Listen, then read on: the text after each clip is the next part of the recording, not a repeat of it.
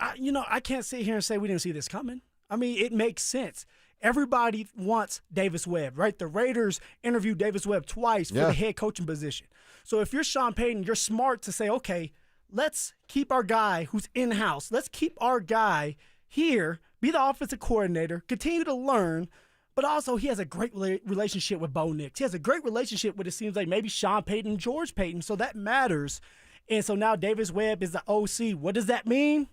I mean, maybe not a lot. And I told Cecil when we just got it, too, of like, I think this is a good thing because you're right. We all kind of saw this coming. They had to check some boxes over the weekend and did that, and then they hire their guy. But they also didn't slap assistant head coach on it, and I think that's important. Because maybe you want Davis around for next year too, but you can't elevate him. There's no other room to elevate. You give him that title, you let Greg write a big old fat check for that title, and you might just be able to keep Davis around for 2 years instead of just this extra quick one. Yeah, it's interesting. I didn't think of that.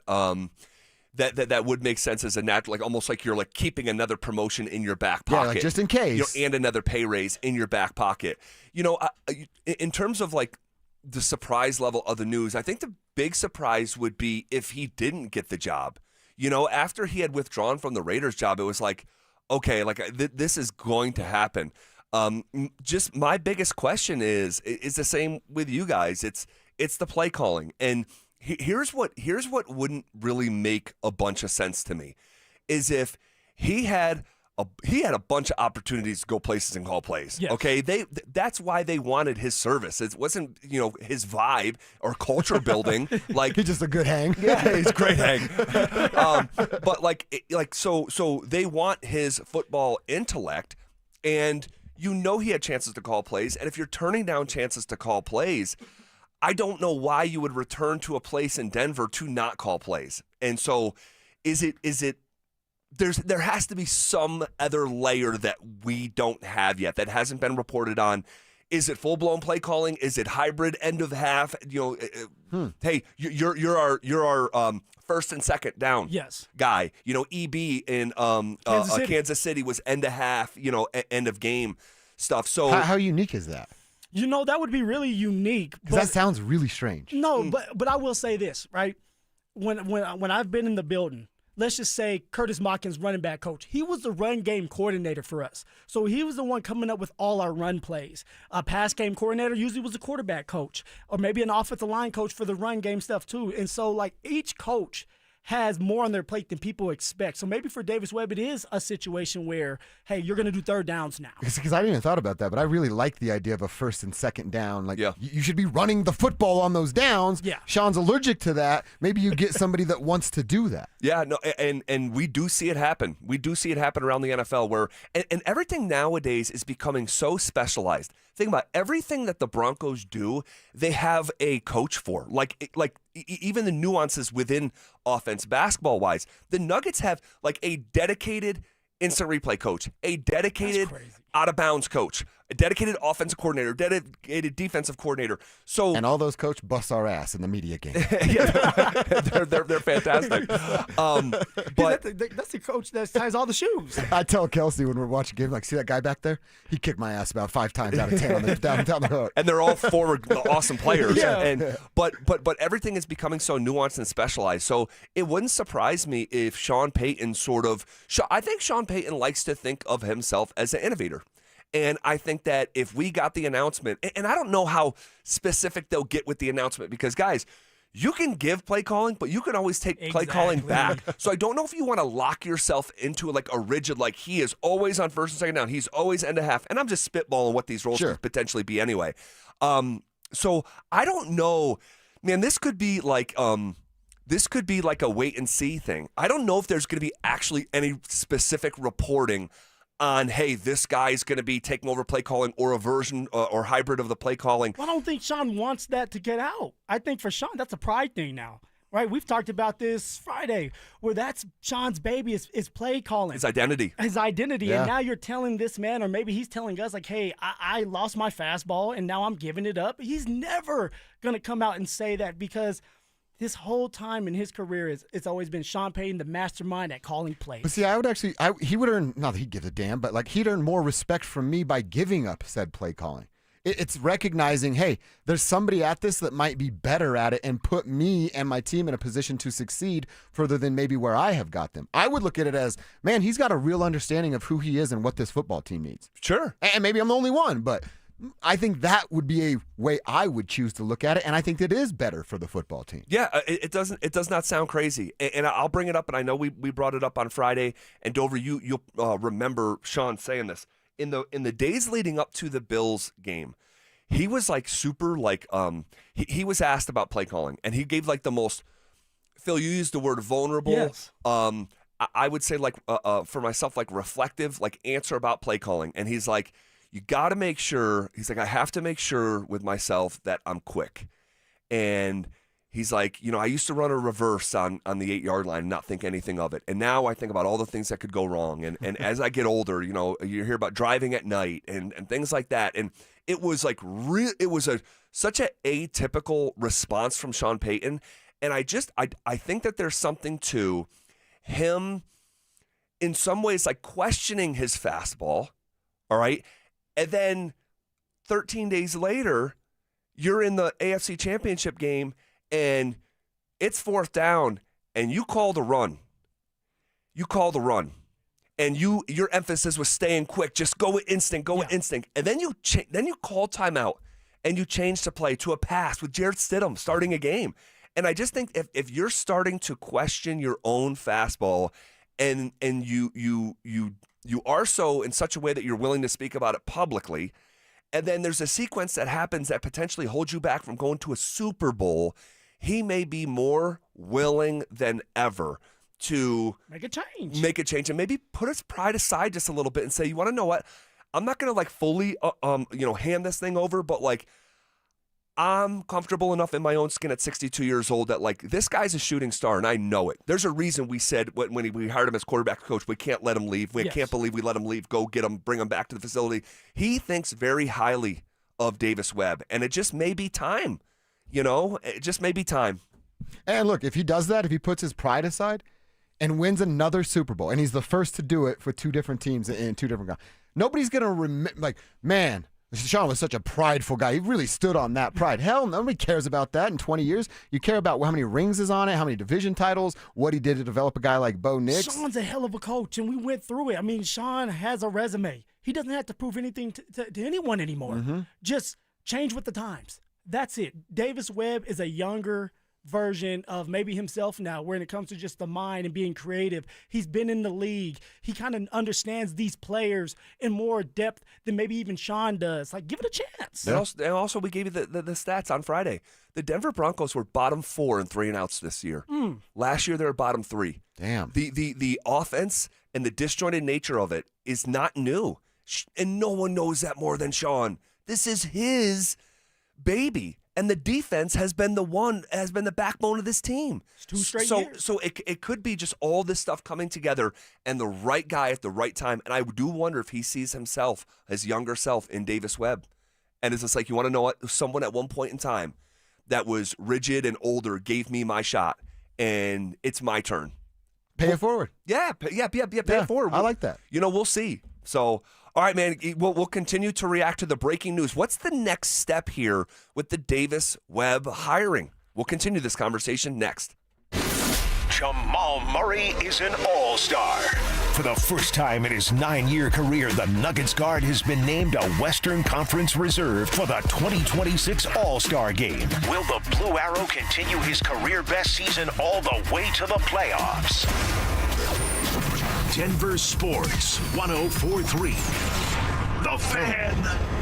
Hey guys, it's Mark Schlereth. I just made one of the best decisions of my life. I got rid of my glasses. I went to Cutarelli Vision and had refractive lens exchange, RLE. I wore glasses for distance vision, but I got to that inevitable point in life where I was always needing those reading glasses just to do about anything, and half the time I couldn't find them. Seeing menus, texting, reading my computer, or studying film, it was a struggle. But now I see the world perfectly near and far without any glasses thanks to Cutarelli Vision RLE, the perfect permanent solution to spending your good active years not needing reading glasses. And here's the cherry on top. You'll never develop a cataract. Dr. Cutarelli is Colorado's most experienced with over 90,000 vision correction procedures. You can trust him to know if it's the right time for you and RLE. Schedule your free Zoom consultation at ColoradoRLE.com. Cutarelli Vision, RLE, no readers, glasses, or contacts, or cataracts. ColoradoRLE.com. For 60 years,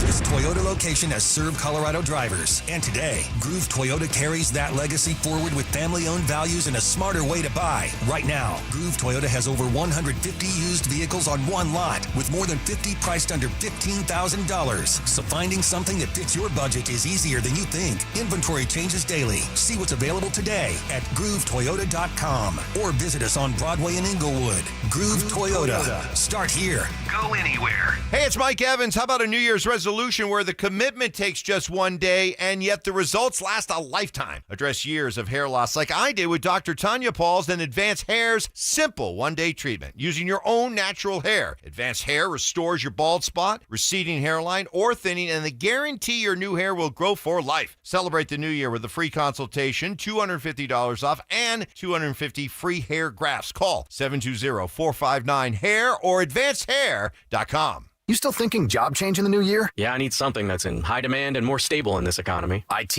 Yeah, cybersecurity, maybe even AI. That's what I did. Really? How? Went to My Computer Career. You don't need any prior experience, and you could start your new career in a matter of months. A lot of IT pros go to school there, too, to level up. Sweet. Are classes online or on campus? Both. Wow, I'll check it out. Thanks. Make this your year. Take the free career evaluation now at mycomputercareer.edu, an Elite CompTIA certification partner. Financial aid is available to those who qualify, including VA benefits. I can't believe how spotless my floors look after using the Swiffer Power Mop. No more dragging around a heavy mop and messy bucket. Now I get the same deep clean without all the work. Thanks to the powerful solution and scrubbing pad of the Swiffer Power Mop, dirt and grime don't stand a chance, and I don't break a sweat. Mic drop. Mop drop. Swiffer Power Mop. Swiffer Power Mop. A smarter way to mop. Try it or your money back. Hey guys, it's Mark Schlereth, and home show season in February is when homeowners make the smartest improvement decision before the demand hits. If windows are in your future, Gravina's Window Center of Littleton offers Infinity by Marvin fiberglass windows built for strength, efficiency, and long-term value. And this February, you'll save 25% plus enjoy 12 months zero-interest financing. Visit windowsforyourhome.com or call them at 303-794-0490. At Belco Credit Union, we want to make your dream renovation a reality. Maybe that means a modern kitchen upgrade or a luxurious new bathroom. With Belco's Home Equity Choice line, you can get easy access to funds with the freedom and convenience of a home equity line of credit, plus the security and stability of a home equity loan. Plus, Belco is also offering low rates for qualified borrowers. Learn more at belco.org/choiceline. Belco is an equal opportunity housing lender. Belco, banking for everyone. This segment on 104.3 The Fan's powered by Hellsberg. Shop and store are at hellsberg.com. Stay up to date on the Broncos with our 9 News Broncos insider Mike Kliss. Presented by Fitness Gallery. Hear the latest from every practice and every game every single week during football season. Denver Sports 104.3 The Fan. Denver Sports 104.3 The Fan presents The Drive with Zach By and Phillip Lindsay.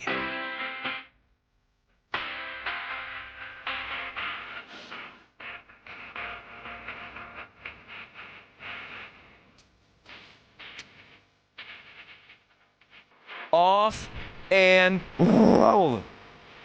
Here on a Monday, February 2nd. As the days and months keep falling off the calendar as we burrow our way into 2026. Mr. Phillip Lindsay, what up? Woo! What's going on? Happy Monday. Happy Monday to you, sir. Too bad we're not talking about Victory Mondays anymore with the Broncos. And even, we could say with the Avs, it was a good little thing against Detroit. Beat down. Yeah, we can't say that for the Nuggets last night. No. How you doing, man? I'm doing really good, man. I'm doing good. Hole in one. Say that again. Mr. Hole in one. Hole in one. Holy moly. Holy moly. I did hit a hole-in-one yesterday. I did. I can't believe I did. I cannot believe I did. I can't either. It's just nuts. Come on now, champ. You know what? You want to know what? Let's save that conversation. Yes, we will. We'll save it because I know people want to hear about the Broncos more than what they want to hear about my golf game that I lucked into. I'll tell you that story just a little bit later in today's show. But yeah, the news that we had anticipated, right? I think it's safe to say that we anticipated this news. And it's not surprising. It's not shocking. It was borderline expected. As I just said during our little crosstalk there, I think the real curveball would have been if Davis Webb was leaving, considering the head jobs had already all been booked. And, we were barreling down this road. Yeah, it didn't make sense not to promote Davis Webb as offensive coordinator, especially knowing that a bunch of teams out there may have hired him as a head coach. He has a great relationship with Bo Nix. He has a great relationship with Sean Payton. And he's young, fresh, and hungry. He's willing to do the dirty work. He's willing to do whatever it takes to show the NFL world that, one, he's a great offensive mind play caller, but also he could be a head coach here soon. Maybe after this year, where the Denver Broncos go 14-3, but get to the Super Bowl. If that happens and the offense takes another jump, Davis Webb is for sure going to be a head coach somewhere. Now, I don't know, what's going to be available because this is the first time where there was 10 slots available in the NFL for coaching gigs. And now I don't know how it's going to look later on down the line, but he'll get an opportunity. Yeah, I was going to say there will always be opportunity. Always, man. Because in that league, that's just what happens. And usually every offseason cycle, it's 5 to 6. Not this many, but there will be 5 to 6 coaches that are fired next year, and he will have an opportunity. But so good for the Broncos and good for Davis Webb. He's obviously very highly thought of. He was interviewed by 1/3 of the league, or 1/3 of the league wanted to interview him for offensive coordinator. And it's just that last layer of, okay, Davis Webb's the offensive coordinator. What does this look like on game days? What's next? And calling plays is going to be the biggest topic of conversation when it comes to this dynamic. And the problem is, though, I think, and we'll see, but I think we could be chasing our tail here for a while with this one. Why do you say that? Because I don't think that we're going to know anytime soon. I really don't. I think you might hear whispers, innuendos, but I don't think that there's not going to be some big report that comes out. I don't think there's going to be some breaking news from Ian Rappaport. Sean Payton's going to hand over play calling. I just don't think it's going to work like that. No, I think that when we see it, it's going to be on that football field. And maybe it feels different. It looks different. The formations, maybe there's not as many formations.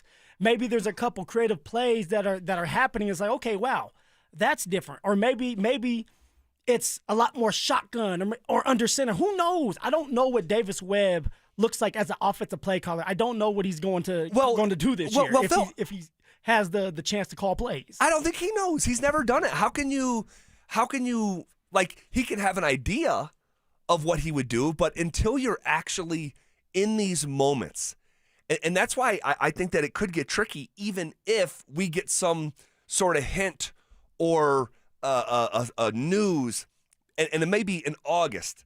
It may be, Phil, we may not know the order of operations for the Denver Broncos offense until the first preseason game to start to gather clues on what it actually looks like. Tell me this, Z. If you have someone like Davis Webb, who everybody seems to want, and he has options out there, why come to Denver, stay in Denver, if you're not going to be the one calling plays? I want to know that. I'm confused because, we talk about Sean, and this is Sean's baby. But you have to be able to talk to Davis Webb and sweet talk him and saying, hey, look, here's the deal. Yeah, what picture did he paint? Exactly. And we know Sean loves to paint those pictures. He's like Bob Ross when it comes to painting pictures. Just beautiful. Love it. But it has to be something along the lines of, hey, you are going to be doing a lot more play calling than you think. Now, I may not like it, but I'm willing to give up certain duties because I need to make sure that I'm all in with my football team.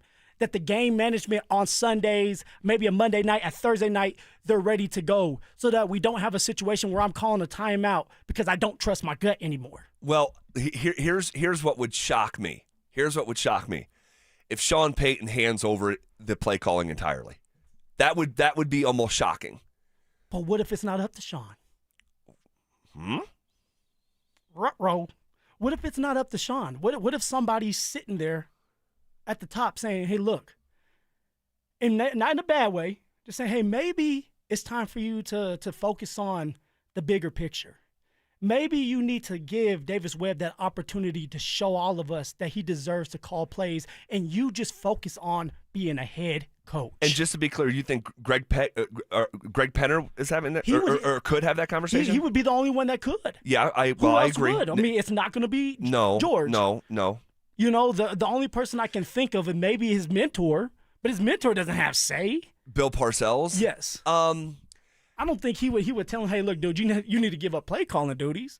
He made a loser with it. Yeah. I was going to say he could suggest hey, there came a point in my career where it was time to really start delegating. Yeah. I couldn't have my hands gripped on every single thing. But still, I just go back to Sean Payton is a Hall of Fame caliber coach. He is. Sean Payton showed up here and immediately flipped this organization. He did. But his offense has been stagnant for 2 straight years. It has. But also, Phil, going back to the Greg Penner, we just heard from Penner last week. He doesn't even want to talk about football stuff. Like, those guys have I think his quote was, a deep level of expertise to draw from. And that would be shocking if Greg Penner came in and suggested to Sean, hey, let's think about you just being the CEO head coach. But also for Greg Penner, right? He's not just listening to Sean. He's still listening to George. George might be sitting in Greg Penner's office saying, hey, you know what? What if you tell Sean to do this? Because it makes a little bit more sense if we're going to pay Davis Webb a lot more money to be the offensive play caller. Maybe you go down that route, because if George goes to Sean, and maybe George and Sean have this relationship where George can be honest with him and say, hey, look, you have lost your fastball. Maybe you need to take a step back and see Dude, if you can learn a thing or two. You think George Payton is going to Sean Payton? Hey, you've lost your fastball, Mr. Payton. Dude, Sean would kick him out of his office and change the lock. Get the hell out of here! Man, oh man. I'm speculating because why the heck would someone like Davis Webb, a hot commodity right now, decide to settle with Denver if he's not going to be calling plays? See, that part to me, I'm not going to give you too much pushback. What picture was painted here in Denver that broke the tie? Because that man was going to have an opportunity to call plays. And so, and as you're rising and you've never done that, and that's the next step of just offense in your football coaching journey. And a young one at that. Sure. Like, Davis Webb, it's not like he's been out the game for a long time. No. So he's young. He's close with the players. He's close with someone like Bo Nix. Bo Nix and Davis Webb have this relationship, this bond. Yep. And I think maybe someone like Davis Webb will get more out of Bo because Bo respects Davis Webb in a certain way. On top of it, right, we talk about someone like Evan Ingram. Evan Ingram this. Why? But someone like Davis Webb played with Evan Ingram. He knows how Evan Ingram ticks because he threw him balls when they were with the New York Giants, when both of them were on the team. So maybe you have someone like Davis Webb talking to Sean saying, hey, I can unlock someone like Evan Ingram, this offense, because I can bring in some of the new terminology, new plays, and mix it with yours, and we can take this thing to another level. Well, it's very interesting. Davis Webb announced as offensive coordinator for the Denver Broncos, but there's this space on the game board that still needs to be filled. And we just don't know what that looks like yet. We could start to get clues on that next step, and I'll tell you where and when we could get them. Also, every NFL head coaching vacancy has been filled. Is that a blessing for the Denver Broncos? I'll tell you why I ask next. Follow us on X at DEN Sports 1043 for up-to-the-minute information and opinions on all things Denver sports. Also, we can still call it Twitter, right? Denver Sports 1043 The Fan, DenverSports.com, and the Denver Sports app. Hey, what's up, guys? Zach here on behalf of the Rocky Mountain Men's Clinic. Happy Monday to you men out there. You know, you're coming out of the weekend. Oftentimes, it is that weekend where things just sort of slow down, and maybe you and your partner get intimate. Guys, intimacy is one of the wonderful things in this life. But when erectile dysfunction harms those moments, it can have devastating effects on a relationship. Guys, don't let that happen, because ED is a medical condition. And like most other medical conditions, newsflash, it's treatable. And I'm talking about treatments with success rates well over 90%. They've served the Front Range of Colorado for nearly a decade, all right? So they're not new. And they've successfully treated tens of thousands of men just like you. Tens of thousands, all right? So I hate to break it to you, you're not that special. ED's actually pretty common. So schedule a consult with Rocky Mountain Men's Clinic. The initial visit is just $99. That includes a medical consult with a Colorado licensed medical provider, a T and PSA test, and if medically advised, a test dose. Fellas, if the test dose doesn't work in the office, your visit's free. So start the conversation. There's no downside. 720-440-7900 or visit them online at RockyMountainMen'sClinic.com. Hi, I'm Tom Shane. Since 1929, Shane Company has helped millions of customers find their dream engagement ring. I still hand-select every ruby and sapphire center stone, choosing each one for its unique color and life. We're proud to offer the widest selection of beautiful colored gemstones for your engagement ring and fine jewelry, because a friend wants you to have nothing but the best. Shane Company, your friend and jeweler. A family office is a team built to handle the three biggest financial responsibilities a family faces: wealth management, tax strategy, and estate planning. Most firms only manage your investments and refer the rest out, hoping everyone stays aligned. At Trajan, we built something different. Your wealth, tax planning, and estate planning are handled together inside one firm under one roof. There's no guessing whether your CPA, advisor, and estate attorney are truly in sync, because our team works together every day on your behalf. When your financial life becomes more complex, your advice should become more coordinated, not more fragmented. One plan, one trusted team. Call Trajan today, 720-204-8100. That's 720-204-8100. Trajan Wealth, an SEC-registered investment advisor. Additional services through Trajan Estate and Trajan Tax. Additional disclosures and accreditation at TrajanWealth.com. Dan Jacobs with 303 Law 4040 and Jacobs Law with another cool story to share. James called 303 Law 4040, and he's like a lot of our clients, not looking to get rich, but he just didn't want to get stuck with a bunch of medical bills. So we met with James like we do all of our 303 Law 4040 clients in person, and it's a good thing we did, because we noticed James did not look so good. We sent him to the hospital to get checked out, and they did wind up admitting him. In the end, we got him feeling better, and $125,000. He was over the moon. He came into the office to pick up his check and rang that victory bell. And the really cool part is James surprised us with a check of his own, a donation so we could keep the best free meal in Denver coming each and every first and third Thursday. If you've been injured, you may be like James, not looking to get rich, but not sure what to do. That's why we're here to help. Just give us a call at 303-LAW-4040. Go ahead, save that number in your phone. You never know when you're going to need it. That's 303-LAW-4040. You know what it takes to win: the preparation, the game plan, the refusal to quit when things get hard. You bring that same mentality to your business every single day. But even the best teams need fans in the seats. At Denver Sports, we put your business in front of Denver's most passionate, loyal audience, on air, online, and on the big screen. You've got the drive, we've got the reach. Visit us online at DenverSports.com.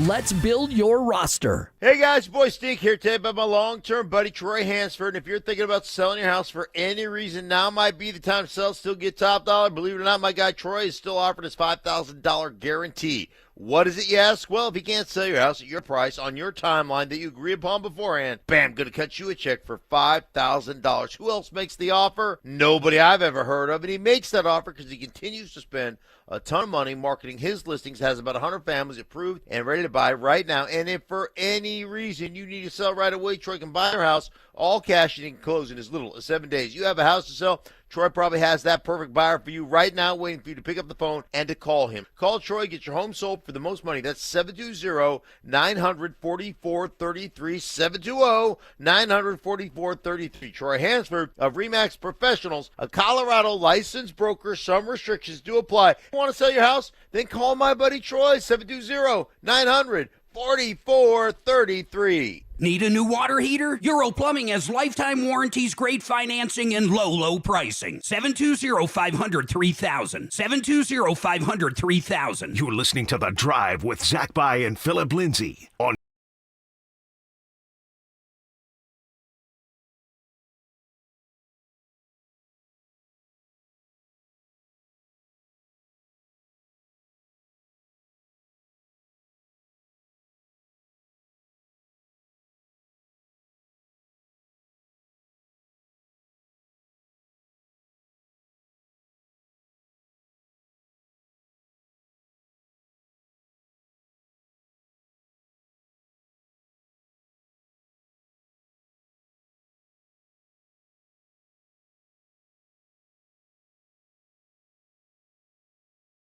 or so, maybe 35 minutes.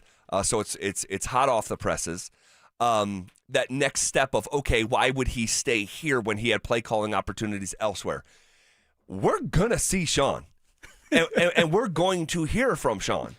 One, Sean likes to talk. He loves to talk. So a chance that Sean pops up on a podcast or something like that could absolutely happen. But who's going to say it doesn't? Who's going to be man enough to ask Sean Payton, Mr. Byer probably would, are you giving up play calling duties? I mean, that's pretty bold to do or say or ask. Well, there's another layer of opportunity here that we'll get to in about 10 seconds. First, calling all wrestling superfans. We have your chance to go to Las Vegas for the biggest pro wrestling event in the world. It's the Superfan Send-Off presented by 303 Law 4040. Here's what you get. A pair of 2-night tickets to the event, round-trip airfare for 2 from Denver to Las Vegas, 2 nights hotel stay, and a $500 Visa gift card. Holy moly, these prizes have been insane. And you guys know what event I'm talking about, okay? It happens every year, springtime, since like the mid-'80s. For more information and to enter, head to DenverSports.com/superfan. Okay, Sean's gonna have to talk. Sean's gonna talk at the combine. Like, that's soon. Yeah. Sean's gonna talk after free agency. That's soon. OTAs.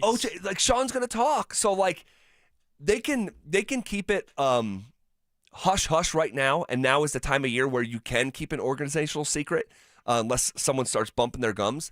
But Sean's going to talk, and when he talks, how does he navigate his way through those questions? Because those questions are coming. Those are going to be the first questions that he gets. It's all about the tone to me. If he's talking to all of us, and it's like, okay, like, he seems like he's in a good mood, then maybe he still has play calling duties, and maybe he's okay with it. But if he gets snippy with us, which may happen, it's like, okay, something's wrong. Something's not right. And then maybe, it's what I said earlier, that somebody said, hey, maybe it's time for someone like Davis Webb to call the plays, and you take a step back and be the head coach, which is not a bad thing. It's Sean Payton. All right, he will. We can't even say first ballot Hall of Fame. If you don't have, all right, the man, the myth, the legend going in as a first ballot Hall of Famer. Bill Belichick. Belichick. Yeah. Then for Sean, I mean, that's going to be hard for him to do. We'll see. We'll see. That's so down the road. I think Sean's going to be here for a while, and I'm just fascinated. I'm fascinated by this next step. And speaking of next steps, we'll get back to some of the Davis Webb stuff a little bit later, but, man, every NFL head coaching vacancy has been filled. Mike LaFleur, Matt's brother. We have another pair of brothers in the NFL. We have 2 sets now. We have the Harbaugh brothers and the LaFleur brothers. Mike LaFleur takes the Cardinals job. Kubiak is back in the AFC West. Clint Kubiak. Shout out Clint. Good dude, man. Yeah? Really good dude. And he was the quarterback's coach when I was there, 2018. Very smart. it was only a matter of time, and he's done it the right way, right? Finding a way, quarterbacks coach, then was an offensive coordinator, and now has a chance to take the Raiders to another level. I mean, that's great on him. You said another level? How about just the first level? Yeah, that's the next level. Start the video game before you can advance past the first level. You're right. Let's get to level 1, right? So we got a Kubiak back in the AFC West, but Vance Joseph. Yeah. Talk to me nicely, Z. Man, there was 10 openings. Crazy. 10 openings. And Vance Joseph, it didn't feel like he ever was outside of the Cardinals' job in serious consideration, and this cycle passes him by. Yeah, it's frustrating for me because I know how bad VJ wants this. He was my coach. Yeah. Right? He treated me with the utmost respect when I was an undrafted free agent. Well, he gave you a shot. He gave me the shot, Z. He did. And not just the shot. He would sit down and talk to the rookies, make sure that we were okay, make sure nobody was messing with us, always trying to get the best out of all of us. And you mean to tell me a guy for 2 straight years as a defensive coordinator here in Denver, all right, who has elevated the defense. The reason why we've been in these games for 2 straight years, 10-7 last year, let's be real, the defense, because Bo Nix struggled at the beginning of his rookie year. This year, all right, it was the backbone of the defense is the reason why we're here. They're the backbone of the team. All right, they held the Patriots to 10 points. And VJ, the defensive coordinator, doesn't get the respect he deserves to be a head coach. I mean, not even talked about. Like what I've heard is nobody even gave him the offer. I thought that he may have turned it down. For what I've heard is nobody even offered him. And that's hard to hear, man. Now, of course, I'm still speculating, and who knows, I would have to get it from the man himself. But just the fact that it seems like he didn't get the offer. Yeah, What are we doing here? Well, one, I believe that. I don't think he was offered a position anywhere. What's working against VJ? We talked about this last week. One, if everything's even, these owners and these organizations are hiring the offensive guy. Yes. They are. That's the biggest thing, I believe. Everyone's looking for the next Sean McVay, Kyle Shanahan, Liam Cohen. Who can develop the quarterback position, so important in this league. Ben Johnson. And you just see it. You see these organizations that can't chew gum and walk, like the Chicago Bears, and they hire Ben Johnson. It's like, oh, everything changed. Jacksonville, historically, like they can't chew gum and walk. They're dysfunctional. They're a bad organization. They hire the right guy. Everything changes immediately.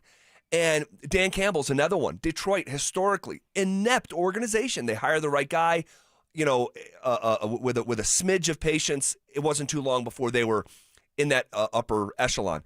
So they're like looking for these offensive minds. And when you're a defensive mind and you're a retread, that's the thing too. It's like they're hiring offensive minds, but also these organizations can point to this window of time where you had your shot and you didn't make the most of it. We know the context of why it didn't work here. Who would have made that situation work here? Nobody. In 2017. Nobody. So, but when you're thinking about what you can sell to a fan base or what you're selling to an owner, if you're a general manager and you want to hire Vance, it's like. But Z, you're telling me, and I know you're not saying this, but like out there that people don't deserve second chances. Oh, it's crazy. No, and you wouldn't go for a second chance head coach because now it's like, hey, I've learned my lesson. Of course. I'm better than I was last year. I was under someone like Sean Payton, not just as a coach, but like looking at how things are ran as an organization is important as well. Yes. Painting that picture. Yes. VJ even went out there and advocated for himself what he would do differently, and that's secure the trenches. We all know that. Of course you want the quarterback, but you still need to be able to protect the quarterback with the offensive line and defensive lines. You know VJ knows best because he's a defensive coordinator. You don't give that man a second chance, though? Come on. If you look, a lot of times it's the second opportunity when the guy kills it. Pete Carroll. Coach with the Patriots, second opportunity, Seattle, kills it. Bill Belichick, coach with the Browns, second opportunity. He kills it. He wins Super Bowls in both of those cases. So, yeah, it is what it is. But the Broncos could be the beneficiary of the, unfortunate nature of the dynamics of the landscape when it comes to hiring these coaches.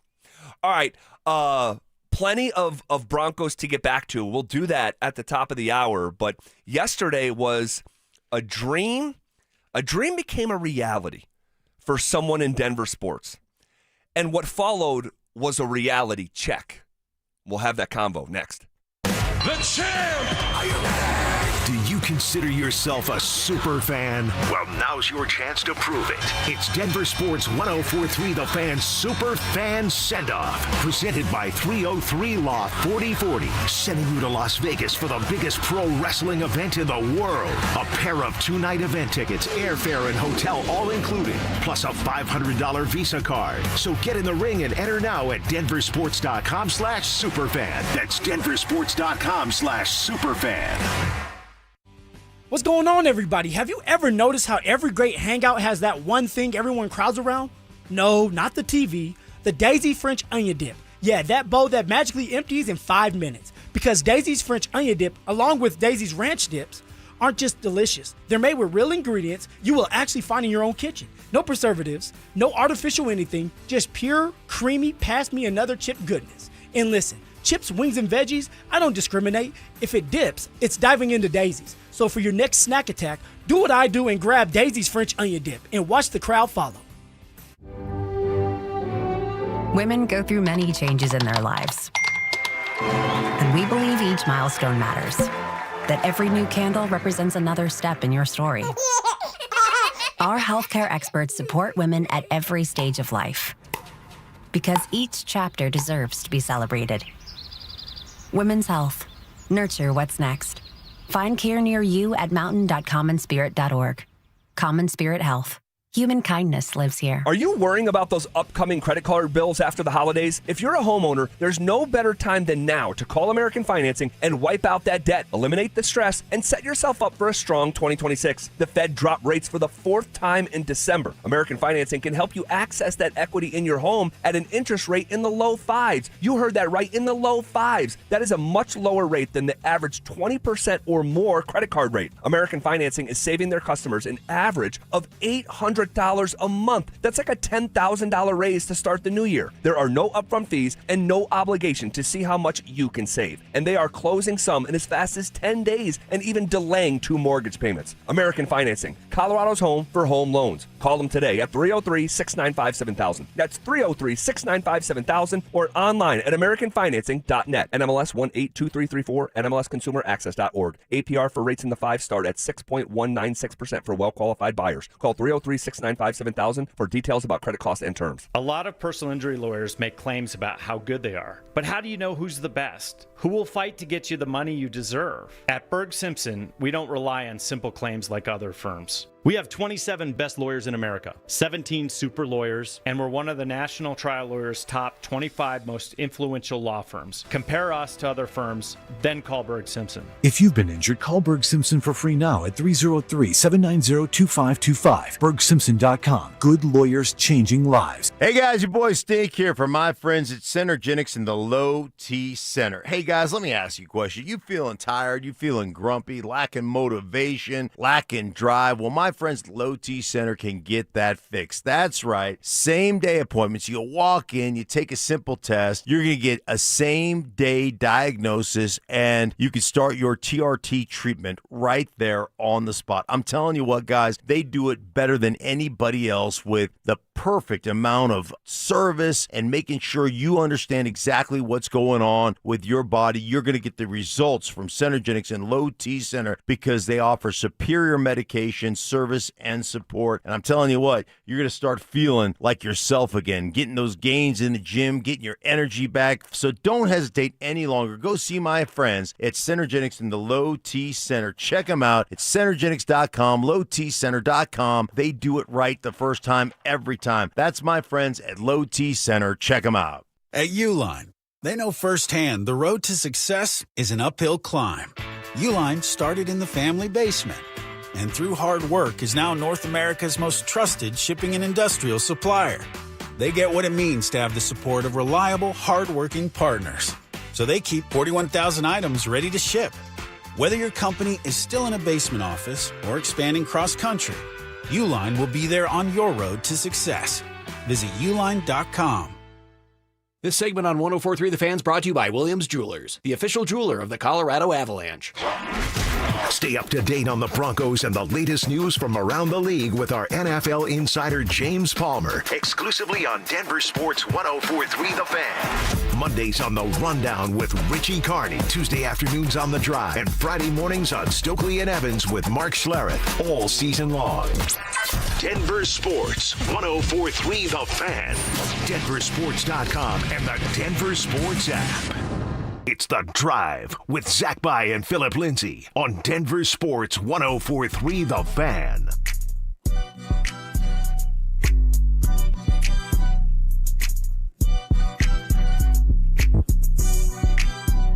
Yesterday, a dream came true for someone in Denver sports. A dream became a reality, is what I said going in the break. A dream became a reality, and what followed was a reality check. And that one hit me deep right there. The reality check one. Yeah. So dreams really do come true, huh? Well, for Jamal Murray, they did yesterday when he was announced an All-Star. And you have to take your hat off for Jamal this season. And, if you were doing this job correctly and you were being even halfway objective about the Nuggets in the years leading up to this moment, Jamal has mostly been great, but there has been these sort of warts. Yeah, there's some context here, right? For sure. And that had always been the case. Jamal Murray had never been, and this, I used to piss people off by saying this, he's never been an All-Star snub, ever. He's never earned the right to be in the All-Star game, period. This time he has, and he's getting his flowers. This is it's not a hard story to follow, but if you were doing this job correctly, especially within the last year and a half, you had to be critical of Jamal Murray. He was wildly out of shape, and to be quite honest, and you guys I've already called this out in the past, wildly unprofessional. Wildly. See, you're the one that brought up, he failed media day. Yes. Right? He failed media day. Almost Jamal Murray. Almost impossible to fail media day, but he found a way. And he was out of shape. He was super heavy. He was rude. He did not have his priorities in order, literally during the NBA playoffs. Was not taking care of his body, was sick in the first round and the second round. I've talked about, the decision he made after Game 6 when he was so sick we didn't know that he was going to play in Game 6 before it happened. Did well, and then immediately went up to Blackhawk and was hanging out until the wee hours of the morning. They must have just got paid. It was just unprofessional. Yeah. And the first thing that David Adelman said when he took over the job at the intro press conference with Jamal there in the audience, he said, we have to be a more professional team. And I'm like, these are words I never would have thought would be spoken about these Denver Nuggets. So should we give David Adelman some credit? I think this so. One of the bigger reasons why Jamal, and I don't want to take nothing from his game. We know what Jamal Murray can do when he's healthy, when he's focused, and just giving everything to the game. But for David Adelman, first-year head coach, to come in there, change the way that maybe Jamal thinks, that this team thinks, should we give someone like D.A. more I don't know how much credit he deserves, but it's the NBA, it's pro sports, it's a results-based business. He took over, called out the professionalism, and Jamal got insanely more professional. Yeah, he came in to training camp. Dude, I have never once before a season started said Jamal Murray's going to the All-Star game. But when I saw him on the first day of training camp, I said to you, this is going to be the year that Jamal Murray goes to the All-Star game. But before that, remember, everybody was upset because Jamal Murray's walking into that UFC fight, and people said he looked pudgy. I thought he did. Okay. I was like, look, it's the offseason. You guys give my man a break. At some point, he has to be able to relax. Now, some people like you were like, look, he's had time to relax. He wasn't ready to play. Now you need to go at it hard, which, there's times for a professional, everybody has their moment when they're getting ready to start going. But obviously, he was ready to play. He had mentally, he checked in and was ready to go at it, and now he's an all-star because of that. So if you were doing this job correctly, you had to be critical of Jamal Murray. You had to. And if you weren't, you were either not paying attention or you were a super fan, which is fine. But if you were doing it correctly, you had to. But right now, if you're doing the job correctly, you have to give him his flowers with equal measure, because that guy has been such a steadying force and such a steady hand where if he was not announced as an All-Star yesterday, it would have been a travesty. And so he's getting what he put into it. And he deserves all the credit and adulation that he's getting.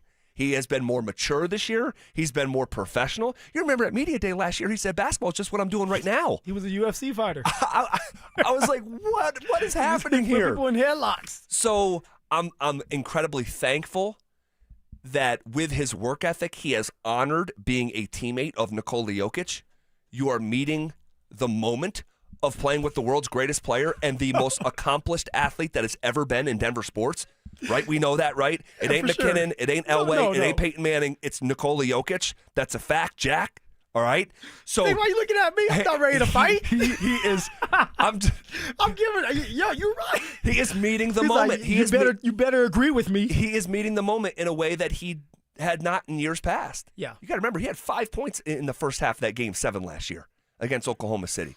You know? And so, anyway, I'm so thankful. All right, two things can be true at the same time. Fairly critical in the past, fairly honoring and flower giving now. His contract's kicked in, by the way, right? This is the first year on that over $100 million. It was over $200 million. $200 million contract. So obviously he's serious about it, and now everybody is seeing why the Denver Nuggets decided to give him that contract. Well, he is he's what he's doing is he's doing the job that he's getting paid doing his job. Max money for. So, but good for him. Okay, he's meeting the moment. A dream became a reality, and then the reality check came. Yeah. Last night on NBC. Where are we going with this? Where you want to start? I mean, Oklahoma City was just so much far and away better than Denver last night. Denver trailed the entire game. They never led by a single point. OKC was up by as many as 18 points.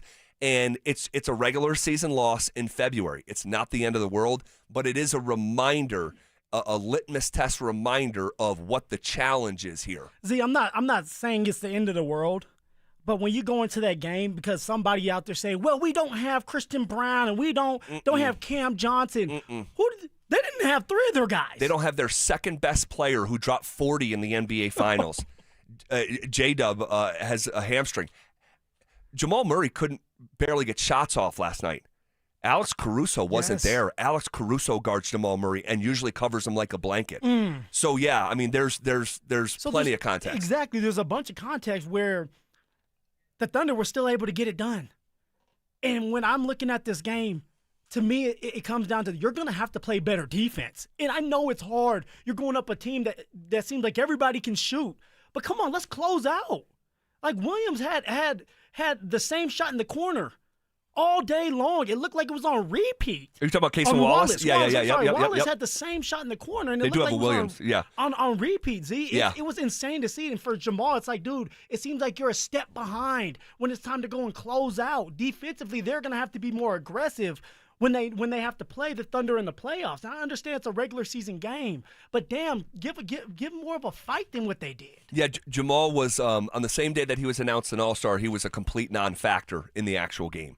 And what the decision that the Nuggets made is they were going to sell out on SGA. And they launched defenders at him in a way that they have not tried this year.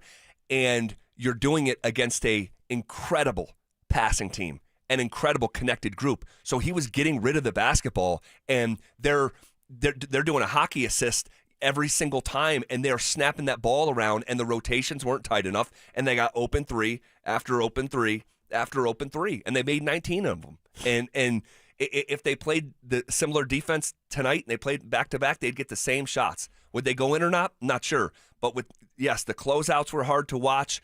Oklahoma City was just better. Yeah. And Jokic is still coming back, and he was not his normal self. So I can't wait for the next chapter, because this is the first rematch since the playoffs. Yeah. I cannot wait for the next chapter in this story, but the bar has been set. You know what it is. It's OKC. They're the reigning champs. So it was humbling last night. It was humbling. All right, shifting gears. The Broncos will keep their DC, but is it possible they could lose their GM?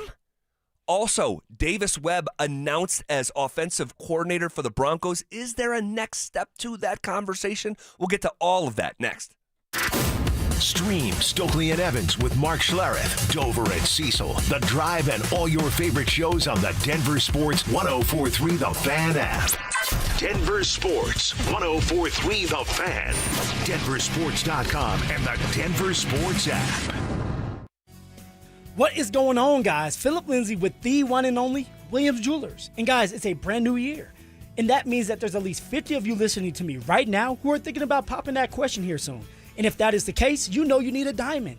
So let me save you some time and money by telling you something as simple as this. You need to go see my jeweler, Williams Jewelers. So whether you're starting your next chapter with your perfect diamond engagement ring, or celebrating a milestone, or finally just doing something for yourself for once, this is where it all begins at Williams Jewelers. This new year, imagine the finest jewelry legends all in one store together, making you feel just like family, and their service is going to reflect that. So come shop the finest loose diamonds in Denver. They have every size, shape, and price range you can imagine in the largest selection of engagement ring settings I've ever set eyes on. And not only are they going to share the secrets of the business with you, but guys, they're going to give you the best price in Colorado, guaranteed. So why wouldn't you want to create moments and memories for yourself and the ones you love by going to Williams Jewelers, the official jeweler of the Colorado Avalanche, Denver's first family of fine jewelers, located in Cherry Creek North on 3rd Avenue, and also in Inglewood at Broadway and Bellevue. And don't forget to mention my name, Phillip Lindsay, when you step through one of those doors. This is the story of the one. As an HVAC technician, he and his digital multimeter are in high demand. So when a noisy office HVAC turns out to be a failing blower motor, he doesn't break a sweat. With Grainger's easy-to-use website and product information, he selects the product he needs to keep everything humming right along. Call 1-800-GRAINGER, click Grainger.com, or just stop by. Grainger, for the ones who get it done. Are you stuck staring at your W-2? Are tax refund worries holding you back? You probably have FOMO, the fear of messing up. The fix? Using TurboTax on Intuit Credit Karma. They find every credit and deduction to help you get every refund dollar you deserve, or your money back. It's time to overcome your fear of messing up and get your taxes done right. Start filing today in the Credit Karma app. We're hiring at Don's Garage Doors. No experience? No problem.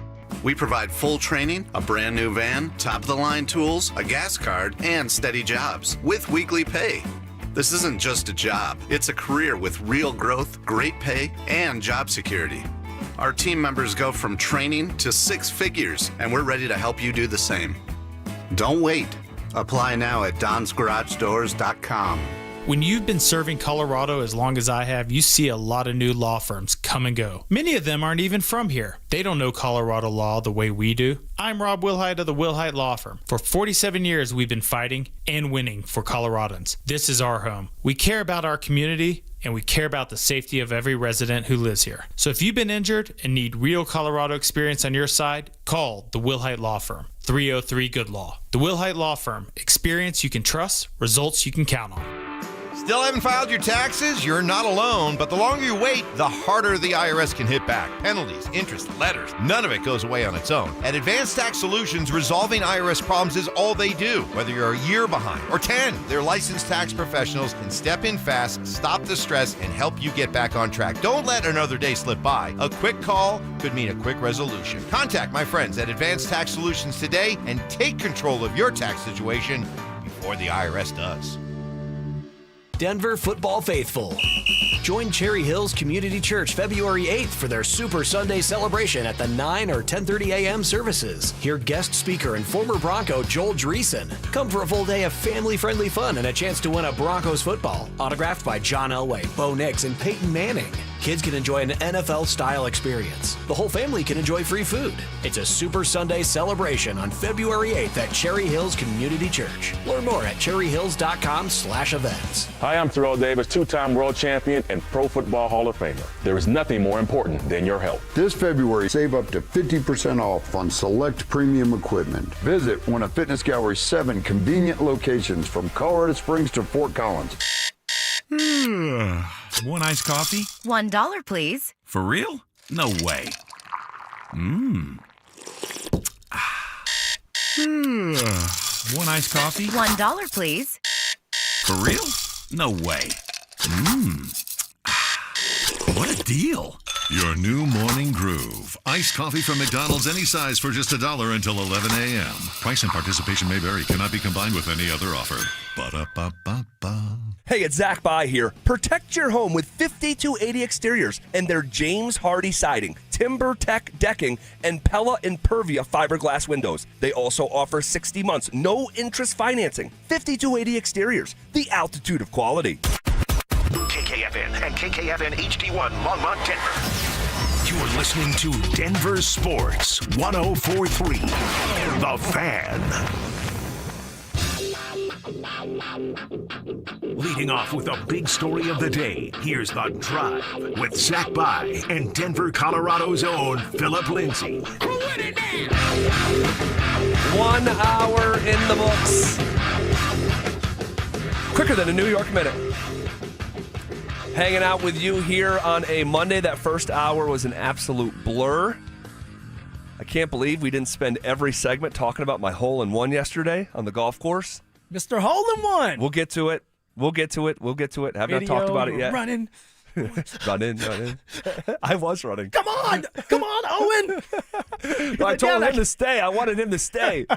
Yeah, it was crazy. I'll share the story at some point this afternoon. But we got way more pressing things to get to. The announcement. Let's just reset the news of the day here. Then I want to talk about George Payton and what was said over the weekend by the Athletics' Diana Rossini. Okay? But before we do that, the news of the day, Davis Webb hired as offensive coordinator for the Denver Broncos. All right? The news unto itself is not shocking. Okay? It's not. In fact, it may have been more shocking if we got news today that he was leaving to go take the offensive coordinator job somewhere else. Yeah. Okay? But we know that there's another layer that we're waiting for, and that's play calling. And what picture was painted for Davis Webb in sort of the re-recruitment of Webb? Because what just happened with Davis Webb is what college coaches have to do now. You have to recruit, right, high school kids, the transfer portal, but you have to re-recruit your own guys. And that's what just happened here in Denver with Davis Webb, where it felt like, half the league wanted this guy's services in one way, shape, or form. And what picture did Sean Payton paint to have that guy come back and stay in Denver? Obviously with an elevated title of OC, a pay bump. It has to be a pretty picture. It has to be something along the lines of, hey, look, I am going to let you be the play caller. Because if you're Davis Webb, why in the hell would you not go somewhere where you know that you're going to be calling plays for sure so that you can move to the next step? If you're a good play caller, you win a lot of games. I think we all know what's next. You're a head coach. Davis Webb wants that luxury to be able to say, hey, I can do this. This is why I've been put in this spot. Trust me. That's the thing right now. I believe that for Sean knows he messed up in that game, the AFC Championship game, by going for it on fourth down, but putting it in Jarrett Stidham's hands instead of just running the ball. If you're going to go for it, just run the ball. Hand it off to the fullback. You've done that multiple times. You call a timeout. You don't go with your gut. All right, you second-guess yourself, and it ends up costing you. One of the reasons why you don't end up winning that game.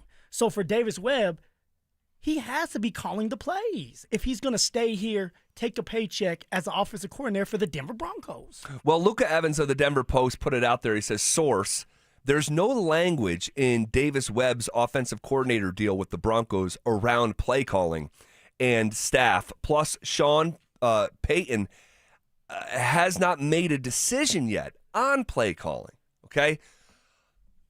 Well, I don't doubt that that's what a Luca source is saying, but I do doubt that Davis Webb was re-recruited to stay in Denver, and they said, well, what about the play calling? And it was, we'll talk about it down the road. That wouldn't be good enough to have him make a life decision, like turning down all these other gigs and staying in Denver. There would have to be more detail. Now, do they have every jot and tittle, ironed out? Probably not. But there would have to have been some sort of pitch to Webb that involved an increased role. What does that increased role look like? I don't know. Is it him handling all the play calling duties? I doubt it. I doubt it. I doubt it. I just doubt it. Then what would it look like? Like, what do you think Sean's given up? Because Sean, for the 2 straight years, all right, offense has not been good enough. No. You have to make changes. If Sean Payton was just the head coach and that was somebody else calling his plays, Sean would have already gotten rid of him, right? If Sean would have fired himself if he could from play calling duties, because it's not good enough. So what does that look like for someone like Davis Webb? This hot commodity that could have went anywhere to call plays. Instead, he stayed here in Denver. My guessing is because he's going to be able to be handed the keys to calling these plays now. He understands the offense. So you think Sean Payton's going to turn over his offense? I think he's going to turn over majority of the offense. Maybe it's Sean Payton saying, hey, I'm still going to have red zone duty. I'm still going to do the third down work because that's a hard thing, right? 2-minute drill. But you're going to be the guy coming up with these creative plays on first, second down, and honestly, third down too at times if we want to roll with your plays. But it has to be something like that, Z. Or Davis Webb would be out of here. He's not going to sit there and collect a check and not get better. He wants to show the world that this is his offense. Put his stamp on it. That's my take. You ain't riding with it, huh? No, I could see some sort of hybrid version involving him on game days, and I'd be pretty surprised if there was none of that at play. But I'd also be pretty surprised if Sean Payton said, "Here, take it all over." I don't think it's going down like that. But what does the actual hybrid nature in that scenario look like? I don't know. You just mentioned a couple of them. We've seen this setup. Now, it's not super common, but we have seen it around the NFL. And could we see, hey, you're our first and second down guy. You're our first and second down guy. Would there be a tweak in the red zone? Maybe. Broncos had one of the worst red zone offenses in the league. Maybe it's him. Maybe it's Webb actually doing the red zone offense. I don't know. I really don't. Just give Webb the play calling duties because now you put it in his hands to get everybody involved. For multiple years, Sean Payton has not been able to give someone like Marvin Mims involved. Marvin Mims was a big-time factor in that Buffalo Bills game. Totally. We don't win the game without him. Agreed. Why is he not being utilized all last year? He was being utilized the year before, 2 years ago, because of the change of the new year. 2 years ago, Marvin Mims was being utilized all the time with those big-time plays. With Bo Nix, Marvin Mims, they had a great connection. You're talking about the last 7 games of last season? Yes, of last season. Yeah. Where did that go? That went out the window. Evan Ingram this year. We talked about it earlier. Evan Ingram was the joker. It seems like Evan Ingram and Sean Payton are not on the same page.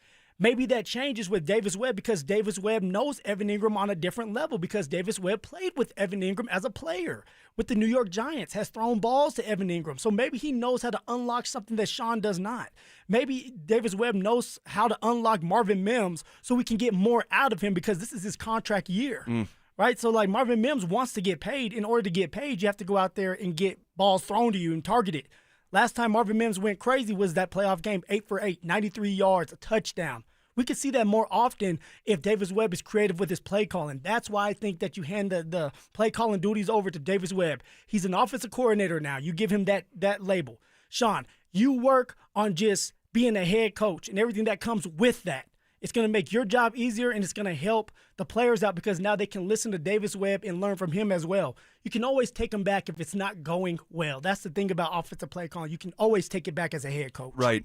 Man, we will see. We will see. For right now, until I have more information, I'm going to live in this sort of in-between hybrid space where, because I find it almost impossible to believe that Sean Payton is going to hand over the play calling duties entirely.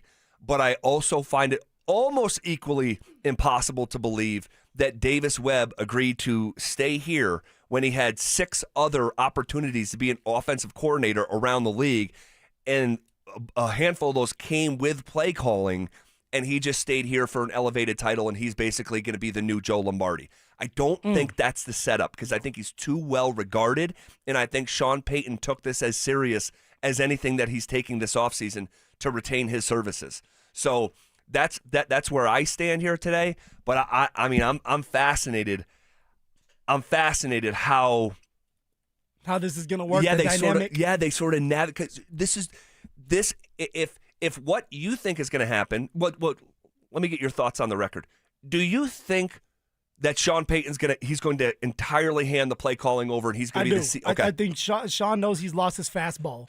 He knows that this is going to be the year for them to get to a Super Bowl. At some point, they're going to have to pay Bo Nix a lot of money. All right, this is the time. Strike when the iron's hot. Right now, it's hot. Davis Webb, great offensive mind. Obviously, people want to hire him as a head coach, and my man has not been an offensive coordinator yet. Man, I'd be stunned, Phil. I'd be stunned. I understand it. Everybody is stuck in their ways, especially when you're older, and that's Sean Payton's identity, right, like we talked about, as a play caller. Yes. But everybody must change, and this is where I said, okay, what if Greg Penner steps in on this? See, this is where I can't. Man, this is where I can't. I can't see it. What if Greg Penner says something to Sean? What is Sean going to tell him?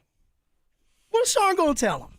Well, if Greg ever did that, I mean, and he's not going to tell him like, "Hey, you need to do this." No. That is the most impossible scenario of all these I could see. That's just not who he is. Or that's not what I have known him to be. Not necessarily it'd be impossible, but that's not how Greg has carried himself. He's Mr. Defer. He doesn't even answer questions about football because that's not my area. So I'd be stunned if he went to Sean Payton and said, "Hey, bud, Davis is up." I just can't see it. I can't see it. But obviously, you see that bench? Well, sit down. Well, he would. Hold on. We're going into fantasy land here. But let's just do it, okay? We're a sports talk radio show. If Greg Penner ever, it would be through conversation. Yeah. It would be through conversation of like, "Hey, Sean, I'm curious. If you could do it again on fourth down, what would you do? On 4th and 1. I'm curious, what would you do?" And maybe they talk through it, and it's like, well, you tell me how much you admire and think of Davis Webb. In that situation, maybe taking a step back would be a good thing, and he would do it with the most incredible bedside manner, if you will, to steal like a doctor's term. You're either delivering bad news or what have you. Having a tough conversation and just being super delicate with it. But even that, I don't think that would happen. Not to say that it couldn't, though. But it also can be like, "Hey, I've been talking to Bo," right? Greg Penner, he should talk to his franchise quarterback, and I've asked Bo, how does he feel about Davis Webb? Because no matter what, they're gonna have to do their due diligence on, do they keep Davis Webb as an offensive coordinator or do they let him walk? And you know how Bo has been, right? Bo has raved about Davis Webb, and he gushes about Davis Webb. Yeah, this was Bo last week. What is it about Davis Webb that he likes so much? Yeah, well, just speaking for myself, I think Davis is a tremendous coach. He understands the role of being a coach. He understands the role of teaching. Really knows how to communicate with your players and with me. He's helped me in 2 years just consolidate, make things simple, and just keep the main thing, and taking a lot of information, a lot of knowledge, and been able to just roll right into it. And I think highly of him. I know he's a really good football coach, and I know he's got a lot in store for him in the future.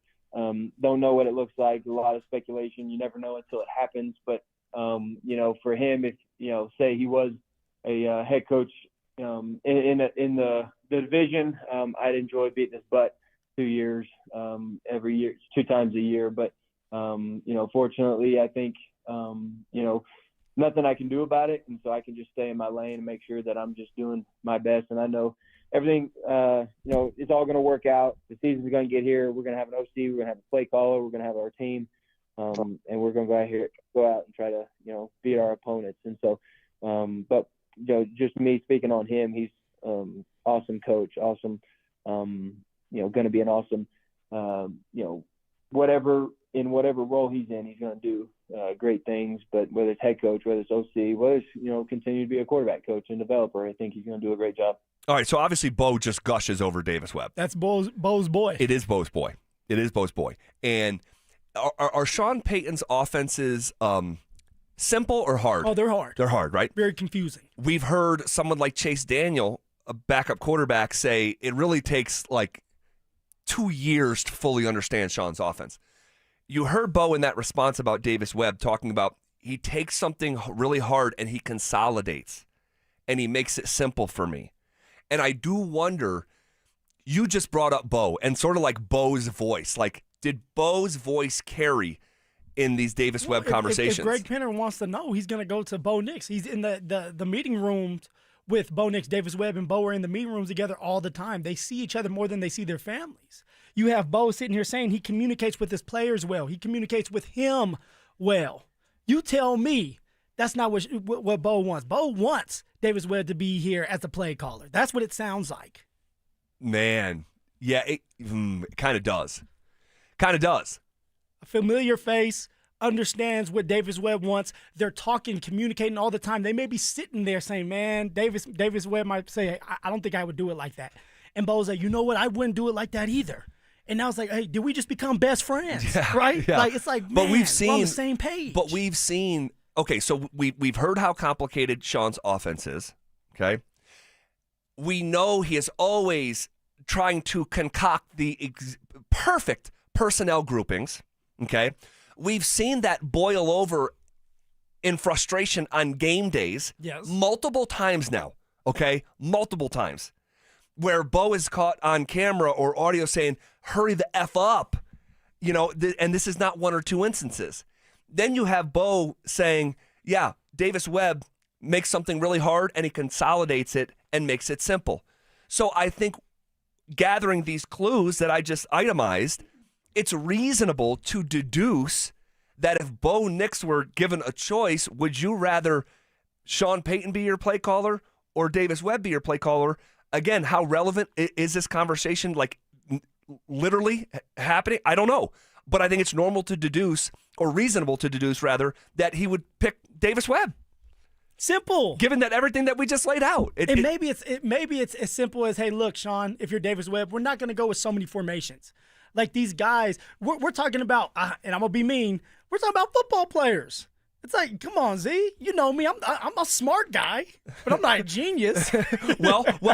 Formations, it can mess you up when you have so much going on in the game. Hold on a second. I forgot a detail when I was itemizing the clues here. We talked about it on Friday.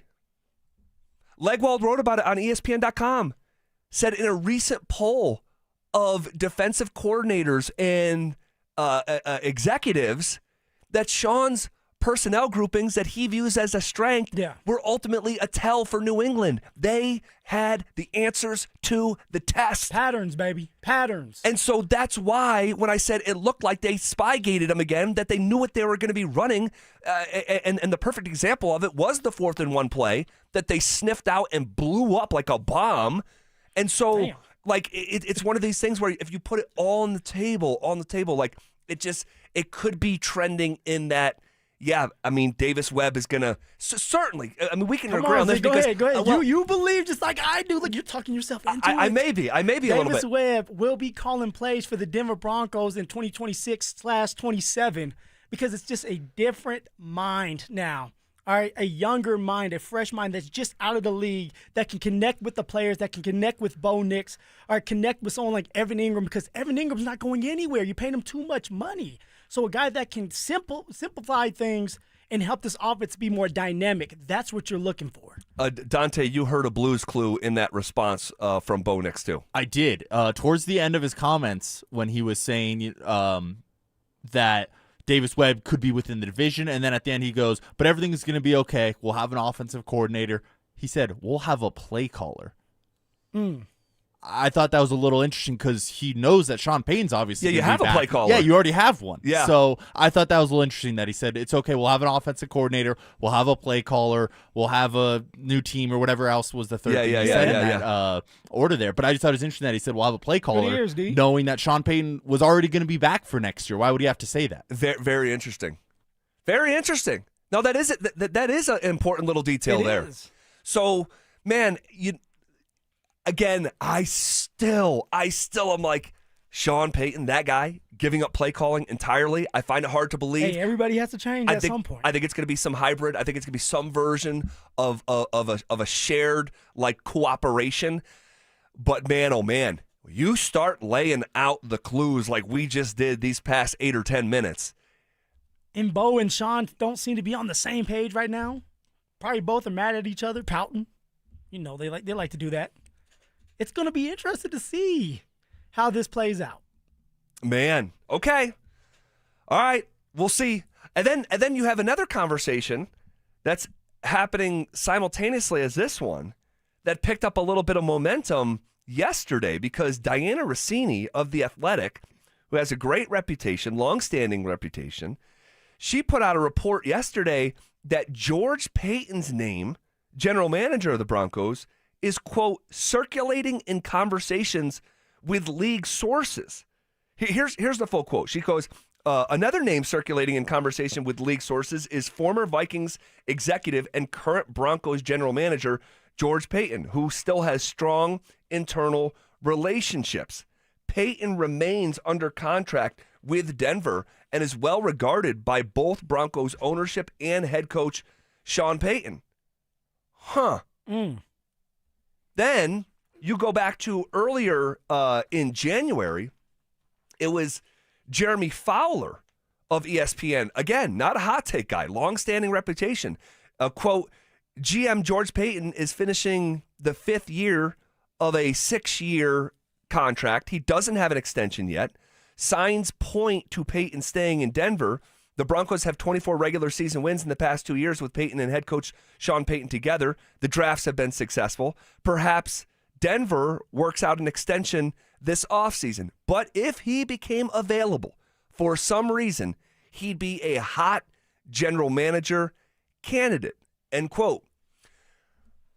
How real is this that George Payton could be front and center on the radar of the Vikings, where he worked for 14 straight years? You know, it's really real because of the relationship George has with the Vikings. So when George first got to Denver, I was still on the team.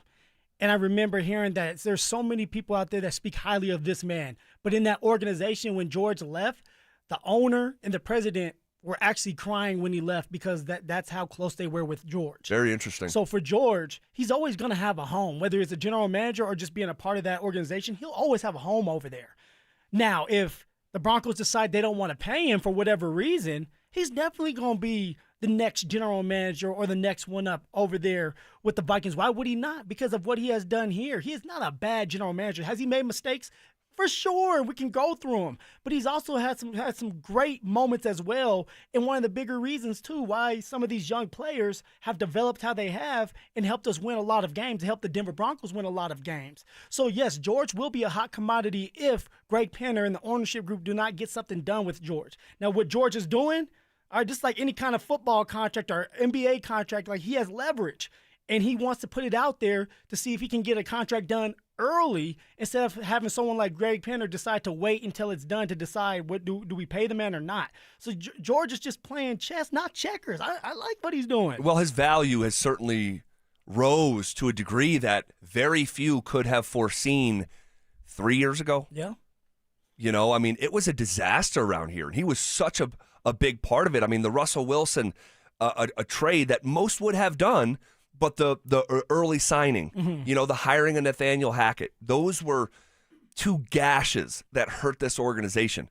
But the more that the sample size increases, the more fondly we have looked at George. Because he's got some misses, but he's got some hits. He's got some hits that are such a core, like a part of the core of the organization that we're so optimistic about the Broncos' future has to do with George Payton. But does that good outweigh the bad? Yes, definitely. Because the thing also is you have Sean that entered the picture, and that's when George started having so much more success, when Sean Payton arrived. That's when Sean Payton was able to get his first year here, almost get them to a playoff. The next year, 10-7. This year, 14-3. How much of that is on George Payton, and how much of that is on Sean Payton? Well, that's the other piece of this conversation. Because you could say, well, why would he want to go to Minnesota when you're just starting to reap the fruits of your labor? The Broncos are ascending in a way that, like, sky's the limit here. They found a young quarterback. Why would he want to? Why would he want to? I'll tell you why. Coming up next. Follow us on YouTube, Instagram, and TikTok at Denver Sports 1043 to stay up to date on all your local teams. Denver Sports 1043. The Fan. Big tax changes this year could mean a bigger refund, and Jackson Hewitt knows how to get you your biggest. You'll get $100 just to try us. That won't make you filthy rich, but definitely gas plus groceries rich. And since we know all the new tax codes, you could get thousands back, which would make you low-key loaded. Or at least wealthy adjacent? Go with our trusted pros and get $100 to switch. Rest easy. Jackson Hewitt's got your taxes. Guaranteed. Limited time offer for new clients. Participating locations only. Details at jacksonhewitt.com. I can't believe how spotless my floors look after using the Swiffer Power Mop. No more dragging around a heavy mop and messy bucket. Now I get the same deep clean without all the work. Thanks to the powerful solution and scrubbing pad of the Swiffer Power Mop, dirt and grime don't stand a chance, and I don't break a sweat. Mic drop. I mean, mop drop. Swiffer Power Mop. Swiffer Power Mop. A smarter way to mop. Try it or your money back.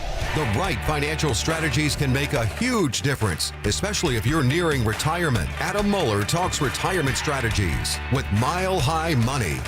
Saturday mornings at 8 on Denver Sports 104.3 The Fan. Never have I ever called my sister from the finish line of my first marathon. Hello? You won't believe where I am. Are you running? Mile 26. I'm gonna make it. Switch to T-Mobile's 55 Plus plan and get iPhone 16e with its advanced camera system on us. Plus, 2 lines for just $30 a line. Guys, I can't believe it. I knew you could do it, babe. That was amazing. Mom, how do you feel? I feel great. I can't feel my feet. Let's take a picture, and then you may carry me to the car. Share every stride, every mile, every memory on America's best network. Switch to T-Mobile's 55 Plus plan and get iPhone 16e on us and 2 lines for just $30 a line. With 24 monthly bill credits and 2 eligible port-ins on Essentials 55 Plus for well-qualified customers with autopay plus taxes, fees, and $35 device connection charge. Credits end and balance due if you pay off early or cancel. Contact us. Finance agreement 128 gigabytes, $599.99 required. Best mobile network in the U.S. based on analysis by Ookla of Speed Test Intelligence data 1H 2025. Visit T-Mobile.com. Hi, I'm Terrell Davis, 2-time world champion and Pro Football Hall of Famer. There is nothing more important than your health. This February, save up to 50% off on select premium equipment. Visit one of Fitness Gallery's 7 convenient locations from Colorado Springs to Fort Collins. Hey, Mom. It's me. Oh my gosh, you'll never believe what I just opened for Valentine's Day. A sapphire ring from Hellsberg. Just like the one I lost years ago. Remember how excited I was when you gave it to me? I cannot believe you remembered that story. I guess you were right. I really found the one. This Valentine's Day, create a moment that means something with up to 40% off gifts at Hellsberg. Shop in store or at hellsberg.com. Hey guys, Mark Schlereth here. Guys, ladies, get real about your health in the new year with Synergetics and Low T Center. For a limited time, the men's TRT test is free, and ladies, take $200 off women's hormone tests. Say no to diet trends, questionable online treatments, and deceptive prices from other places. Look for the best. Synergetics and Low T Center are the leading experts. Meet with a real provider, get real medication, and real results. Everyone I know that goes to Synergetics and Low T Center, well, it changes their lives. Walk in, book an appointment online at getmyhealthfix.com. Progressive knows there are some surprisingly expensive things in life, like rugs. People say a rug would really bring the room together. And sure, you don't know what that means, but it sounds important. Suddenly you're using words like jute and sisal. Then you see the price and lose it, because how can the thing you walk and spill on cost so much? So you devote your life to taking down Big Rug. But then you remember that switching your home and auto to Progressive could save you hundreds. So, looks like Big Rug is safe. For now. Progressive Casualty Insurance Company, affiliates, and other insurers. Not available in all states. This year's tax changes. Better not get caught snoozing. Miss one deduction. Lose thousands. Not amusing. Big tax changes can mean bigger refunds at Jackson Hewitt. And right now, get $100 just to try us. Don't worry, tax filers. If money is tight, get $100 from Jackson Hewitt, so you'll sleep better at night. Limited time offer for new clients. Participating locations only. Details at jacksonhewitt.com. How about a simple New Year's resolution, one that even I could achieve? Reverse the clock on hair loss with Advanced Hair's simple one-day FUE treatment. You will feel more confident and more youthful when you witness your own natural hair growing into those places that have been balding or thinning for years. From Advanced Hair's breakthrough technology to their highly experienced team, there is no one I trust more in hair restoration. Their simple FUE treatment begins to regrow your own natural hair the very next day, and your new hair is backed by the Advanced Hair Guarantee. I know from personal experience, Advanced Hair's exceptional standard of care makes your comfort and your results their top priority. Celebrate this new year with a fuller head of hair and get a free consultation, $250 off, and 250 free hair grafts. Call 720-459-HAIR. That's 720-459-HAIR. Discover what meeting your resolution could look like with the before and after pictures at advancedhair.com. The University of Denver brings you the best athletics in the metro area. From lacrosse, basketball, hockey, soccer, gymnastics, and more. We have a sport to cheer on at DU. Ticket packages are available to meet your busy lifestyle and are easy on the wallet. Learn more on our digital platforms, including denverpioneers.com. Every day at 3:30, the drive comes off the top rope to hit you with a 1, 2, 3. Finally, The Rock has come back to Denver! Tape your wrists, stretch your spandex, and oil your hair. Here's Zach and Phil with today's 3 count on the drive. All right, let's come off the top rope with it!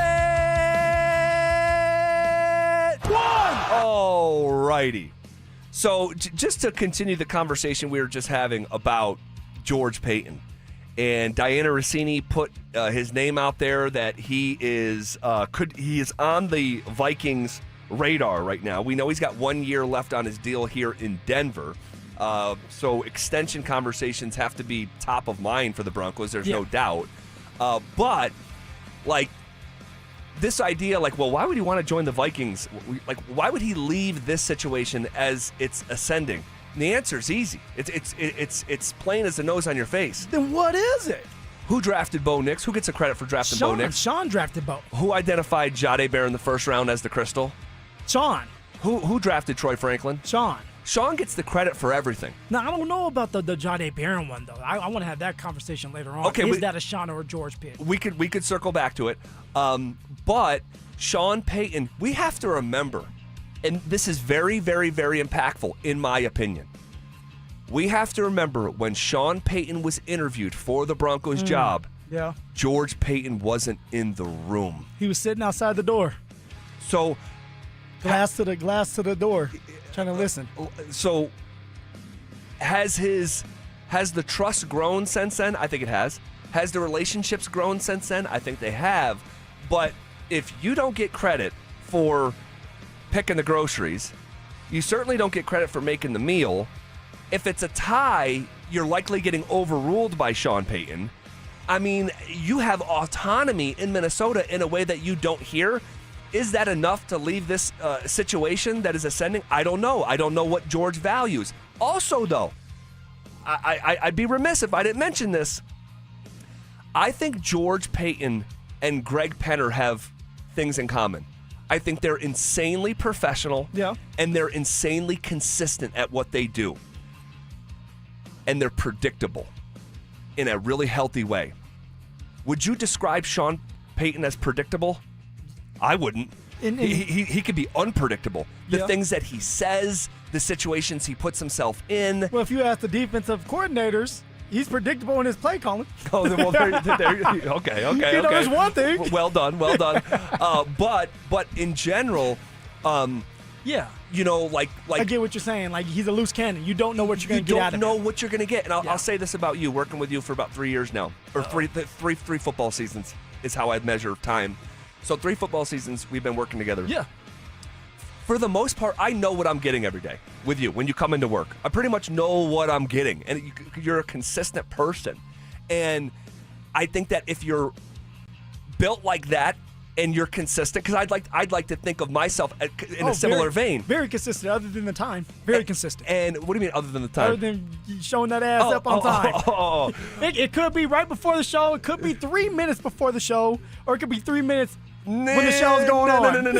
No. They're 3 minutes late, but there's value in that. There is. There's value in that, and just knowing what you're going to get. And Sean Payton can be unpredictable, and so again, when you put all this stuff on the scale, it's you know, how does George see it? I don't know, but to think that. So should George be paid like one of the highest paid contracts a general manager can get? I don't know. I'll have to do research on that. Let's just say top 5. Should George be paid that amount of money? Consistency. I think he's really good at what he does, and it's like talent evaluation. Perfect marriage with Sean. Payton. I think if you wanted to pay him like a top 5 GM, I think there'd be enough substance to draw from. Like the guy just won Defensive Player of the Year that he drafted. Don't tell me it was some auto draft. Yeah. He wasn't even the first corner taken, right? That was J.C. Horn. Yep. Right? You drafted a first-team All-Pro at right guard, right? You extended a first-team All-Pro left tackle. He drafted Jonathan Cooper late. I mean, Nick Bonito, who was top 5 in sacks for a second straight year. So he's done some really awesome stuff, but I don't know what he values. I don't know. I really don't. So. This is interesting. It's another subplot of the Denver Broncos offseason. Does Sean want more money and he values the money? Or does he value George? Yeah.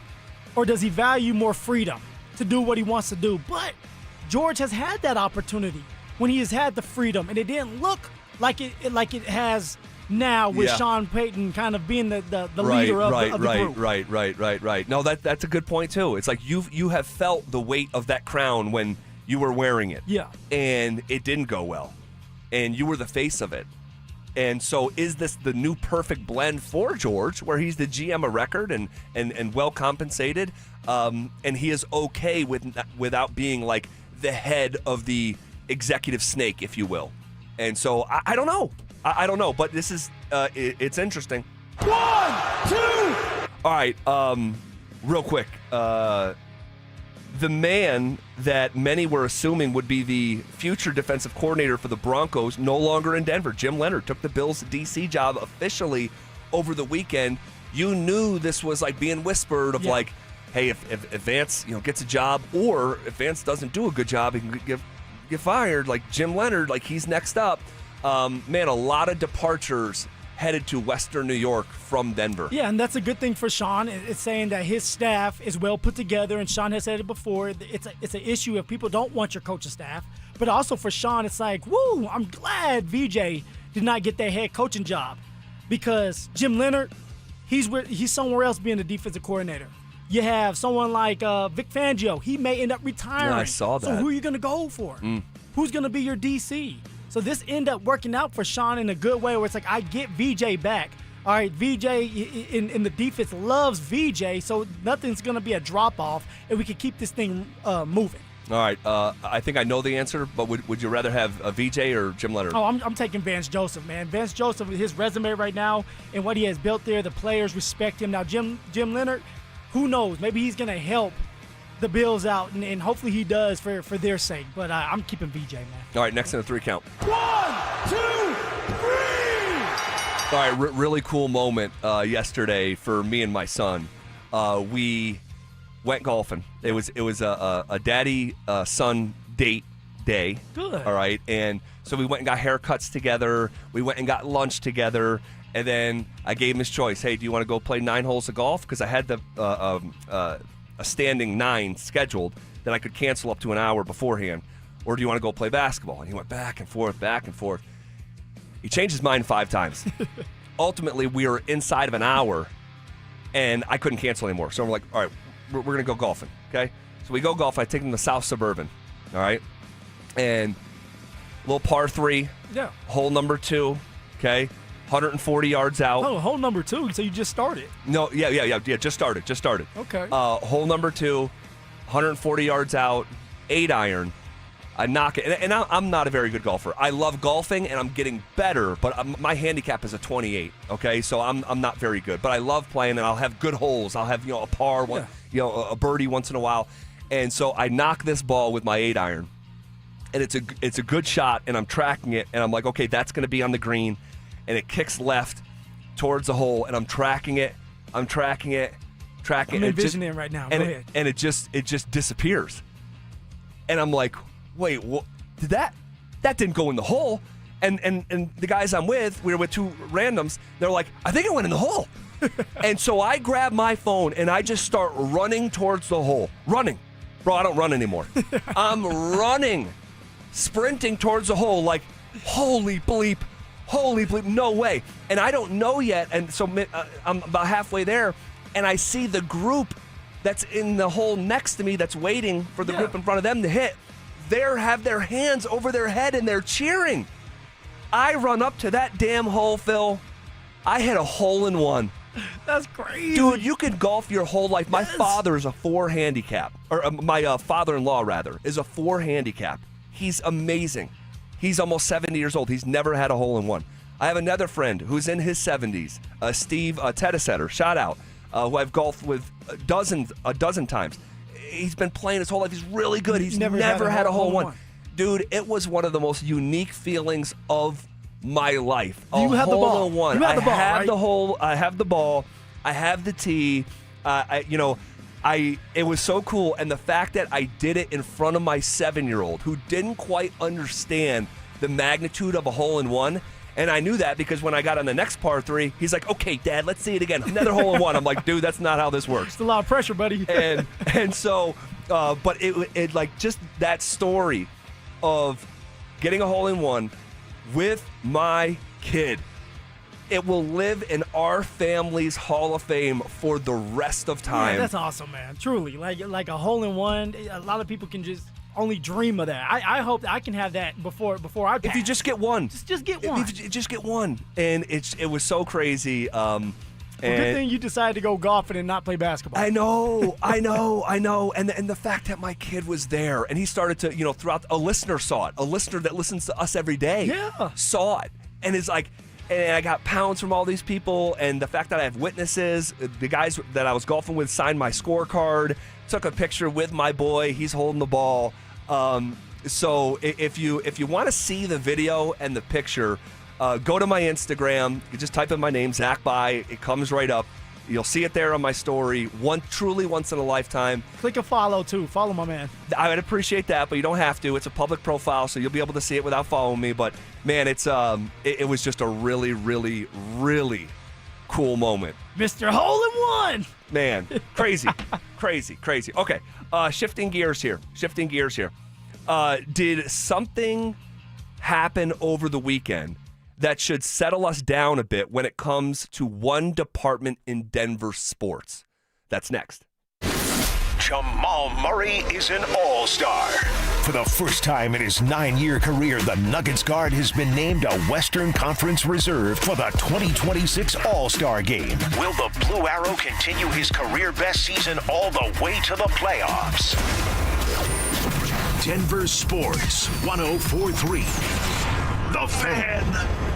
Between groceries, travel, and higher prices, it's easy to feel overwhelmed, especially if you're already relying on credit cards to cover the basics. If that debt is piling up, you're not alone. If you're a homeowner, you might have considered reaching out to American Financing, but hesitated because you don't want to give up your low mortgage rate. That's why American Financing created the Smart Equity Loan, a simple, smart way to get your finances back on track without giving up your low mortgage rate. Unlike a HELOC, which can fluctuate with the market, the Smart Equity Loan offers a fixed rate, so you'll have one predictable monthly payment. It lets you use your home's equity to pay off high-interest debt, free up your cash flow, and still keep your existing mortgage intact.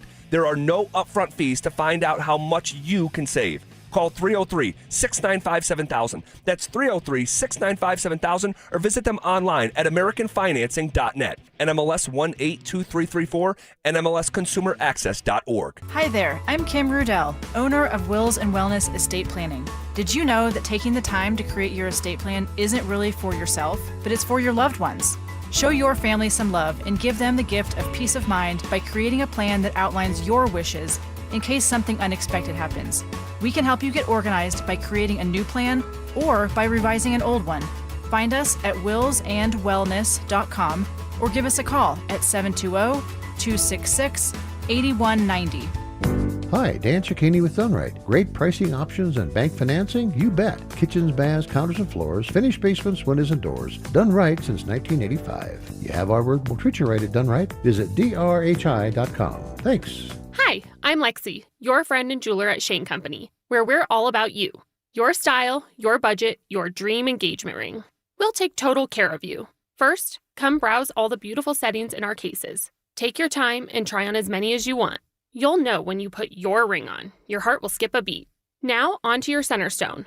We can look at different diamond shapes and sizes until we find the perfect match. Come visit us in store, because a friend wants you to get exactly what you want. Shane Company, your friend and jeweler. Men, it's the new year, and for many of us, it's a time of deciding to make positive changes in our lives. This is Jeff for the Rocky Mountain Men's Clinic, and if you're suffering with erectile dysfunction and are tired of the frustration and embarrassment ED causes, you should call the Rocky Mountain Men's Clinic today, because there probably isn't a better resolution you can make than to be done with ED. You see, ED doesn't just affect you, it can also affect your partner, even if they don't talk about it. But here's some great news. If you're like most guys, the treatments at the Rocky Mountain Men's Clinic will give you back your sex life, because our protocols have success rates that work in well over 90% of cases. Seriously, you might even find you're performing like you haven't in years. So, make an appointment and get ED out of your life. Your initial visit is only $99 and includes blood work, a medical consult, and if medically advised, a test dose. And if that test dose doesn't work in the office, your visit is free. Call 720-440-7900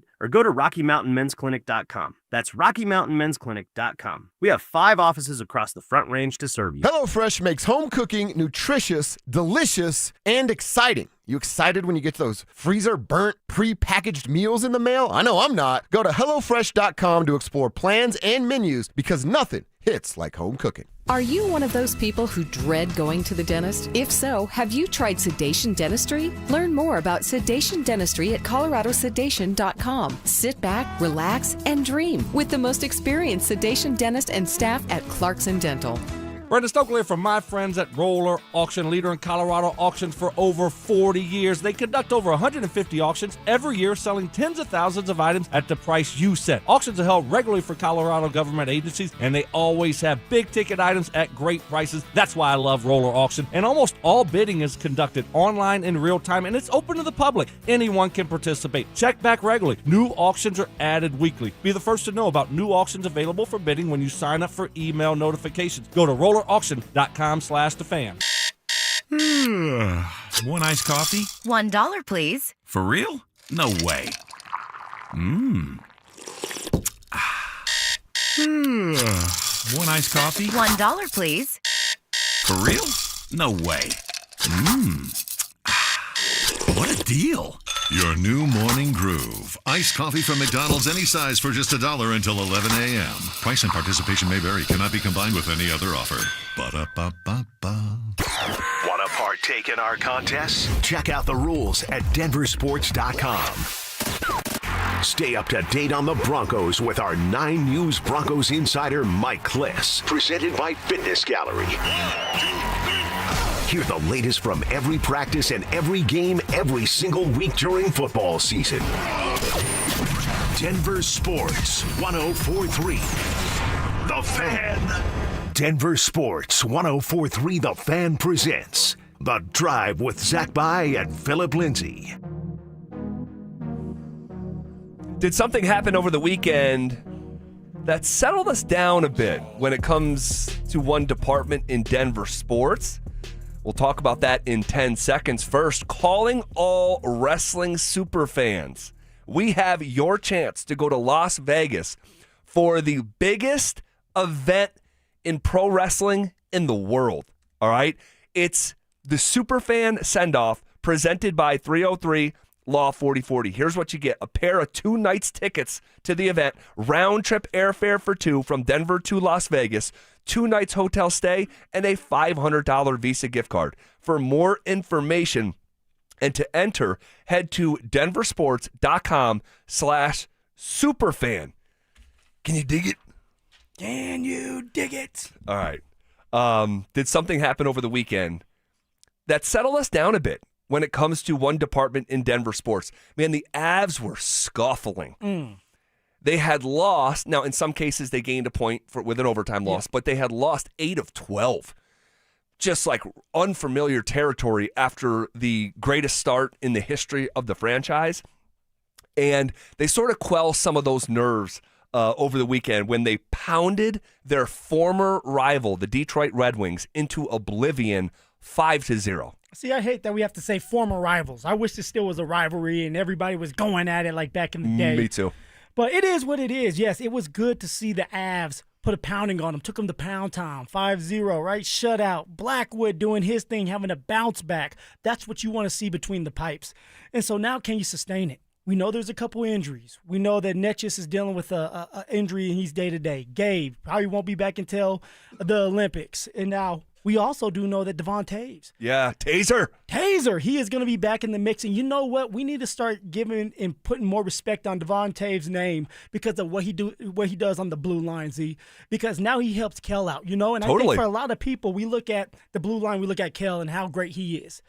But Taser does a lot of the dirty work and helps Kel because now for Kel, it's like, look, I can be free. I can play defense and do my part defensively, but also I can score goals. I can be more aggressive when it comes to trying to put the puck in the back of the net. So when you do things like that and you add your guy back to the pairing, right, it helps out. So, yeah, it's going to be interesting to see what it looks like with Devon Taves back in the mix tonight against the Red Wings. Yeah, I can't wait. Taser is, man, you talk about like, Taser might be like the most underrated athlete in Denver sports. I love that one. He is so vital and one of my favorite members of this team. And haven't seen that guy in a long time. What is it, 13 games he's missed consecutively? So, I mean, well over a month since the last time we saw him on the ice. And we'll see him back there tonight, man. You going tonight? I'm going. You going? I'm going. Man, it needs to be a good one. And the Avs are going to have to watch out a little bit because the Red Wings, they're not going to go down lightly. They know they were embarrassed. Yep. But, hey. And Dylan Larkin, after the game, said they have something to prove after that shutout loss. So the rematches tonight, we're both going to be in the building. Really looking forward to it. If you see us, say hello. How about McKinnon, man? That's what you need, that star power. Dude, not one but 2 goals, had an assist. By the way, it was his 699th assist. So there is a pretty good chance we're in the Biggity building tonight for his 700th assist. That would be incredible. He reached 39 and then 40 goals over the weekend. First player to hit 40 goals this season. He now has a 6-goal lead over Connor McDavid, all right, for league leader in that department. But it was also like, and I love where it works out like this, where you have the star power playing like a star. Yes.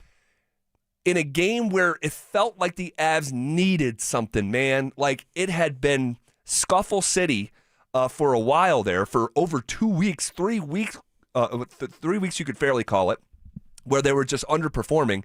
And it's like, okay, like you need something here.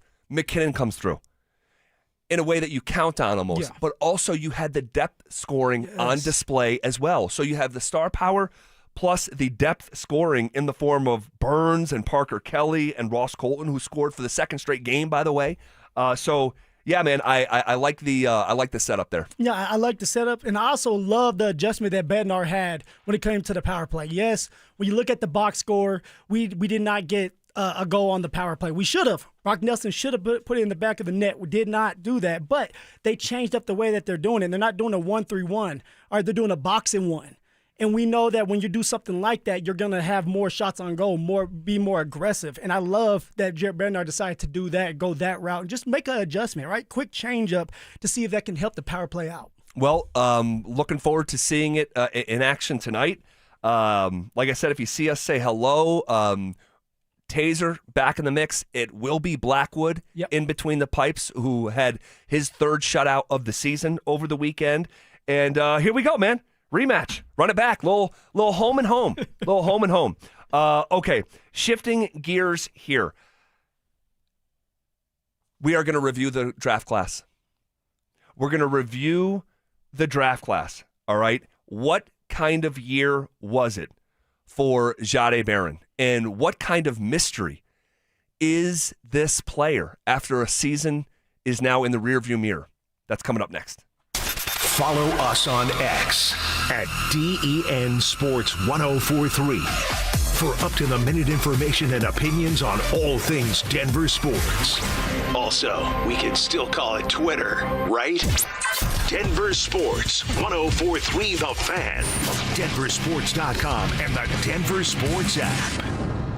Hey, what's up, guys? Zach here. I've got to tell you about one of the most unique places I have ever been. I'm talking about in the whole world, not just here in Colorado. I'm talking about the Basketball Social House Bar and Grill in Centennial. Guys, award-winning food and drinks. The brunch is out of this world. But what really sets it apart is that it's the first of its kind sports bar and entertainment experience. Literally the only one in the world. It's right here in Centennial. Don't get it twisted. This place isn't just for hoopers. Even if you never touch a basketball, it's an awesome spot to eat, drink, hang out, catch the game. But if you do want to play, you can book your own private basketball suite with a court, lounge seating, music, TVs, and more. It's perfect for parties, birthdays, or just an upgraded night out. It's also one of the best places in Colorado to watch big games with what might be the best happy hour in the state every single day from 7 p.m. to close. You can find them at 7450 South University Boulevard in Centennial, or check them out online at thebasketballsocialhouse.com. And because you heard it from me, get half off your first private basketball suite rental when you use the code HALFOFFHOOPS. Trust me, this place is a slam dunk. A careless driver caused your crash. Medical bills are piling up, and you might not be able to work. Life just got a lot more expensive, and you don't know what to do. At Berg Simpson, your consultation is absolutely free. We'll explain your legal options at no cost to you. Help starts with a phone call to us. If you've been injured, call Berg Simpson for free now at 303-790-2525. 303-790-2525. BergSimpson.com. Good lawyers changing lives. It's not just a slogan, it's who we are.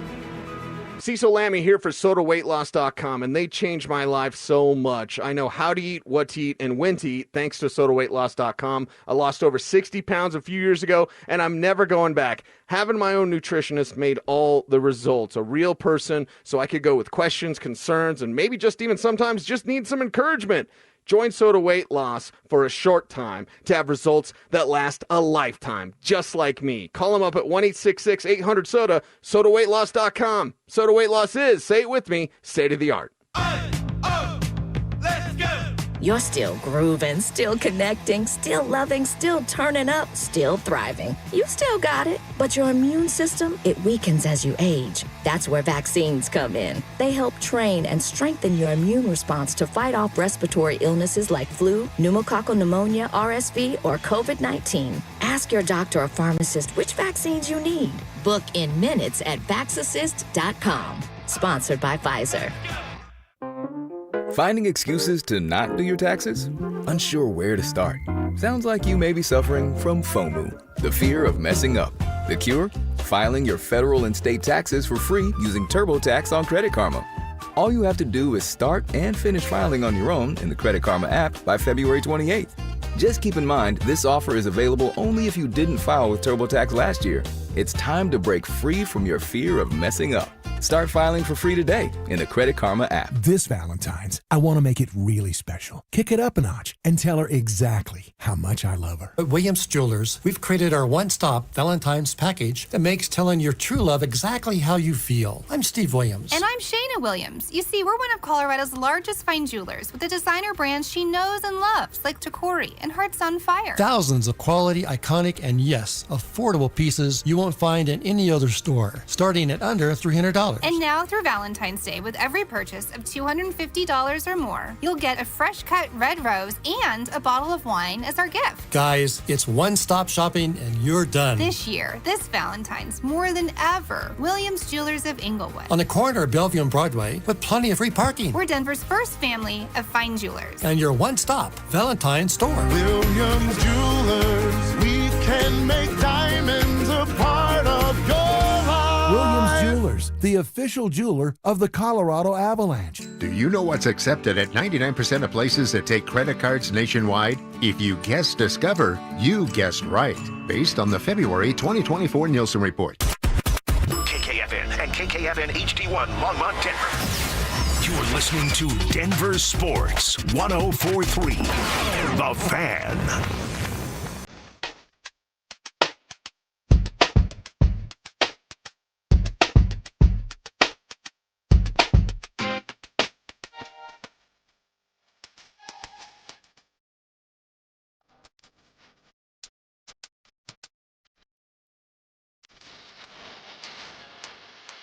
All right, hour number 3 is officially underway. Bill, there is a mystery within the Denver Broncos that we'll have to be patient in order to solve. Hey, we're going to start a series this week evaluating the rookie class for the Denver Broncos. I love it. And so every day we'll do a little something different, okay? We'll do a little something different. But today we'll talk about Jahdae Barron, all right? Tomorrow we'll talk about R.J. Harvey, all right? On Wednesday, we will talk about Pat Bryant. And then on Thursday, we'll talk about Savion Jones and Q Robinson in the 3rd and 4th rounds. And then on Friday, we'll finish up the 6th and 7th round picks, being Jeremy Crawshaw and Caleb Lohner. So a little fun series will start this week. Now, how long, just a quick general question in your opinion, do you think that you need to properly evaluate who these guys are as football players? Yeah, so I think the position matters. Right, quarterback, it's going to take some time to develop. It's so hard to play the quarterback position in the league. Our cornerback is another one where you may have to take some time because it's just night and day, different. You're going up against 6'4", 6'3" receivers that can run 4.3s. They know the route, and you're trying to adjust to that. Running backs may be a little easier. I can't believe I'm saying that. It's just a little bit different, right? It's more the read, react, or get the ball in your hands, make somebody miss. You need your offensive line, and then offensive linemen take a lot of time to develop. Usually they're the longest to develop just because it's so hard to stop these guys that are 300 pounds that are pass rushing you, but run 4.5s. Like, it's crazy to think that. So it just depends on the position. I love this. You know? Because I think you're spot on and a full cosign. There you go. Oh, we agree. We do agree. We do Finally. agree. Because, like, running back and tight end, like, positionally, it couldn't be any different from a historical developmental arc. So I like that. So we'll kind of handle case by case. Now, this is not some final report card. Well, it is a bit of a report card, but the school is still in session. Yeah, the journey is still continuing on. Yeah, so I just want to say that as a preface before we get into these conversations this week, that these are not final judgments, but we do have a year in most cases to evaluate. And I say most cases. With Jahdae Barron, I mean, what an interesting story this is. Barron, before he ever played a down, and I remember talking about this before the season, Jahdae Barron was the least talked about first-round pick that I could ever remember. Truly. I mean, it came as a total curveball to most everyone, all right? And then when they drafted him, it's not like we didn't talk about him or take a dive into things, but in terms of just like a buzz comparatively to when Jerry Jeudy was drafted, when Paxton Lynch was drafted, like it was just a different level of buzz. Well, Z, because it came out of nowhere. I think we were all like, hey, they're going for a tight end. They're going for a running back. Hell, maybe even a receiver because Sean Payton's an offensive-minded coach. And so I'm sitting here thinking, okay, what can help Bo Nix? All right, at the time, he was a rookie going into his second year. You always want to put your young quarterbacks in good situations. What's going to help them out? Then all of a sudden, the draft comes and goes, and the first pick for the Denver Broncos is a defensive player again. You know, the crystal, Sean Payton said. Yep. It was just interesting that they went that route. Definitely. And you want to know what else is just weird? And just to mention this, like, I met my buddy Terrence down in Austin to see Florida and Texas. I remember. Right? Hook 'em. And there's 2 future Broncos on the field. There was only 7 draft picks. It wasn't like there was, 28 draft picks. And obviously you can't do that. But of the 7 players, the punter was playing for Florida and the DB was playing for Texas. That's just kind of weird. No, you were a scout there. I was scouting. You were scouting. I'm a regional scout. Just send me on the road. Put me here, coach. I love being on the road. You know that. Oh, yeah. All right, so Jahdae Barron, his lack of playing time. Is it hard for you to grade Mr. Barron? Definitely. And how are you going to grade him? Are you going to grade him? I don't know. Honestly. Because sometimes you can be soft on your grades. So how do you do this one? I don't know. I honestly don't know. And sometimes there was like the grade in school that would be like incomplete. Like that might be the grade where like these other guys are going to get like letter grades. But like I don't know what the letter grade would be for Jahdae Barron because we can't do incomplete with a first-round draft pick. But well, here's the thing. It would be one thing if the guy who played over him wasn't very good. That would be like an indictment. Man, if you couldn't beat out that guy. But the guy who played over him, Jaquan McMillan, J-Mac, the Broncos were the third best team in the NFL this year from a completion percentage standpoint in the slot. He was incredible all season long. He made the biggest play of the entire season. So, like, he didn't play because a baller was playing over him, a more experienced veteran. So I don't know what to do with that. Well, see, now the question becomes, he didn't play because Jaquan McMillan was balling, or he didn't play because he just wasn't ready to be out there as a starter. That's what you have to kind of figure out which way you want to go. Because the first-round draft pick got opportunities. We were out there during camp. It just seems like Jaquan McMillan was always making those plays where someone like Jahdae Barron at times looked like a deer in the headlights, right? Where he was making a play here, but then would mess up on this play over here, or he would give up a touchdown during the camp, whether it was a joint practice or against his own team. Man, and it's going to happen. I was going to say, I don't want to knock him because of plays he didn't make in camp as a rookie. But you're also a first-round draft pick. Usually your first-rounders are going to play no matter what. You're throwing them into the fire because you're paying them a lot of money. 9 out of 10 times. In this case, he had the luxury to kind of sit back and develop, grow, and not be forced to be thrown into the fire just yet. Now, that can help you. That can hurt you as a player. It can hurt your confidence if you're young and you're cocky. Right. But also, if you take it in the right approach, saying, well, at some point, they're going to move on from, let's just say, Jaquan McMillan, and I'm going to have my time, but I'm going to be more ready for this moment because, one, my defensive coordinator's coming back in VJ. That helps a lot when you have the same coordinator coming back. You don't have to learn a different defense. All right, two, I've been able to be out there here and there. All right, make a couple plays. I know the speed of the game. I got to see the good. I got to see the bad. Now I'm truly ready to go out there and compete. It can help you if you have that right mindset. I don't know what Jahdae Barron – I don't know what he's made up of. I don't know mindset-wise being a first-round draft pick and being humble like that, what he's thinking of when he's going through this process of being behind Jaquan McMillan. Well, they loved his mental makeup during the draft, and I think that he's got the right approach here after his rookie season. You'll hear from him in just a second. He had an interception this year. He did have one interception. Yep. You remember what game it was? It was late in the season. It was Dallas. Dallas, you're right. He had a pick in the Dallas game. The and he left had side. a fumble recovery in the Titans game. First game of the year. First game of the year. But beyond that, he didn't play a lot. We did not see a lot of Jahdae Barron. Not that we didn't see him at all. We did. We just didn't see him a lot. Here he was asked last week about his lack of playing time. I mean, I said when I came after the day I got drafted, I told you guys just staying committed to the process without being attached to the results. So that's just trying to just buy into the product. You're not where you're at in life. You want to be somewhere else in life. So it's just it's that growth. You got to just keep pushing for growth. And I'm just trying to pursue my self-growth, and I'm just trying to keep going, just learning on the way. But it's gonna become a time and a place, and it's gonna be amazing. So you got to keep going. I don't know if you can answer that question better than he did. Yeah. I told you guys after I got drafted, I have to stay committed to the process without being attached to the results.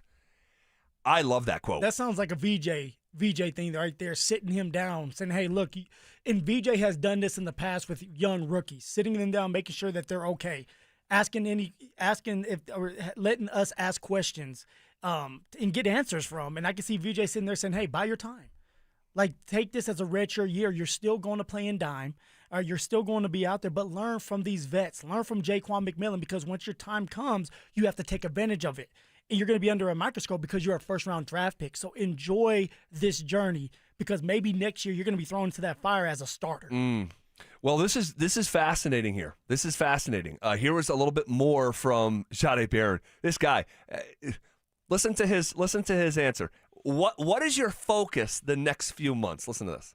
Yeah, I mean, for the next few months, honestly, it's just all about my mental health, just enjoying time with my family, my sisters, just kind of being engaged with myself, just learning, trying to be a better man, how you do anything is how you do everything. So I think just how I treat people, I can be better in that role, how I interact with my family on a day-to-day basis. So I think once you do those things, you kind of be better off the field, and it all translates on the field. So just kind of be a better human. So I think that would be good for myself. So, you clearly see, the mental makeup and why the Broncos fell in love with this guy. Very smart. Very. A pro's pro, young but mature, But Jahdae Barron, he's going to have to take it to another level. I believe that Jahdae Barron was not ready for some of those moments, and they didn't trust him, and that's why they didn't throw him out there, because they didn't have to because of Jaquan McMillan. And VJ's defense can be hard at times to learn and understand. It's been said for some of the defensive players that it can take time to learn his defense. I've heard that multiple times. Sure. So Jahdae Barron just learning, soaking it all up. He's going to have to be a better version of himself, especially if Jaquan McMillan's out the door. But this year for him was a learning curve. I think that he understands that you could be a first-round draft pick, but yet you still got to go out there and make plays, and this is just a different level. Man, oh, man. Really interesting year. Really interesting year for Jahdae Barron. Do you feel comfortable enough giving him a grade?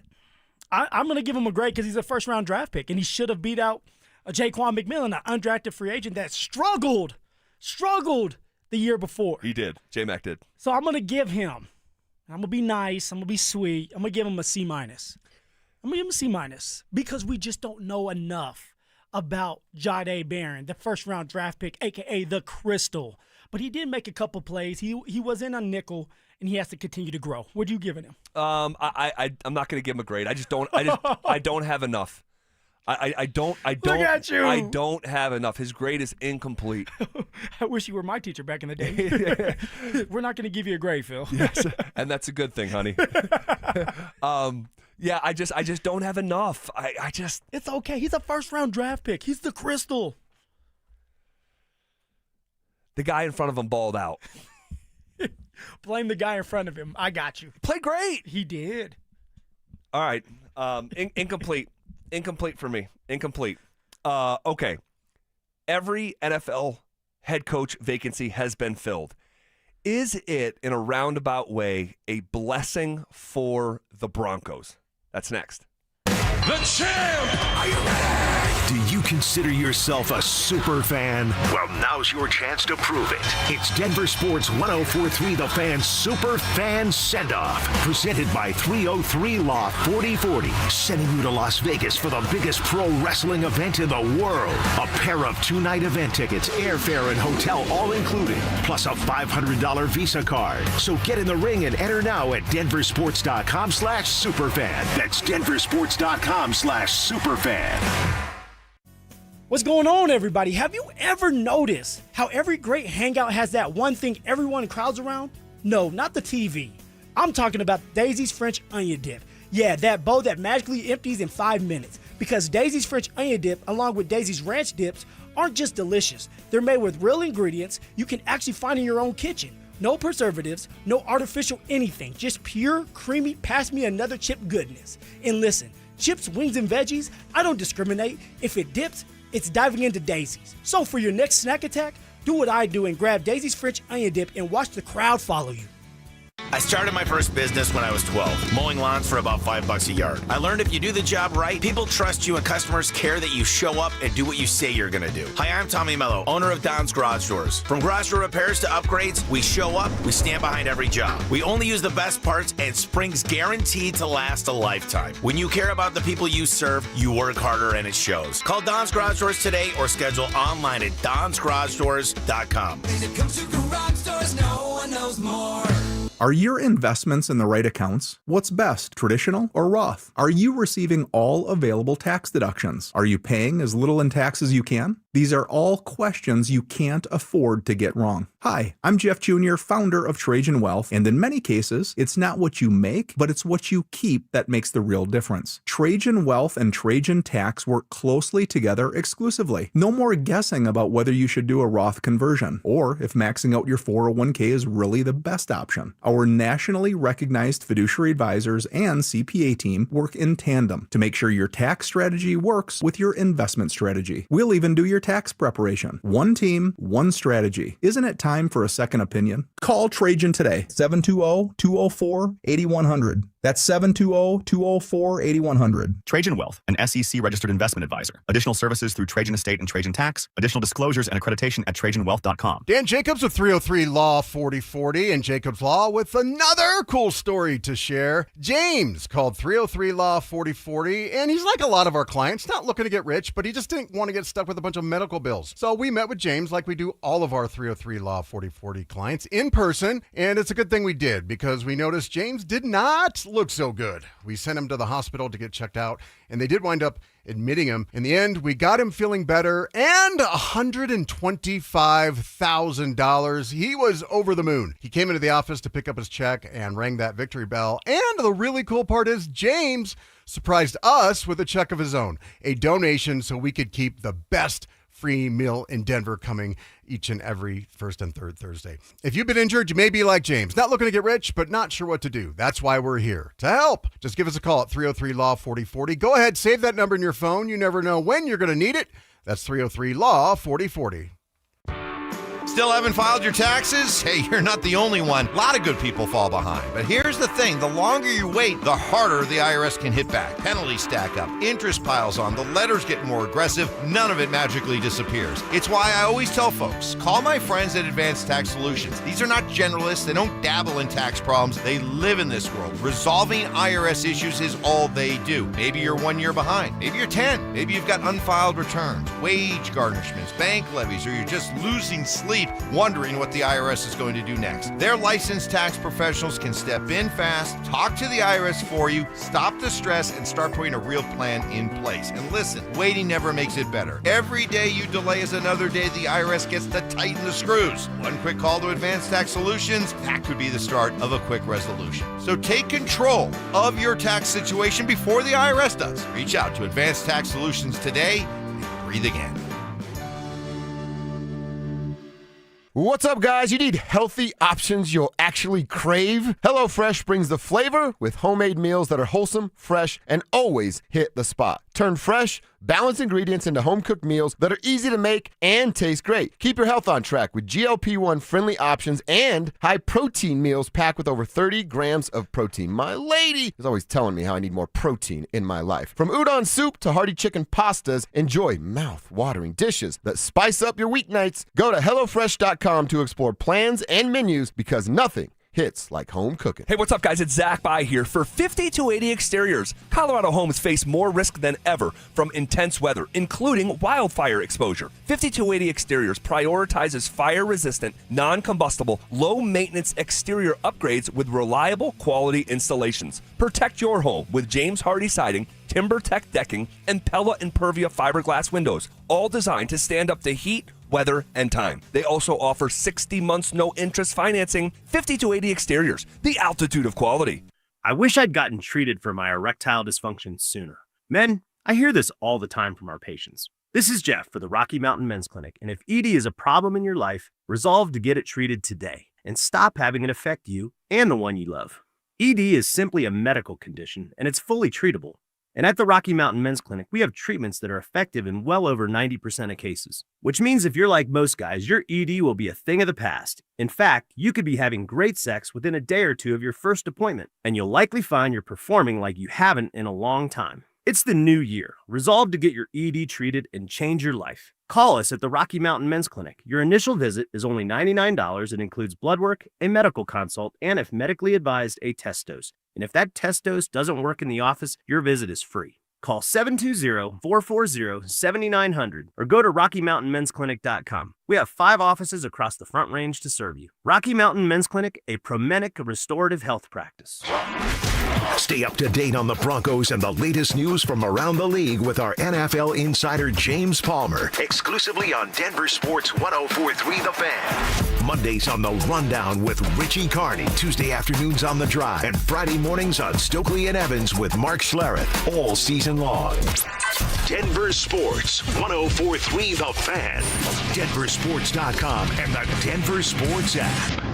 You're listening to The Drive with Zach By and Phillip Lindsay on Denver Sports 104.3 The Fan.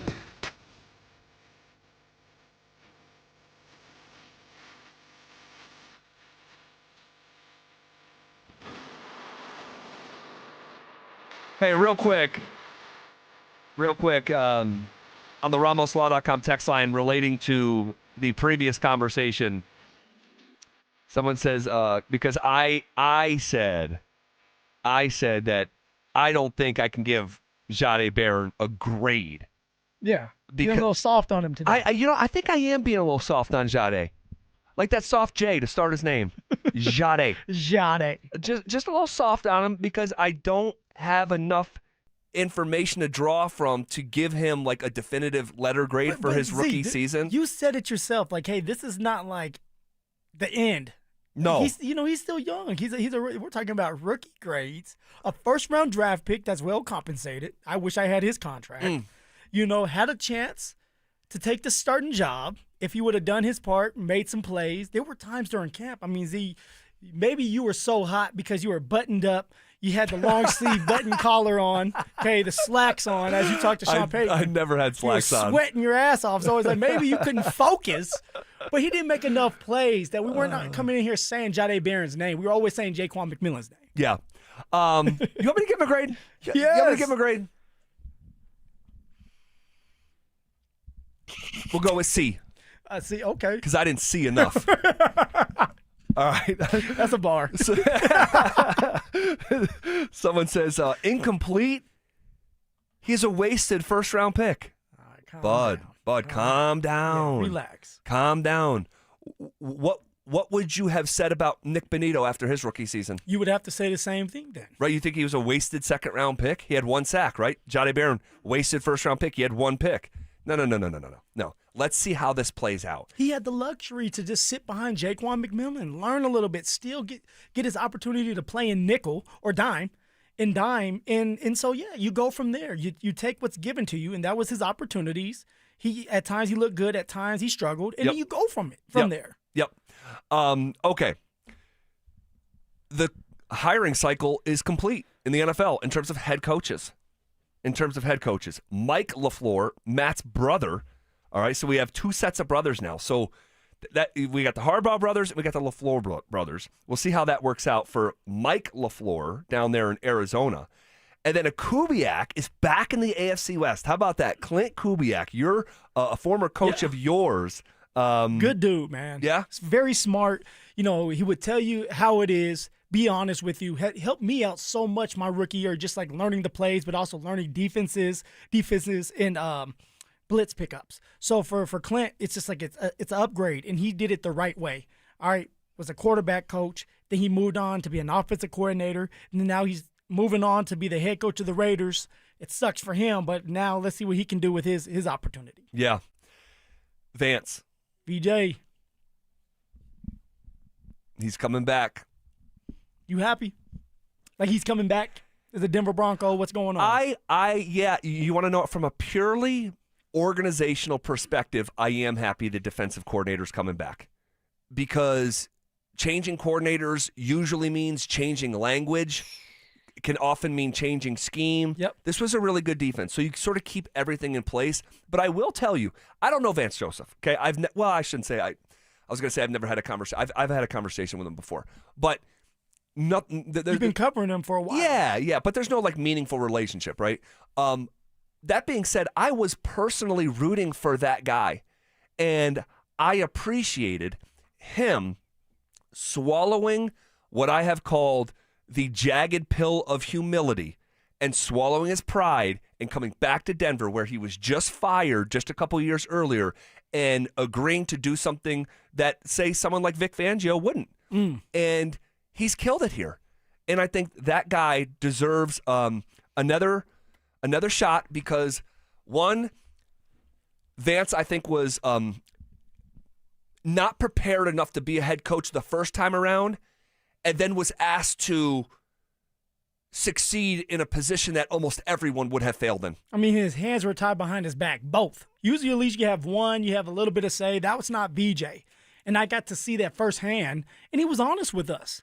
In the building, he would be honest with us about certain things that he has no control over. You're the head coach, though. But it was just different. That atmosphere there, the organization, it was just in a different place. It was in bad shape. Yep, it was. Let's just be real. And so for VJ, there was not much you could do but fail. But to not get a second chance after kind of regrouping, coming back, putting your pride aside, going with Sean Payton, which I feel like has helped him out, helped him grow, put him in a situation where he's looking at things differently of like what he would do with the next team. All right, secure the trenches, like Zach and I, we like that. Yep. Make sure that you can get a quarterback that you want when the time is right and you have that opportunity. And I just want to see him get that opportunity again for the second time, like some of the other coaches have. and it seems like it's not coming anytime soon. What I heard is he didn't get a call saying that you even had that opportunity to be a head coach. The interviews, yeah, but it seems like they weren't really interested in him. The Rooney Rule. That's what it seemed like. I just have to be honest. Well, I don't know, the intent or the heart of some of these organizations and their intent in talking to VJ, and was he ever truly a realistic candidate? He gets hurt in this landscape of football. Everyone's looking for the next Sean McVay, Kyle Shanahan, Ben Johnson, Liam Cohen, that young, bright offensive mind that immediately changes an organization. And Vance is a defensive coach, and I just naturally thinks that I think it works against him. And being a retread, it'd be a tougher sell to a fan base than the hope and optimism of a young offensive mind. And so we'll see what the future is for Vance Joseph. But from a organizational perspective, I think it's a win for the Denver Broncos. News of the day: Davis Webb hired as offensive coordinator for the Denver Broncos. But is there another step that's waiting beyond that announcement today? That's next. Stream Stokely and Evans with Mark Schlereth, Dover and Cecil, The Drive, and all your favorite shows on the Denver Sports 104.3 The Fan app. Denver Sports 104.3 The Fan, DenverSports.com, and the Denver Sports app. When the new year hits, every business could use a little something to stay ahead. A lift, a jump start, an edge, or perhaps a boost. Like the all-new 5-year business boost from Comcast Business. It's the certainty of a price lock for 5 years on qualifying internet bundles. Plus, you'll have the most reliable Wi-Fi with our best equipment, so your whole team can stay connected at a great rate. And to sweeten the deal, ask about a $500 prepaid card when you add 2 lines of mobile. It's the boost your business deserves. So sign up for the 5-year business boost and get a 5-year price lock on ultra-reliable Wi-Fi. Plus, ask about a $500 prepaid card. Comcast Business, powering possibilities. Ends 3/22/26. New customers only. 1-year contract required for guaranteed rate. 5-year pricing applies to monthly service charge excluding taxes and fees. Best Wi-Fi based on Open Signal Awards USA Fixed Broadband Experience Report, May 2025. Amy Cox did something smart. She saved hundreds on auto insurance switching to Progressive. And with that money, she decided to treat herself to an anti-aging red light mask. Will she look like a horror movie villain every night? Yes. Will her boyfriend Kevin be scarred for life? That's certainly a risk. But it's Amy's savings, and if she's willing to risk her relationship for smooth, wrinkle-free skin, well, bye-bye, Kevin. Switch and see if you could save with Progressive and treat yourself. Progressive Casualty Insurance Company and Affiliates. Big tax changes this year could mean a bigger refund, and Jackson Hewitt knows how to get you your biggest. You'll get $100 just to try us. That won't make you filthy rich, but definitely gas plus groceries rich. And since we know all the new tax codes, you could get thousands back, which would make you low-key loaded.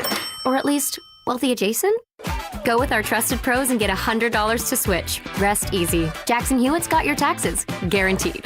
Limited time offer for new clients. Participating locations only. Details at jacksonhewitt.com. 2026 is shaping up to be an amazing year to buy a home in Colorado. If you've been dreaming about getting into your first place, upgrading for more space, or downsizing for a simpler lifestyle, now is a smart time to start planning. And the first step is easy. Get pre-approved. With American Financing, you can get it done in 24 hours or less, so you'll know exactly what you can afford before you start shopping. Rates have been dropping, home prices are steady, and more homes are hitting the market. You could score the right home at the right price and lock in a monthly payment that fits your budget without stretching yourself thin. And unlike renting, every payment you make goes toward your future, not your landlord's. And here's a misconception we'd love to bust. You do not need 20% down. Many buyers purchase with as little as 3% down. So if home ownership is on your 2026 goals list, let's make it happen. Call American Financing, Colorado's home for home loans, at 303-695-7000. That's 303-695-7000, or visit them online at AmericanFinancing.net. NMLS 182334, NMLSConsumerAccess.org. Hi, I'm Terrell Davis, 2-time world champion and Pro Football Hall of Famer. There is nothing more important than your health. That's why I made the smart move to invest in fitness equipment with Fitness Gallery. It's a game changer.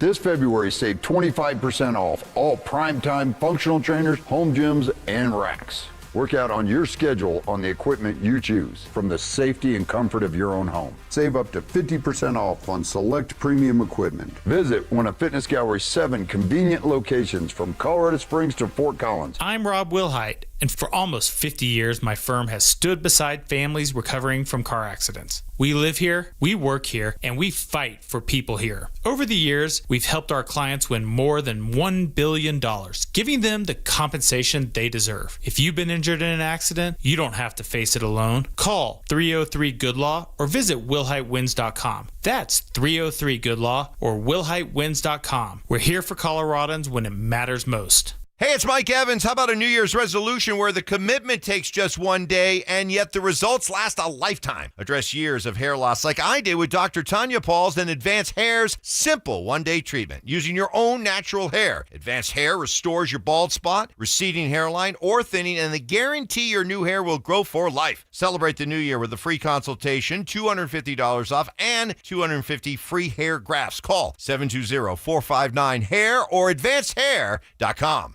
Texting privacy policy and terms and conditions posted at textingterms.us. Texting enrolls you for recurring automated text marketing messages. Message and data rates may apply or play. Stop, opt out. Terms and conditions apply to the earnings promotion. Do you have caregiving experience as a parent, teacher, nanny, coach, or in another similar role? Hop Skip Drive is looking for experienced caregivers who want to help students in their community by driving them to and from school. Earn up to $50 per ride with Hop Skip Drive's welcome promotion, all while helping your community. If you have your own vehicle that is no more than 10 years old, a clean driving record, and at least 5 years of caregiving experience, you could become a Hop Skip Drive care driver. Just text ROAD to 323232 to get started right now. Hop Skip Drive gives you the flexibility to set your own schedule and earn competitive pay. It's simple. Drive in your free time and make a real difference for students right in your neighborhood. Don't wait. Text ROAD to 323232 right now. Text ROAD to 323232 and start earning up to $50 per ride during Hop Skip Drive's welcome promotion period. That's ROAD to 323232. Text ROAD to 323232 now. Jewelry Graham. Hi, I'm Brian, your friend and jeweler at Shane Company. We have just the right gift for your sweetheart this Valentine's Day. Any style, any budget. Like heart-shaped necklaces, birthstones, or hand-matched diamond studs. Getting engaged? Create a dream ring and choose from natural and lab-grown diamonds in all shapes and sizes. Come see us in store or at shaneco.com because a friend wants you to win Valentine's Day. Shane Company, your friend and jeweler. This segment on 104.3 The Fan is brought to you by Step Denver, a nonprofit solution to addiction and homelessness. It's The Drive with Zach By and Phillip Lindsay on Denver Sports 104.3 The Fan.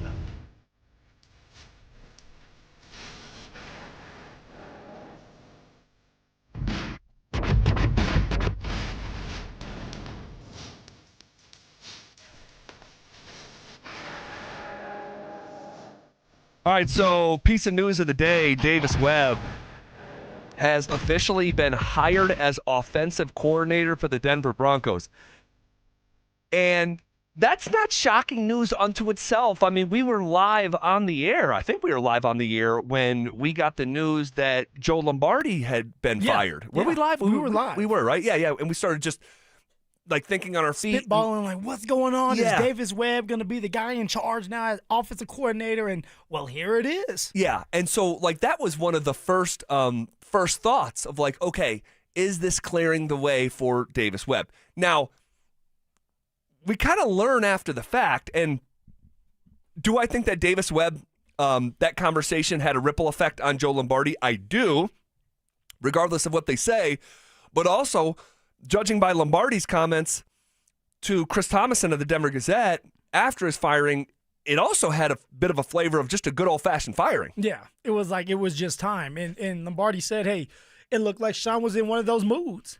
Now, I will say this about Sean. Sean doesn't care about France. All right, for Sean, it's like it's if it's not right for this situation, then it's time to move on. And for Lombardi, in any player, you know that this is the type of business that you're in. One day you're there, the next day you're out. You move on from there. Lombardi has been with Sean for a very long time. He understands how Sean moves, how he acts, how he feels. So my guessing is, like Lombardi said, he wasn't shocked that he was the guy to go. Yeah. So this news today, this announcement that Davis Webb is the new offensive coordinator, it's not surprising. It would almost be surprising if it wasn't Davis Webb. All right, we knew he had pulled his name out of the Raiders job and all that stuff. So, but there's another layer to this, another step to it, and that's the play calling. And I think that it's reasonable to suggest or deduce that if you had an opportunity to be an OC elsewhere that involved calling plays, why would you return to this situation in the same role as you could have been hired elsewhere if you're not calling plays? And so there's got to be another step to this conversation, or there's not, Phil, and I'll just be very surprised. There has to be a step. I'm refusing to think that there's not a step. And you have Davis Webb in the same situation Lombardi was in, where you're just sitting up there. And I don't want to be disrespectful because I don't know exactly what Lombardi was doing up there, not calling plays. But for Davis Webb, you're deciding to stay here in Denver because you feel like you're going to bring more to the table than just sitting up there being a scout. That you're going to have a chance to at least call some type of plays, you would think. Because if I'm Davis Webb, and I know that Sean Payton's not willing to give up some type of play calling duty, I'm not staying here.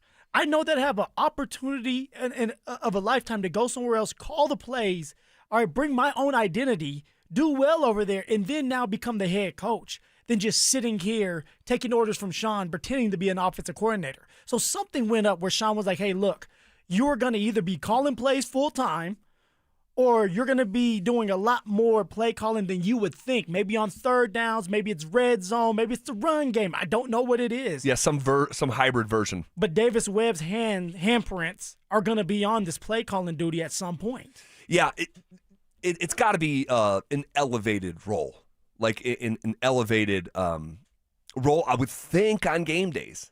I would think. Don't think no, Z. Yeah, no. I think we know. There's another layer to it. And I was saying before, now it's being put out there, it's being reported from the Denver Post that they have not decided on play calling duties. Do you believe that to be true? I can't make heads and tails of that one. And what I mean by that is I know there had to have been conversations about an elevated role, more responsibility, in addition to the title and the pay bump. There had to have been. But to think that the Broncos already have it mapped out in a rigid way that, like, this is what you do here, like, it's so early in this process. It's February 2nd. So, like, Davis Webb's not signing here unless Yeah, right. Sean, right. George Payton, I don't know who's signing the contract, signs off saying, okay, yes, you can have this, and that. I don't know what it is. Yeah. But you're not signing those papers and coming back to Denver if you don't have some type of control of play calling duties. Yeah, I think that I think that there's probably a promise of more and maybe a rough draft of like some elevated responsibilities, but like, do they have it mapped out like in detail? You know, I'd almost be surprised if they did. And yeah, there's just a lot to this conversation. And I think it's in the early stages. I think Davis Webb, I think he'd like to stay under Sean Payton for another year. Sean Payton would sure as hell wants him to stay around here for another year. I think he's forged a really good relationship with his quarterback, Bo Nix, and I'm talking about Davis Webb with Bo Nix. And I think that you paint a rough draft of things to come, and then you work on the details of it when it's time to. When it's actually, like, right now things are in theory.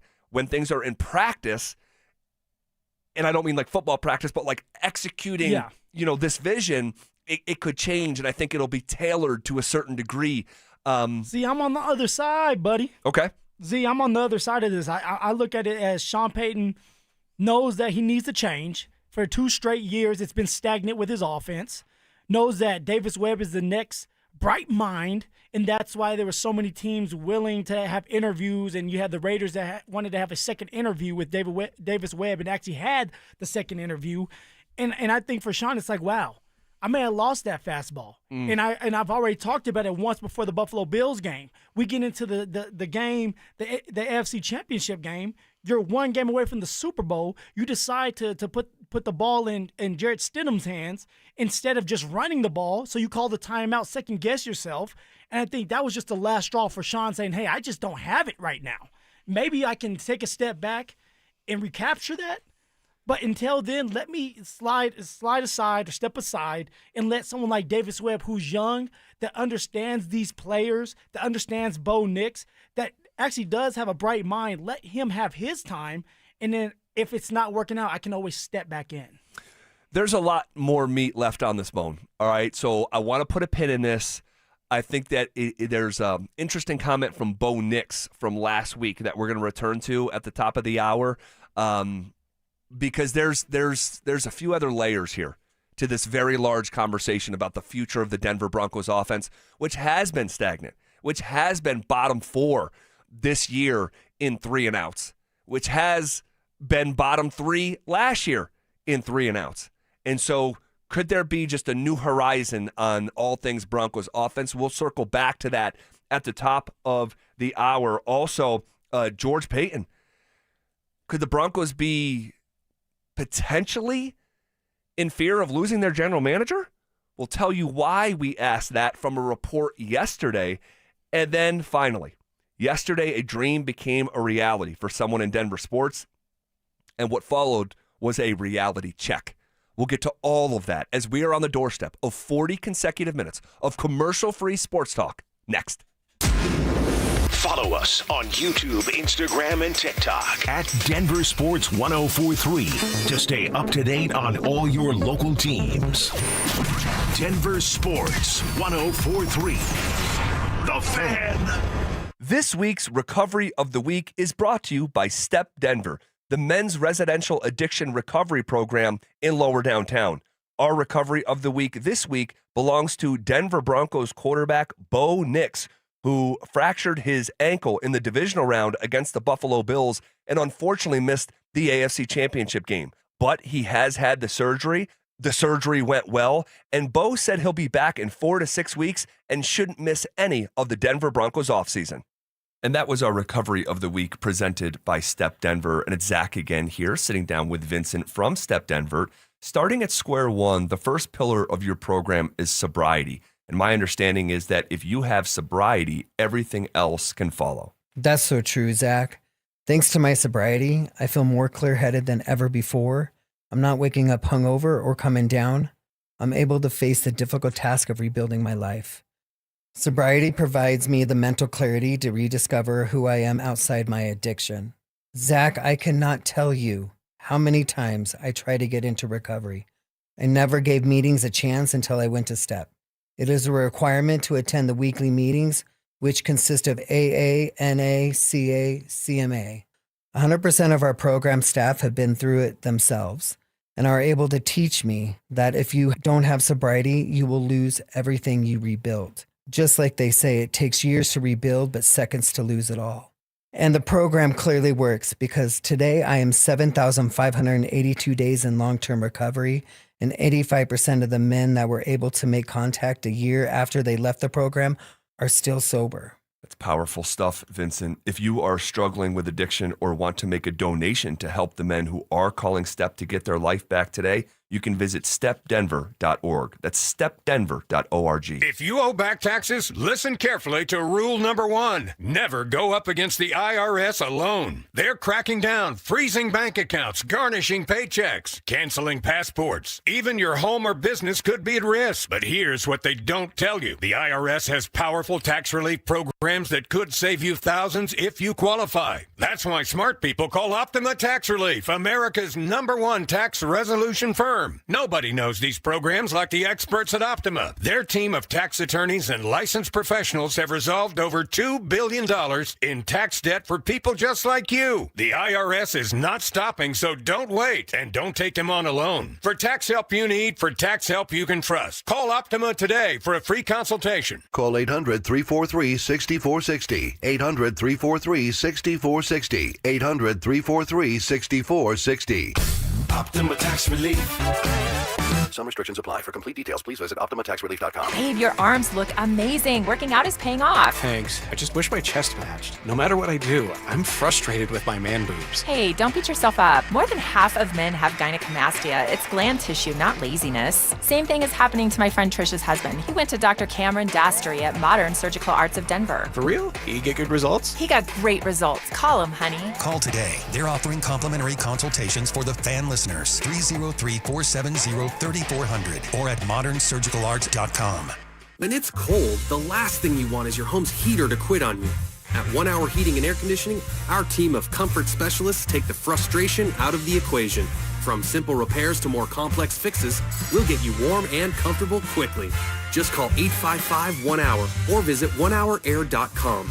Don't forget, we're Always on time, or you don't pay it time.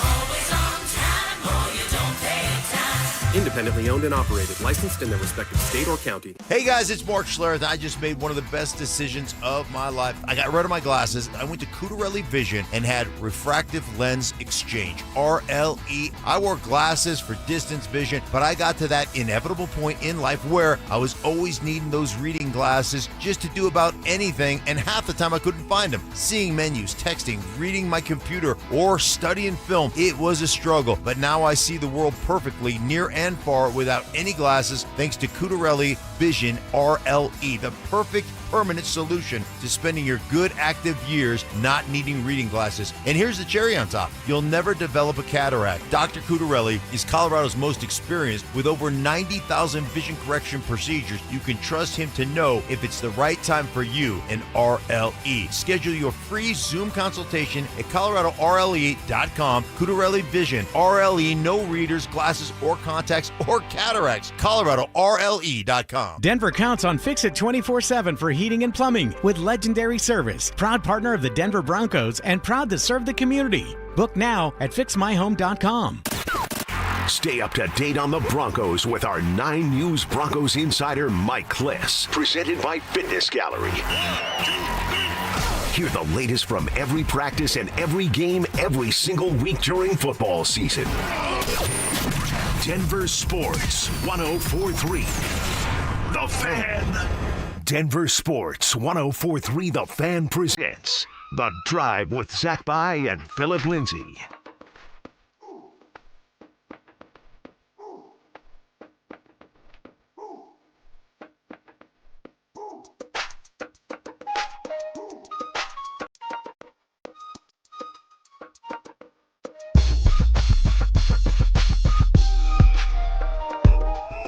We'll jump back into Broncos here in just about 13 minutes, less than that. And there's 2 topics I want to cover at the top of the hour. We'll try our best to get through them both because there is plenty of meat on each bone.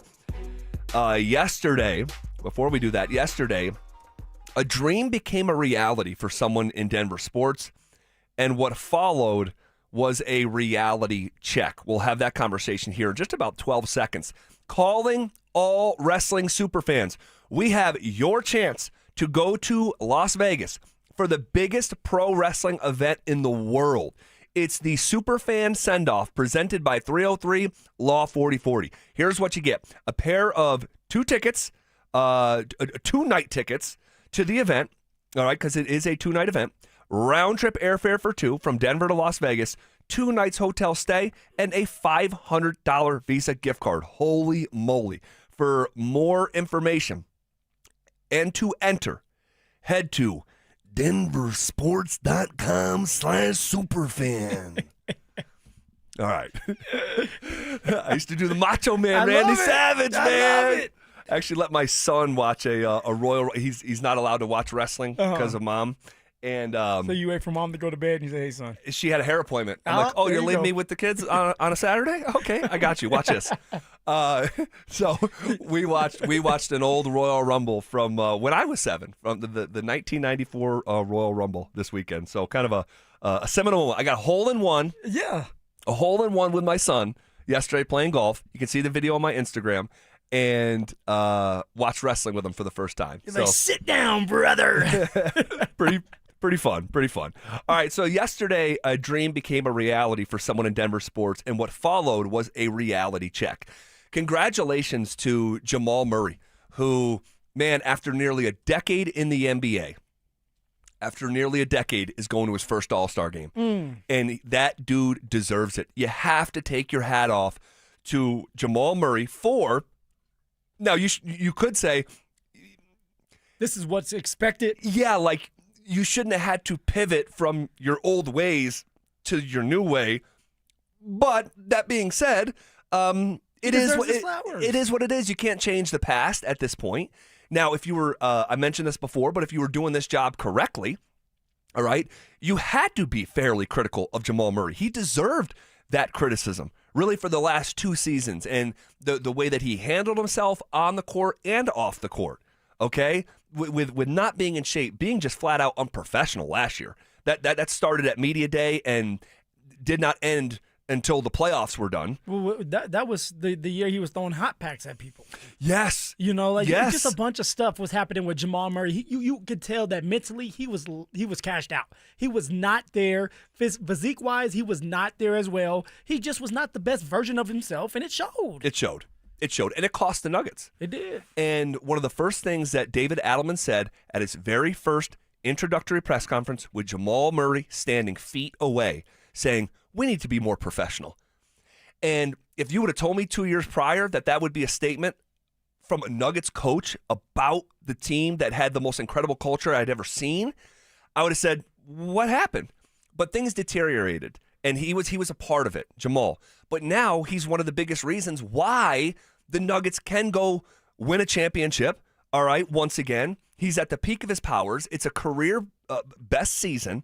All right. He has been mostly consistent. He's in shape. He's motivated, professional, and he's helped the Denver Nuggets stay afloat since Jokic has been out. It's been the Jamal Murray show. Now, of course, there's a couple times where Jamal Murray's unavailable because of his little injuries, but for the most part, I mean, he's out there balling out, averaging 26 points a game. All right, 7 assists, almost 8 assists. I mean, you got to love it for your second best player on your team. Yes, and there is only one candidate to be the second best player on a championship team on this Denver Nuggets roster. There's only one, and it's Jamal. So good for him for meeting the moment, okay? It's a pretty meaningful window of time here. And so good for him for meeting the moment. That said, you get the dream come true. You're going to the All-Star game.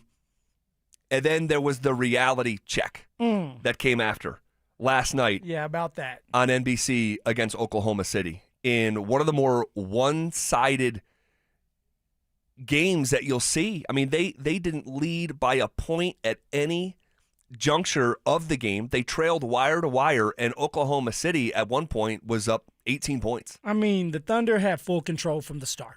From the start to the finish, you talk about start fast, finish strong. That's exactly what OKC did.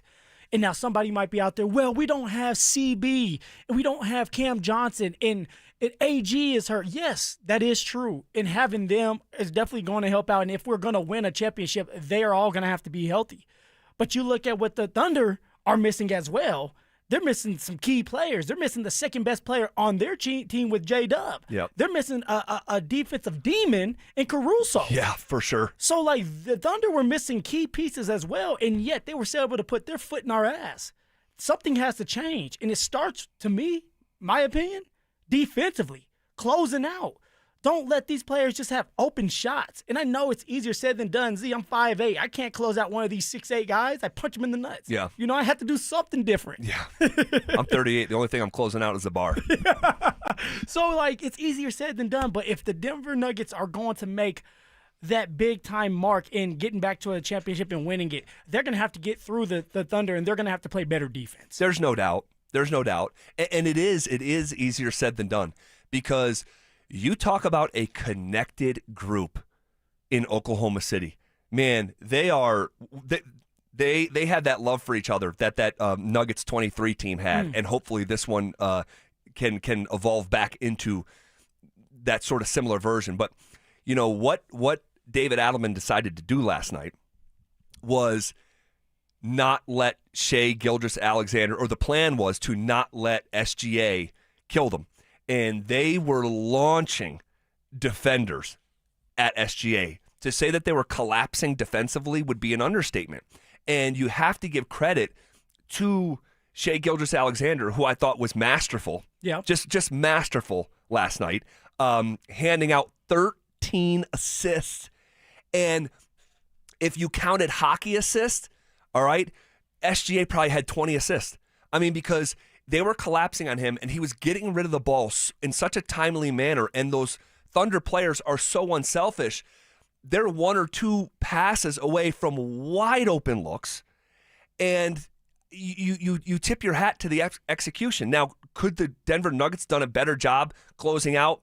Yes, they could have. And honestly, who I'm thinking of with those closeouts is actually Jamal. Yeah. Is Jamal. I mean, he was just not giving his best effort on that end of the floor with that sense of urgency, right? It's almost like fake closeouts is what you'll hear. It was lazy. Yeah. You know, when you look at it, it was just lazy. Now, you know, that's not taking anything from Jamal Murray. We're talking about the game here. Yeah, the we're game talking itself. about the Thunder, who are a dominant team, and we're going to have to try to find a way to beat them if we want to get to the promised land, get to a championship.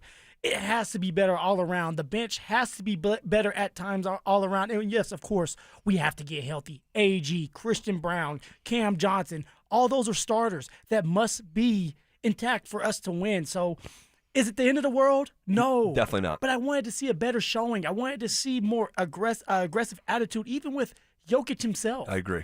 What was going on with that, Z?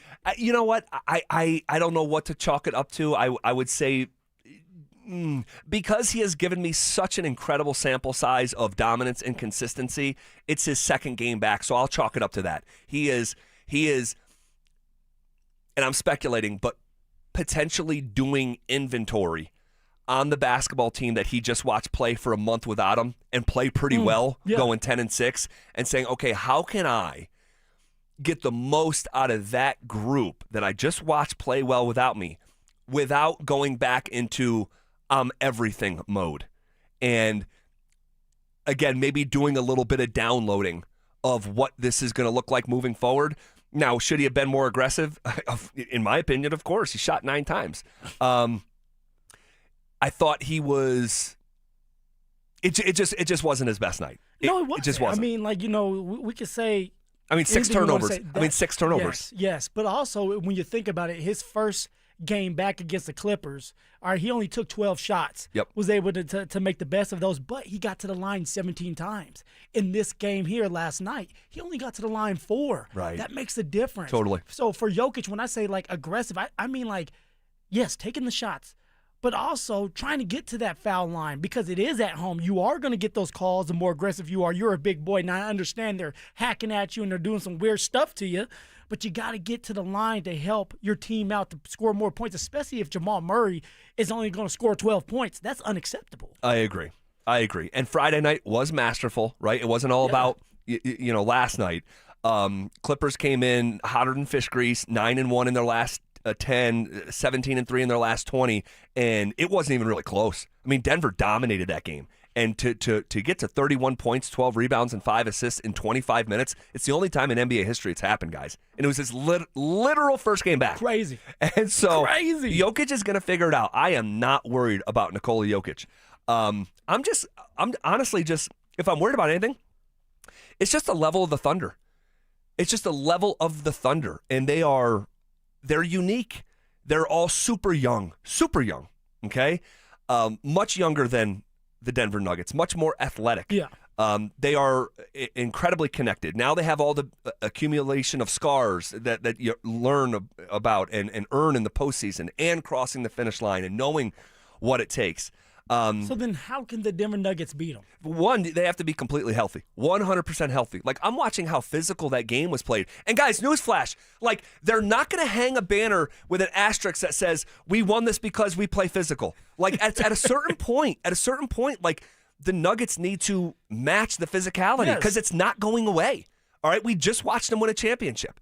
And so you're not going to be able to look back at, well, that was the era the Nuggets should have won, but the Oklahoma City was allowed to play too rough. Like no one's going to talk like that. So they have to figure it out and meet the moment. And I'm thinking about like the absence of Aaron Gordon. Yeah. Like it's such a meaningful absence because he does have the brawn to match that physicality and sort of neutralize some of it. But I'll tell you what. I'll tell you what. You know who I'm so just, again, I'm over the moon about it. But even like last night, I'm just so impressed. for that style of game for Peyton Watson to walk away with 29 points again? Best version of himself. Like, this guy is, like, somehow he continues to raise the bar 5 of 7 from 3. His consistency is the thing I'm marveling at the most, because Peyton Watson, I've been higher on him than most these last handful of years. Yeah. And if you were telling me that Peyton Watson would unlock his offense to a degree that we didn't see coming, I would just expect the highs to be high, the lows to be low, but the consistency of this player who's 23 and in this role for the very first time, I marvel at the consistency right now. He's in a rhythm. And what helped him out was not having Jokic, because he did get that opportunity to be the man a little bit, to take more shots, be more aggressive with his shots. But also now it's like, oh, I got Jokic back. Yep.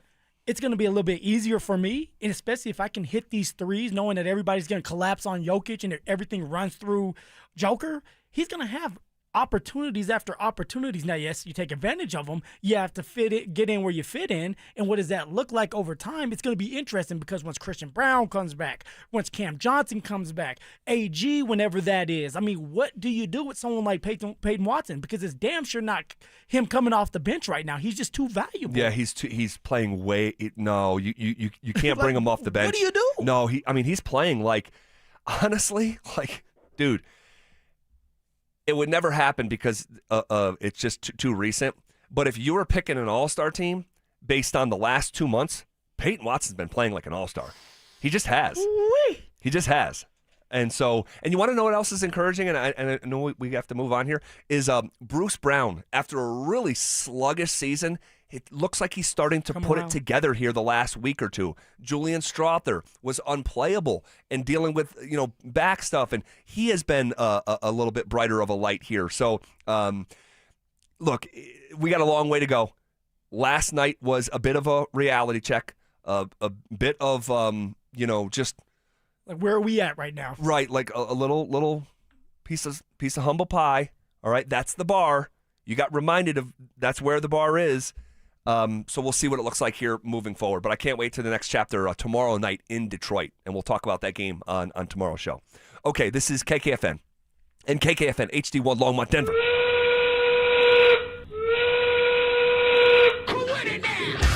We are coming with it, and we are coming for it. It's Zach By and Phillip Lindsay, and we are The Drive. Woo! Put me in, coach. I'm ready. I'll do it. Rolling downhill with great velocity here on a Monday. The first 3 hours of the show absolutely have flown by. All right, we're going to the Avs game tonight. Yes, we are. You're going to be there. I'm going to be there. A rematch from a 5-0 win over the weekend. But we had, pretty big news today in Broncos country. All right, and Davis Webb, new offensive coordinator for the Denver Broncos. All right, not a shock. It was definitely expected. There's no doubt. Nice little ring to it. Yep. Davis Webb. And OC. Yep, and good for him and good for the Broncos. This is a highly thought of and desirable candidate that is not going anywhere. We're just trying to figure out what the next step in this journey is. What was the pitch for Sean Payton to Webb to get him to pull out of the Raiders job, to not go down the road with the jobs that he was rumored to be a candidate for, offensive coordinator-wise? It has to be a great pitch then. Sean had to have painted a great picture if you're going to pull out of anything. Nobody wants to pull out, right? So if you're pulling out, it's because Sean's telling you he's willing to make some moves so that you can get what you want as an offensive coordinator, see? Well, it wasn't just a pay bump and a new title. No. There's more to it than meets the eyes. It's, yes, you're going to get a little bit more money for your family. You're going to get a title that's going to help you become a head coach here maybe next year. But also, we're going to put you to work. You're going to earn your money. How do you do that? You have to call plays. You're the offensive coordinator. Now, how does that look? We're getting ready to find out. We're fixing to find out. All I know is for Sean Payton, in order for him to keep someone like Davis Webb, he had to paint this picture for Davis Webb to pull out of the Raiders job and say, hey, you can do some special stuff here this year. We can go and win 14, 15 games, and I'm going to allow you to have more freedom to call plays because I think you're ready for it. And maybe for Sean, it's like I get to take a step back and just be a head coach and enjoy that part of his career? Well, I think you and I see it a little bit differently in terms of the level of expectation. And by the way, like we were talking earlier before, hey, how is Sean Payton going to navigate this? Because it's being reported on right now that the Broncos haven't decided about play calling. Okay. I think I agree with that to a degree. It's February 2nd. You're just getting started on this journey, but there had to have been some established preliminary agreements for him to return. Now, I think you think that Sean Payton is going to hand over the play calling to Davis Webb. Here you go, son. Hand over the playbook. Take a step back. I'm not saying you're retiring from play calling duties if you're Sean Payton. What I'm saying is you're making a change. Change is good. Some people don't like it, but you have to change with the times. Davis Webb is young. There's a reason why there's a bunch of teams out there, whether they want him as a head coach or an offensive coordinator, they want him. So for Sean to have him inside the building, don't let him go. Well, now he is here. Force him to earn his paycheck. Force him to come up with this great game plan that's going to take the Denver Broncos to another level. For the past 2 years, the Denver Broncos offensively have been very stagnant. Agreed. All right, it's time to change certain things so we can be more explosive. Of course, players make plays, players win games, but the coaching staff put you in good situations. For example, for me, all right, I'm an outside type of guy. I need to get out with my speed. All right, but you had Pat Sherman that decided he wanted to run damn dive plays with me. That doesn't work out. So for Davis Webb, who's in the building, who understands Bo Nix, who may understand some of these players, are like, hey, look, I have a great game plan that's going to be very versatile and be explosive, and let's go down that road. Well, I know I mentioned this on Friday, but you have a incredibly reflective Sean Payton days ahead of the divisional round against the Buffalo Bills. And talking about, hey, I have to remind myself as a play caller to still be quick like I was when I was young. And I'm paraphrasing, but like I was when I was young. I used to call a reverse on the 8-yard line and not think anything about it. And now I think about all the stuff that could go wrong. And now I don't drive at night. And I've changed as I've gotten older. And a few days after that, you have a game in the AFC title game to go to the Super Bowl where – and in that answer, he talked about being quick, be instinctual. And you have a sequence on 4th and 1 where you were instinctual, you had a run play, you called timeout, thought it over, and chose to pass the ball on 4th and 1 with your backup quarterback. And the play was dead on arrival. And when you put that together, and then you look at Davis Webb and how highly thought of he is, not only around the league, but of course in Denver, they know him better than almost anyone, or I'd say anyone. And you think of when Sean was first given his opportunity to call plays, very similar age. And I just wonder if Sean Payton is, upon more reflection of you want to know what? I know I can still do this, but maybe not to the degree that I once did it. And you combine that with the report from Jeff Legwold, ESPN.com, saying that he did a informal poll on defensive coordinators and some executives, and they said Sean Payton's personnel groupings, who were for the longest time a strength, have become a weakness, that tendencies have been revealed to a degree that the Patriots preyed on. It's very predictable, right? Pretty much. That's what they're saying. Yeah, that is what they're saying. And that is what our eyes told us. I came in on Monday after the game saying it looked like they spy-gated the Broncos, that they knew what plays were coming, when they were coming, and they blew them up. And I think you've just put all this stuff together. I do think there's going to be a change. I do. Do I think it's a wholesale change where it's here, this is yours now, and after 18 years it's no longer mine? No, I don't think that's going to happen. I think Sean Payton identifies as a play calling head coach. So I think there's going to be some form of a cooperation, a hybrid. I don't know what that looks like. Could it be, hey, first and second down work? Could it be third down work? Could it be red zone work? I don't know. but I think it's going to be some sort of concoction. But would that work? I don't know. Like when you do say that, and it makes sense that you would do it, you're not going to just hand over the play calling duties if you're Sean and all you have done your whole life is call plays and be a head coach. It's going to be interesting to see how that looks. But now, what if Sean and Davis Webb, they're not on the same page? Who gets the final say in that? Sean, he's the head coach. But what about your quarterback? Because there has been times where even Sean Payton, let's just say rookie year, where Sean had a play design in the playoffs against the Bills that he thought was going to work. You had Bo Nix that went into his office. If you remember this, he had went into Sean's office before the game and said, "Coach, I don't want to run that play. I don't feel comfortable with it." Sean was shocked because he thought it was a really good play, but he took it off the play calling sheet right before the game because Bo Nix was not comfortable with that play. What if you have a situation where Bo likes what Davis Webb is doing, but Sean doesn't necessarily like it? Are you going to go against Bo and Davis Webb if they like that play? Right. It's going to be interesting then. No, I like where you're going.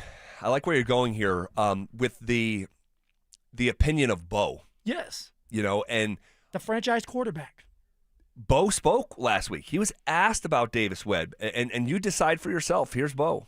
Yeah, well, just speaking for myself, I think Davis is a tremendous coach. He understands the role of being a coach. He understands the role of teaching.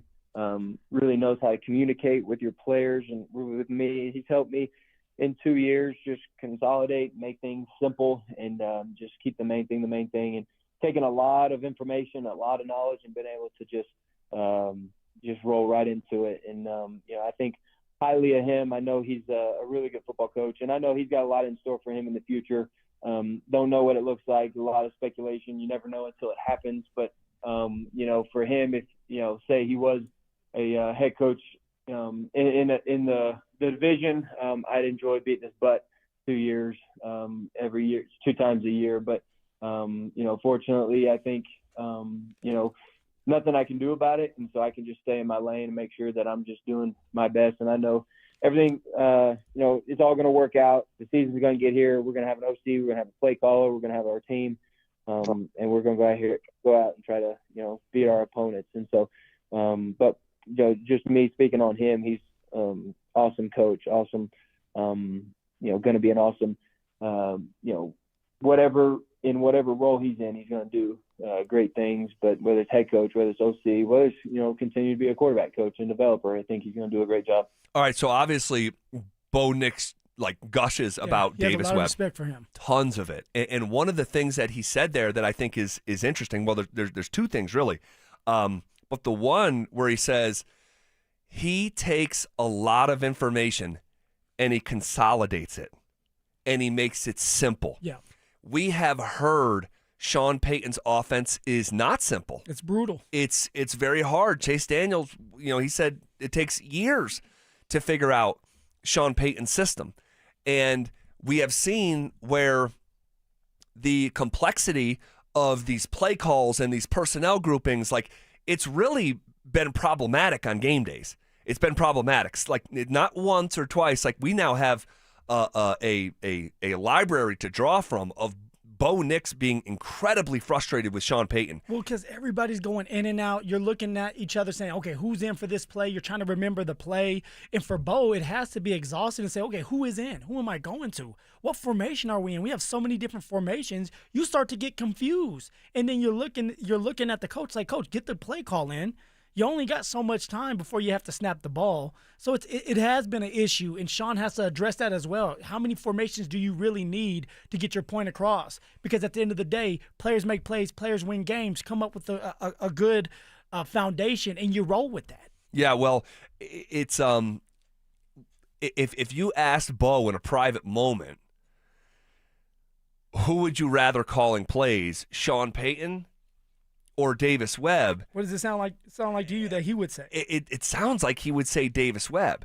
Now, I know it's going to hit someone's ear the wrong way. It's like, dude, Sean Payton handpicked Bo. They've done nothing but win since he got here. But the offense has been disjointed. It just has. It has. Now, that doesn't mean they haven't had any success, but in terms of the entire landscape of the league, when you're bottom 3 in 3 and outs last year, bottom 4 in 3 and outs this year, it's not some sort of new problem. I mean, we know they need more stuff. We know that. they need more consistent tight end play. They obviously need a better run game. Sure, but at some point you're going to get everything you have. And yet you still need to go out there and execute the plays being called. And if the plays are bland or you have teams that know it's coming because they're too predictable, it does not matter anymore.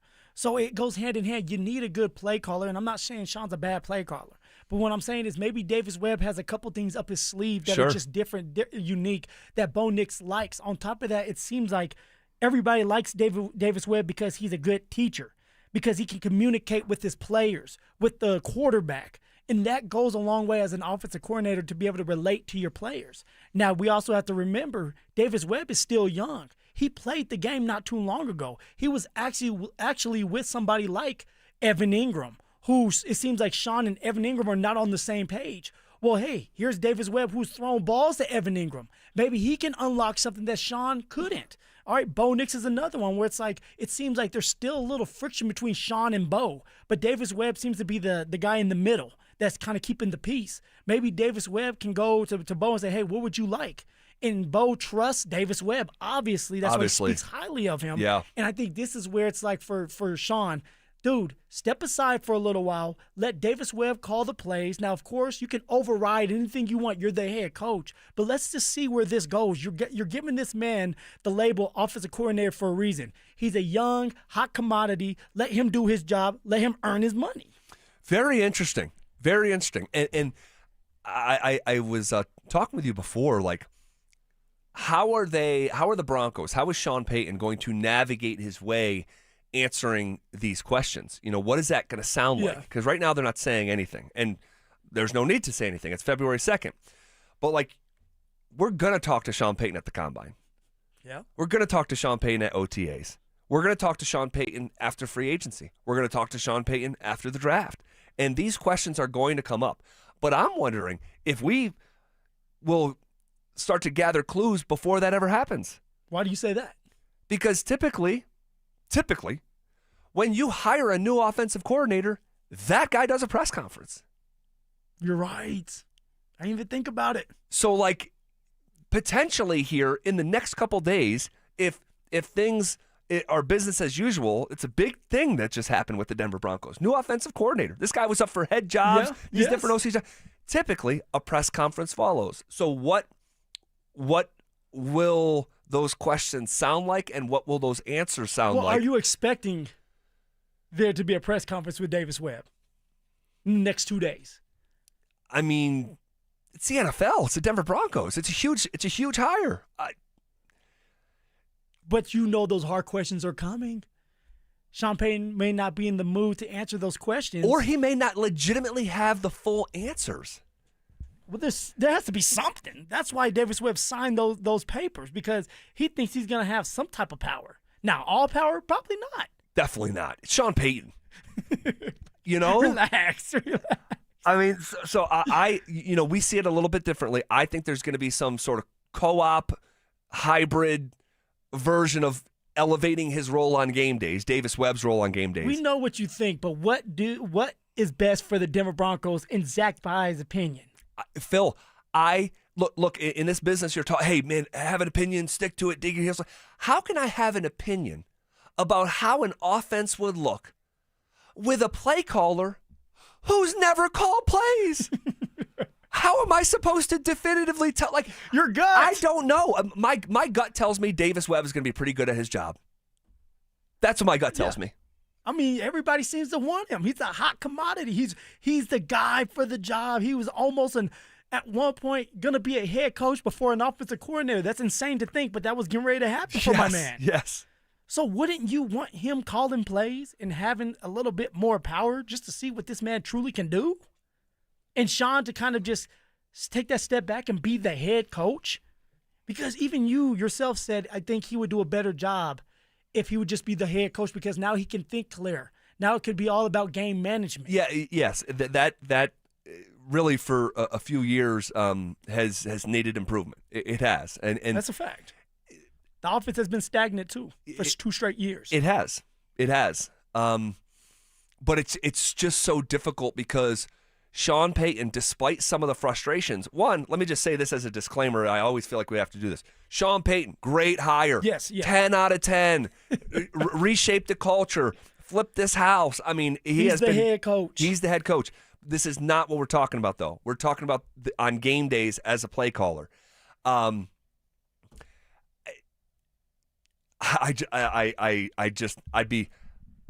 just go back to, I'd be stunned if Sean Payton, whose identity as a coach is a play caller, turns around and relinquishes play calling duties completely. But in terms of just real quick, like managing the game, No, like for sure. do I think that you do a better job on 4th and 1 in the playoffs if you're just managing the game? I do. Do I think that you're throwing it on 4th and 3 in game number 1 of a 1-possession game with 2 minutes left? You're throwing it on 4th and 3. No, because now you become the head coach. A head coach in a silo would never make that decision, but a play caller might. A confident play caller might. So I think that, yeah. But you keep on saying, and you're right, like this is his identity. Well, the past 2 years, the identity of the offense has been Bo Nix. Yep. When Sean Payton was calling plays for the New Orleans Saints, it was an identity of just the team. It wasn't just Drew Brees, although Drew Brees ran the plays. You had some really great players and a great system that everything just mirrored and meshed well. In this case right here, it seems like it's off. And maybe it's because Bo Nix is not the type of quarterback that Sean is used to. We've said that and heard it before with Drew Brees. It's just a little different. Whereas Davis Webb may be able to tailor things towards Bo Nix's style because Davis Webb is younger and he's in that quarterback room. He's talking to Bo all the time. Bo's probably telling him stuff that he wouldn't even tell Sean because of how close they are, and they see each other more than they see their families. That's the only reason why I think that Sean needs to take that step back and force Davis Webb to earn his money as this offensive coordinator. Well, man, it's fascinating.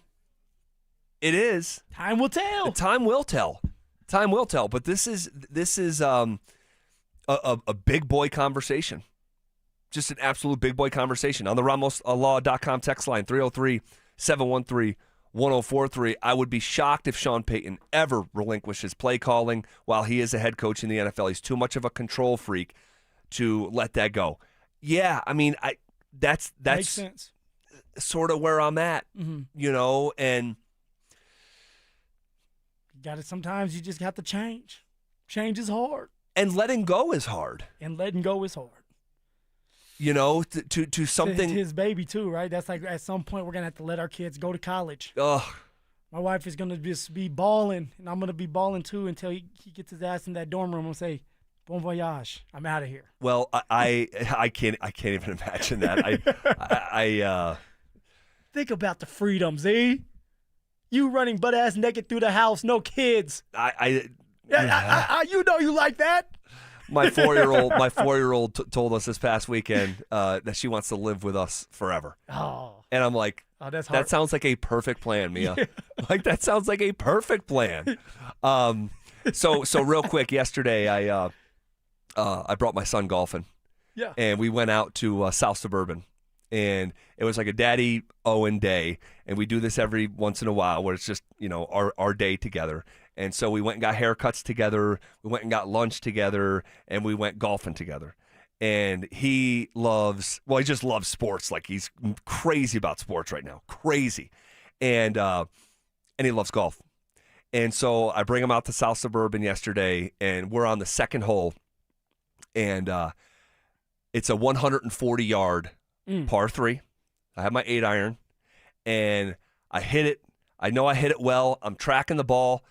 It lands on the green. It kicks left to where the hole is, and it just keeps going and going and going, and then it just kind of disappears. Ooh-wee. And I'm like, did that just go in the GD hole? Like, and I grab my phone, and I literally start sprinting towards the hole. And sometimes your eyes can confuse you when you're playing golf. Like you can think that it's pin high. You get up there, you're like, whoa, it's not pin high at all. You could think you're on the green, it rolls off the back. Yeah. So I would, and I'd never played South Suburban ever. And so I went sprinting with my phone. And when I was halfway to the hole, the group that was in front of you in the hole in front of us is waiting for the group in front of them to clear.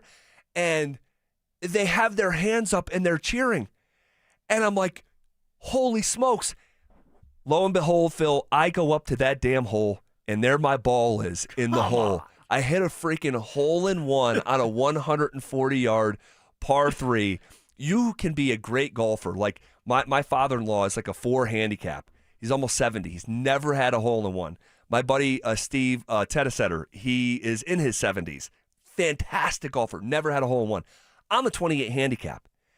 I could not believe I hit that freaking thing in the hole. And I had a bunch of witnesses and a video, and the fact that my 7-year-old son was there to see it in a moment that is like first ballot by family Hall of Fame stuff. Did your son understand what just happened? Definitely like, come on, not. Man. This Definitely is not. a lifetime thing. Definitely not. And he's so new to golf. He's new to everything. He's 7, and so like. But throughout the day, as these different groups who saw it, because there was a bunch of witnesses, like were like coming over, like amazing stuff, and we had a listener too who was like, "Hey, give those guys hell at the station." I saw it for myself, and he started to figure out like this was a big deal, And I get up to the next par 3, and he's like, "Okay, Dad, do it again, hole-in-one." I'm like, "That's not how this works, dude." And I'm waiting for it. But it was a true memory that hopefully lasts longer than I do. Yeah. With him. That's cool, man. It was special. Did you get any like encouraging words from Stokely? Did he say good job? Or is my man hating on you? Yeah, no. I was actually surprised. I was expecting, because the way that this worked out was crazy. Stokely's wife, Lana, who is the best, her cousin, Melody, turned 60 yesterday, and they had a 60th birthday party that was already scheduled for last night at 5 o'clock. So we were home for 15 minutes before we were off to that party. So I saw Stokely, and he was great. And actually, I have to say this too. We worked with a guy named Parker Hillis for years here, and he was an assistant program director. Yeah. And he was getting rid of his Callaway clubs. He was getting a new set of irons, and he said, "Hey, these are extended an inch. Do you want them?" I said, "Of course I want them." And I was just getting into golf. This is 2020, 2021. And I went to go pay him the $200, and he said Stokely already paid for them. Okay. So that was kind. No, that is. And so those are the irons that I still have, and that's what I hit the hole-in-one in. So it was cool. If you want to see the video, it's pretty cool. Unfortunately, I don't have the video of me, like, who plans on a 28 handicap getting a hole-in-one. But if you want to see the video of me running to the hole and saying, "Holy bleep," that was my son's biggest takeaway. He's like, "Dad," it's like, "those words are bad." You're a bad boy. All right. If you want to see that video, just go to my Instagram, type in my name, comes right up. And follow him, man. All right. The Broncos will keep their defensive coordinator, Vance Joseph. But is it possible they could lose their general manager? Interesting report yesterday from Diana Rossini that we'll go over next. Jamal Murray is an all-star. For the first time in his 9-year career, the Nuggets guard has been named a Western Conference Reserve for the 2026 All-Star Game. Will the Blue Arrow continue his career best season all the way to the playoffs? Denver Sports 104.3. The Fan. Your heat seems to be running a lot more than it should. Why? You might be surprised to learn it's because the insulation in your windows has failed. When that happens, your heat leaks out and the cold gets in. Talk to the pros at Window Nation and get new windows with big savings during Window Nation's Buy 4 Windows, Get 4 free sale. Plus, you could get them with 0 down, 0 monthly payments, and 0 interest for 2 years. And ask how you could get a pair of Icon Pass 2-day sessions. Don't wait to put an end to your window problems. Schedule a quote now at windownation.com. Okay, does this happen to anybody else? You sit down with a juicy QPC, some McNuggets, and those golden fries from McDonald's. Then you take a long sip of your Sprite because you can still hear your mama saying, "Don't fill up on that drink before you eat your food." But you're grown now, so you do what you want. Share and share alike with the 20-piece McNuggets from McDonald's for just $6. Limited time only. Price and participation may vary. Cannot be combined with any other offer. Ba-da-ba-ba-ba. Men, the new year is here, and if you're like many of us, you're ready to improve your health. But if you're feeling low energy, not sleeping well, or not seeing results in the gym, keeping that resolution can be tough. This is Jeff for the Rocky Mountain Men's Clinic, and if those symptoms sound familiar, we can likely help. They often point to low testosterone, and treating low T is what we do. But this year, we're also helping men go further with 4 targeted body composition plans featuring growth hormone peptides, NAD+, GLP-1s, PDA, and more, designed to boost energy, support metabolism, enhance recovery, and accelerate fat loss. With our low T treatments combined with our body composition programs, most men notice real improvements: more energy, better focus, improved sleep, stronger workouts, and often a renewed sex drive as well. So call us. Your initial visit is just $99 and includes blood work and a medical consult. And if you start on treatment the same day, your visit is free. Call 720-440-7900 or visit RockyMountainMen'sClinic.com. Featured therapies are compounded and have not been evaluated nor approved by the FDA. Provider prescription required. See website for details. Still haven't filed your taxes? Hey, you're not the only one. A lot of good people fall behind. But here's the thing. The longer you wait, the harder the IRS can hit back. Penalties stack up. Interest piles on. The letters get more aggressive. None of it magically disappears. It's why I always tell folks, call my friends at Advanced Tax Solutions. These are not generalists. They don't dabble in tax problems. They live in this world. Resolving IRS issues is all they do. Maybe you're 1 year behind. Maybe you're 10. Maybe you've got unfiled returns, wage garnishments, bank levies, or you're just losing sleep wondering what the IRS is going to do next. Their licensed tax professionals can step in fast, talk to the IRS for you, stop the stress, and start putting a real plan in place. And listen, waiting never makes it better. Every day you delay is another day the IRS gets to tighten the screws. One quick call to Advanced Tax Solutions, that could be the start of a quick resolution. So take control of your tax situation before the IRS does. Reach out to Advanced Tax Solutions today and breathe again. I know that hiring can be challenging. You need someone to match your role perfectly. Well, now you can meet them fast on ZipRecruiter. Build your team, build it sooner. Meet your match on ZipRecruiter. Just head to ZipRecruiter.com/free right now to try it for free. That's ZipRecruiter.com/free. Meet your match on ZipRecruiter. Try it free. Snapshot from Progressive wasn't created for just anybody. Oh no, we made it for you, gradual breakers. You keep your eyes on the road, so you've seen it all. As long as it all happened directly in front of you, like a Swedish masseuse, your foot knows exactly the right amount of pressure to apply to the brake. That's why your passengers feel totally relaxed with you behind the wheel and occasionally super sleepy. With Snapshot, safe drivers like you get personalized rates based on your driving habits. Sign up today at Progressive.com. Progressive Casualty Insurance Company and Affiliates. Snapshot not available in California or from all agents. Are you worrying about those upcoming credit card bills after the holidays? If you're a homeowner, there's no better time than now to call American Financing and wipe out that debt, eliminate the stress, and set yourself up for a strong 2026. The Fed dropped rates for the 4th time in December. American Financing can help you access that equity in your home at an interest rate in the low 5s. You heard that right, in the low 5s. That is a much lower rate than the average 20% or more credit card rate. American Financing is saving their customers an average of $800 a month. That's like a $10,000 raise to start the new year. There are no upfront fees and no obligation to see how much you can save. And they are closing some in as fast as 10 days and even delaying 2 mortgage payments. American Financing, Colorado's home for home loans. Call them today at 303-695-7000. That's 303-695-7000 or online at AmericanFinancing.net. NMLS 182334, NMLSConsumerAccess.org. APR for rates in the 5 start at 6.196% for well-qualified buyers. Call 303-695-7000 for details about credit costs and terms. When the new year hits, every business could use a little something to stay ahead. A lift, a jump start, an edge, or perhaps a boost.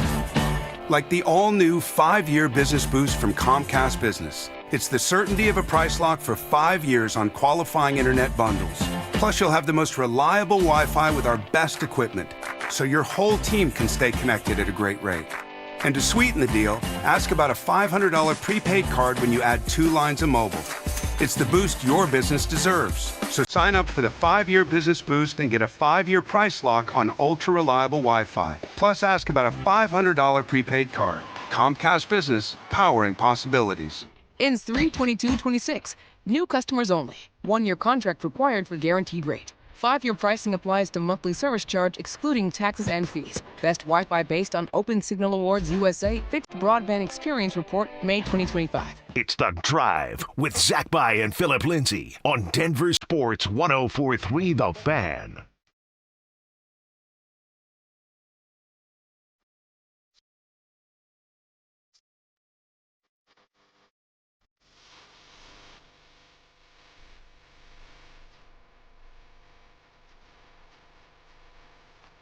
The Denver Broncos will keep their defensive coordinator, Vance Joseph.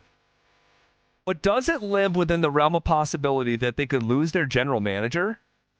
Interesting report yesterday from The Athletic's Diana Rossini that, well, I'll just read you the report. She said, quote, they were just talking about hot names, and she said, another name circulating in conversations with league sources is former Vikings executive and current Broncos general manager George Payton, who still has strong internal relationships.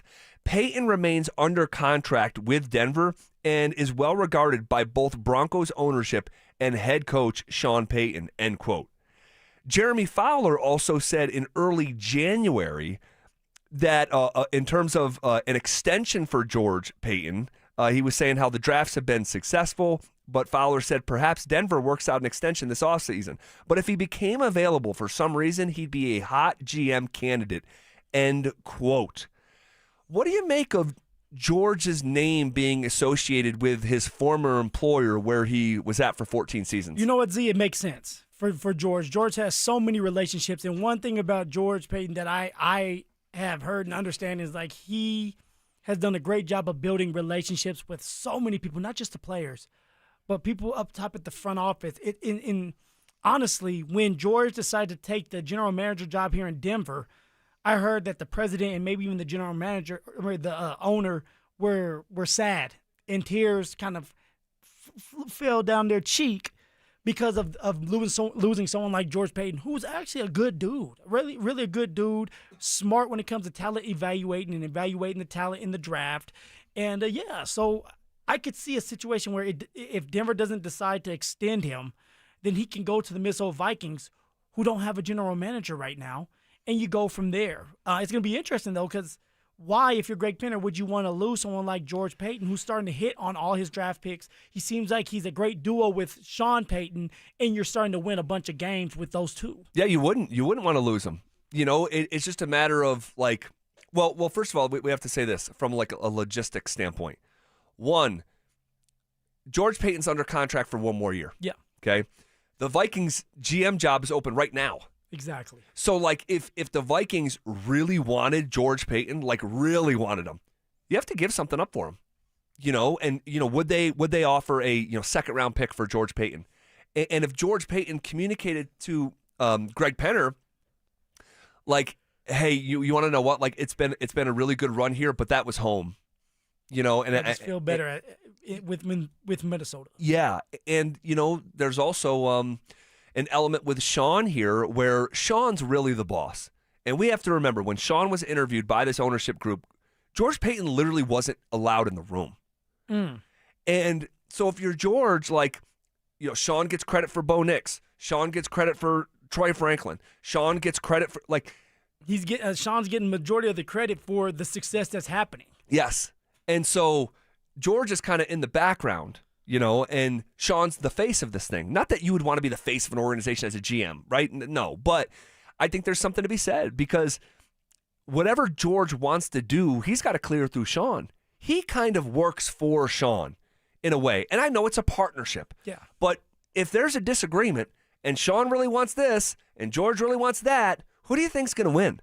And so Here was George last week. Listen close on his partnership with Sean Payton. I think it's been good. It keeps growing. I mean, it's been outstanding. I think we met in our interview.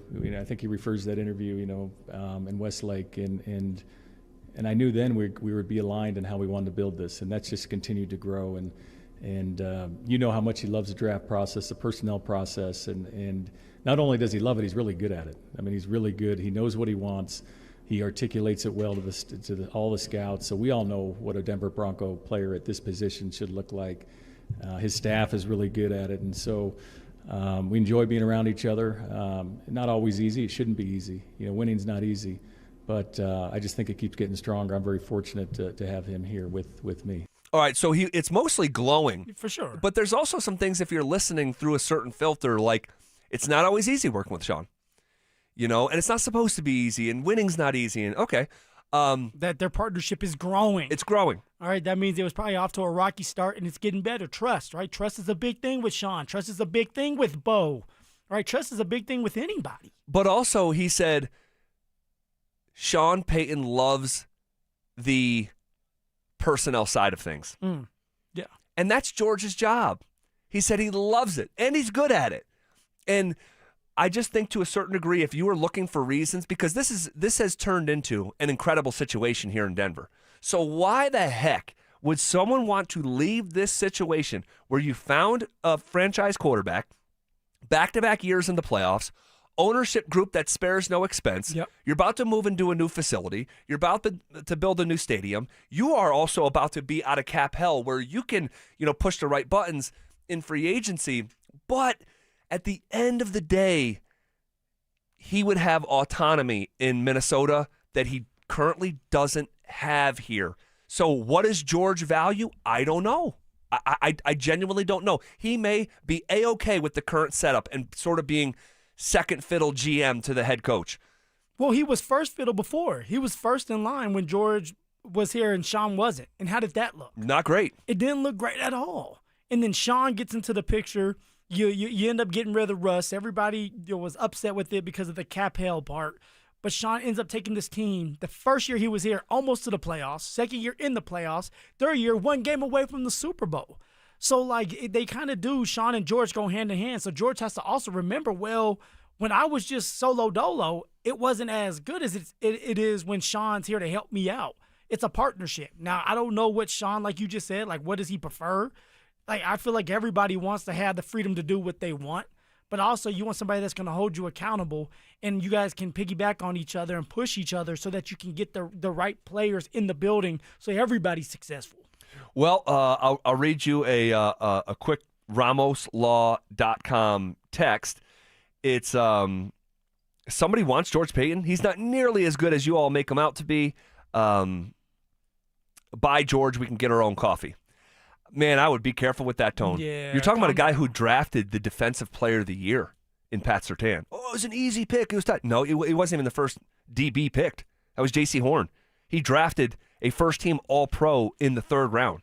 He drafted a double-digit sack artist in the 7th round in Jonathan Cooper. With the 64th overall pick, he picked a guy that just has been top 5 in sacks for back-to-back years. Yeah. He drafted Luke Wattenberg in the 5th round. That's your starting center that just got extended in the 5th round. So he's pretty good at his job. Was he good at hiring Nathaniel Hackett, hiring coach? No. The Russell Wilson mega deal with 2 years left on the contract? No, that's a gash. We're telling both sides of the story here. Those two decisions gashed this organization. But you have to flip the coin over and look at some of the good stuff too. And so we'll see. We'll see what it looks like here in the coming days with George Payton. We could get an announcement tomorrow. He's been extended. Yeah. 5-year deal. Which I wouldn't be surprised. I Me mean, either. the man deserves to have the opportunity to be extended.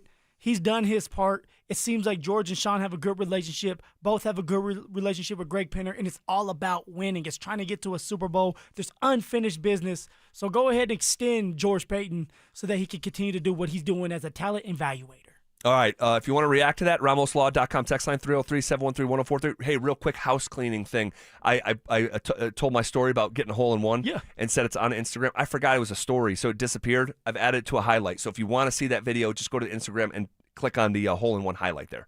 Okay, the Avs may have settled some nerves over the weekend in Detroit. What are we in store for in the rematch that we'll be watching live, Phil and I, tonight? And guess who's coming back for the first time in a long time? We'll get to all that next. Follow us on X at DEN Sports 1043 for up-to-the-minute information and opinions on all things Denver sports. Also, we can still call it Twitter, right?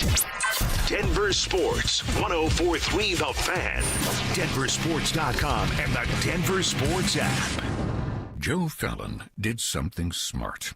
He saved hundreds on auto insurance switching to Progressive. With that money, he commissioned a portrait of himself. Does Joe already know what he looks like? Yes. Do guests know what he looks like? Also yes. But not as art. It's Joe's savings, and if he wants to spend it on a velvet painting of himself with a white tiger at his feet, we say, roar, Joe, roar. Switch and see if you could save with Progressive and treat yourself. Progressive Casualty Insurance Company and Affiliates. This year's tax changes. Better not get caught snoozing. Miss one deduction, lose thousands. Not amusing. Big tax changes can mean bigger refunds at Jackson Hewitt. And right now, get $100 just to try us. Don't worry, tax filers. If money is tight, get $100 from Jackson Hewitt, so you'll sleep better at night. Limited time offer for new clients. Participating locations only. Details at jacksonhewitt.com. Women go through many changes in their lives. And we believe each milestone matters. That every new candle represents another step in your story. Our healthcare experts support women at every stage of life. Because each chapter deserves to be celebrated. Women's health. Nurture what's next. Find care near you at mountain.commonspirit.org. Common Spirit Health. Human kindness lives here. Brandon Stokely here for Colorado's hometown HVAC team, ROX Rocks Heating and Air. Is your heating system struggling to perform and need to be traded? It has never been easier to get a quote for a new heating system. Rocks Heating and Air offers a free online heating and cooling quoting system so that you can quickly and accurately get pricing on a new system. Only at ROX Rocks Heating and Air. Now play that jingle. HVAC service, installation, repair. ROX Rocks Heating and Air. Free barbecue. Yep, absolutely free barbecue. Hey, everybody, Dan Jacobs, the barbecue lawyer at 303 Law 4040. It's 2026, and we are taking our free meal program to the next level, and I want you to help spread the word with me if you can. I got a brand new smoker, and this thing's a beast. It's over 6 feet tall, so we can cook that 1,000 pounds of free barbecue each and every month. Here's what you do. It's Eastern Hills Community Church, 4 to 6 p.m. every first and third Thursday. I'm smoking up delicious pulled pork or my addictive copycat Chipotle recipe, and we're serving it up for free. You just get in line, you pop the trunk, we put free groceries in your trunk, and then we ask you how many meals you need for the night. It's that simple, no questions asked. It's at Smoky Hill and Arapahoe Road every first and third Thursday, 4 to 6 p.m. Help us spread the word, and if you have any questions, you can always call me. The barbecue lawyer's number is 303 Law 4040. Hey guys, Mark Schlereth here. Guys, ladies, get real about your health in the new year with Synergetics and Low T Center. For a limited time, the men's TRT test is free, and ladies, take $200 off women's hormone tests. Say no to diet trends, questionable online treatments, and deceptive prices from other places. Look for the best. Synergetics and Low T Center are the leading experts. Meet with a real provider, get real medication, and real results. Everyone I know that goes to Synergetics and Low T Center, well, it changes their lives. Walk in, book an appointment online at GetMyHealthFix.com. Texting privacy policy and terms and conditions posted at textingterms.us. Texting enrolls you for recurring automated text marketing messages. Message and data rates may apply or play stopped, opt out. Terms and conditions apply to the earnings promotion. Do you have caregiving experience as a parent, teacher, nanny, coach, or in another similar role? Hop Skip Drive is looking for experienced caregivers who want to help students in their community by driving them to and from school. Earn up to $50 per ride with Hop Skip Drive's welcome promotion, all while helping your community. If you have your own vehicle that is no more than 10 years old, a clean driving record, and at least 5 years of caregiving experience, you could become a Hop Skip Drive care driver. Just text ROAD to 323232 to get started right now. Hop Skip Drive gives you the flexibility to set your own schedule and earn competitive pay. It's simple. Drive in your free time and make a real difference for students right in your neighborhood. Don't wait. Text ROAD to 323232 right now. Text ROAD to 323232 and start earning up to $50 per ride during Hop Skip Drive's welcome promotion period. That's ROAD to 323232. Text ROAD to 323232 now. Hey, Mom. It's me. Oh my gosh, you'll never believe what I just opened for Valentine's Day. A sapphire ring from Hellsberg. Just like the one I lost years ago. Remember how excited I was when you gave it to me? I cannot believe you remembered that story. I guess you were right. I really found the one. This Valentine's Day, create a moment that means something with up to 40% off gifts at Helzberg. Shop in store or at helzberg.com.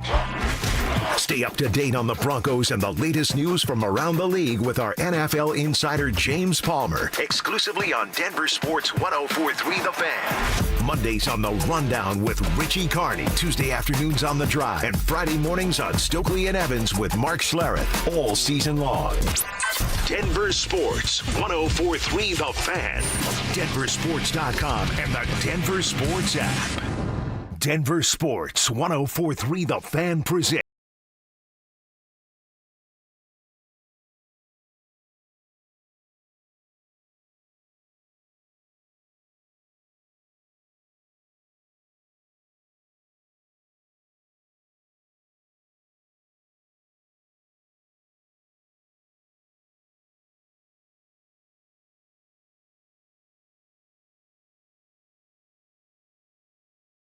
You guys rocking with us. I want to take a peek ahead to what we're in store for. Phil and I are going to go to the Avs game tonight.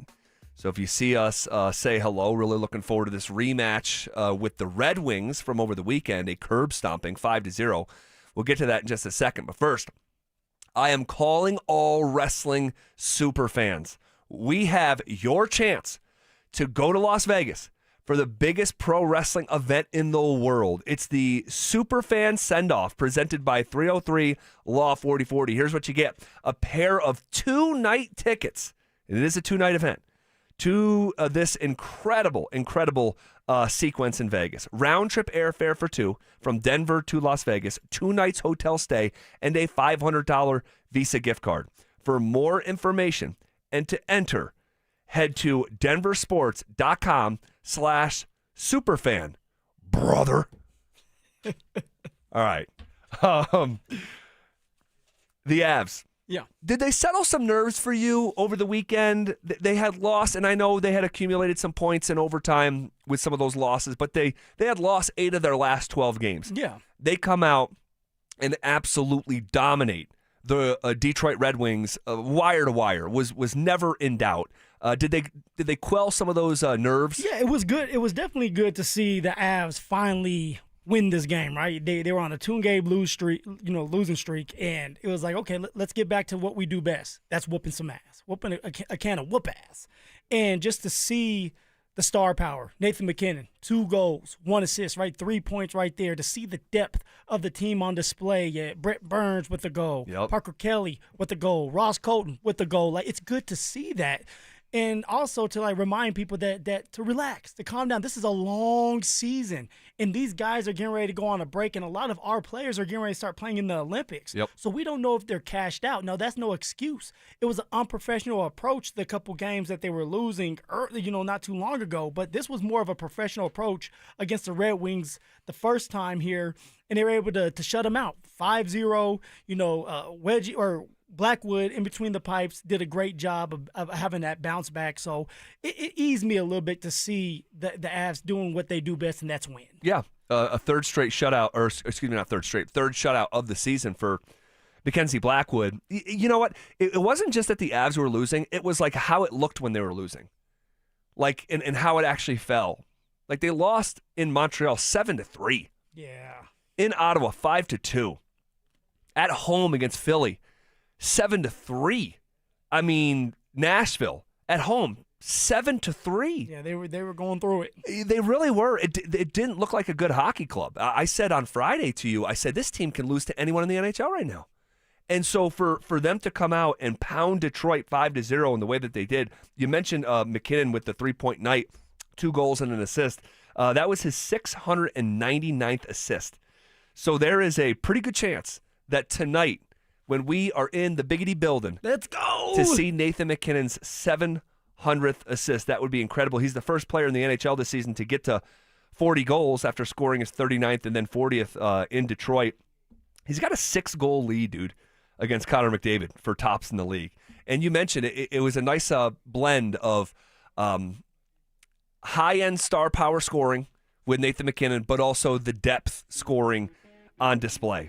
But I'll tell you, man, Dylan Larkin after the game said they have something to prove. The Red Wings have something to prove after getting shut out, and they're going to turn around and play here in just about an hour. I think this is going to be a tight game. Power play goal from the Avs. I'm calling it. I think they're getting one. They should have had one last time they played the Red Wings not too long ago. Brock Nelson, it should have went in, did not go in for him. Power play goal coming. Devon Taves is going to do his thing. He's back in action. Yeah, Taves are returning tonight. Let's go. Yeah, really looking forward to seeing that guy, man. I could make a very real argument that Devon Taves is the most underrated member of Denver sports. Without a doubt. He means so much to this club, and it's going to be so good to have him back after 13 consecutive games missed. So, all right, man, we're headed downtown to Ball Arena. Go Avs. Everyone have a good rest of your night. Thank you for being with us here on a Monday. We'll be back to do this again on a Tuesday. It's Denver Sports Tonight. Next.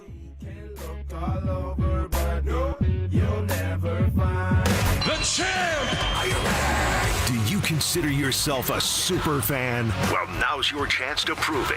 It's Denver Sports 104.3 The Fan Super Fan Send-Off, presented by 303 Law 4040, sending you to Las Vegas for the biggest pro wrestling event in the world. A pair of 2-night event tickets, airfare, and hotel all included, plus a $500 Visa card. So get in the ring and enter now at denversports.com/superfan. That's denversports.com/superfan. What's going on, gentlemen? Happy Monday. The new year is here. That means better workouts, better habits, and let's talk about the resolution nobody wants to say out loud. Showing up stronger in bed, huh? That's exactly what you want done. Well, I'm here to tell you that if you're dealing with erectile dysfunction, it's a no-go for you. It's not going to happen. You're not going to have the performance you want in the bedroom. And I'm also here to tell you that ED is an intimacy destroyer, and research out there shows that men can draw away from their partners when ED affects their sex life. The conditions can cause stress, anxiety, depression, and even worse, a man's partner can blame themselves when ED becomes a problem, and nobody's partner should be blaming themselves. All right, it's on you. This is why you need to go see my friends at Rocky Mount Men's Clinic, because their treatments work when the pills and herbals fail you. They have treatments with success rates well over 90%, and some of their treatments can have you last an hour or even more if you have that much stamina. What you need to do is schedule a consult with Rocky Mount Men's Clinic today. Your initial visit is only $99. This will include a medical consult with a Colorado licensed medical provider, a TMPSA test, and if medically advised, a test dose. And here's the thing, gentlemen, if the test dose does not work in the office, the visit is free. They also have 5 locations out there to serve you, so there are no excuses. Go get treated. You can go to Fort Collins, North Denver, Central Denver, Castle Rock, and Colorado Springs. So give Rocky Mount Men's Clinic a call today at 720-440-7900 or visit RockyMountMen'sClinic.com. That's RockyMountMen'sClinic.com. Hi, I'm Terrell Davis, 2-time world champion and Pro Football Hall of Famer. There is nothing more important than your health. This February, save up to 50% off on select premium equipment. Visit one of Fitness Gallery's 7 convenient locations from Colorado Springs to Fort Collins. It's game day. Are your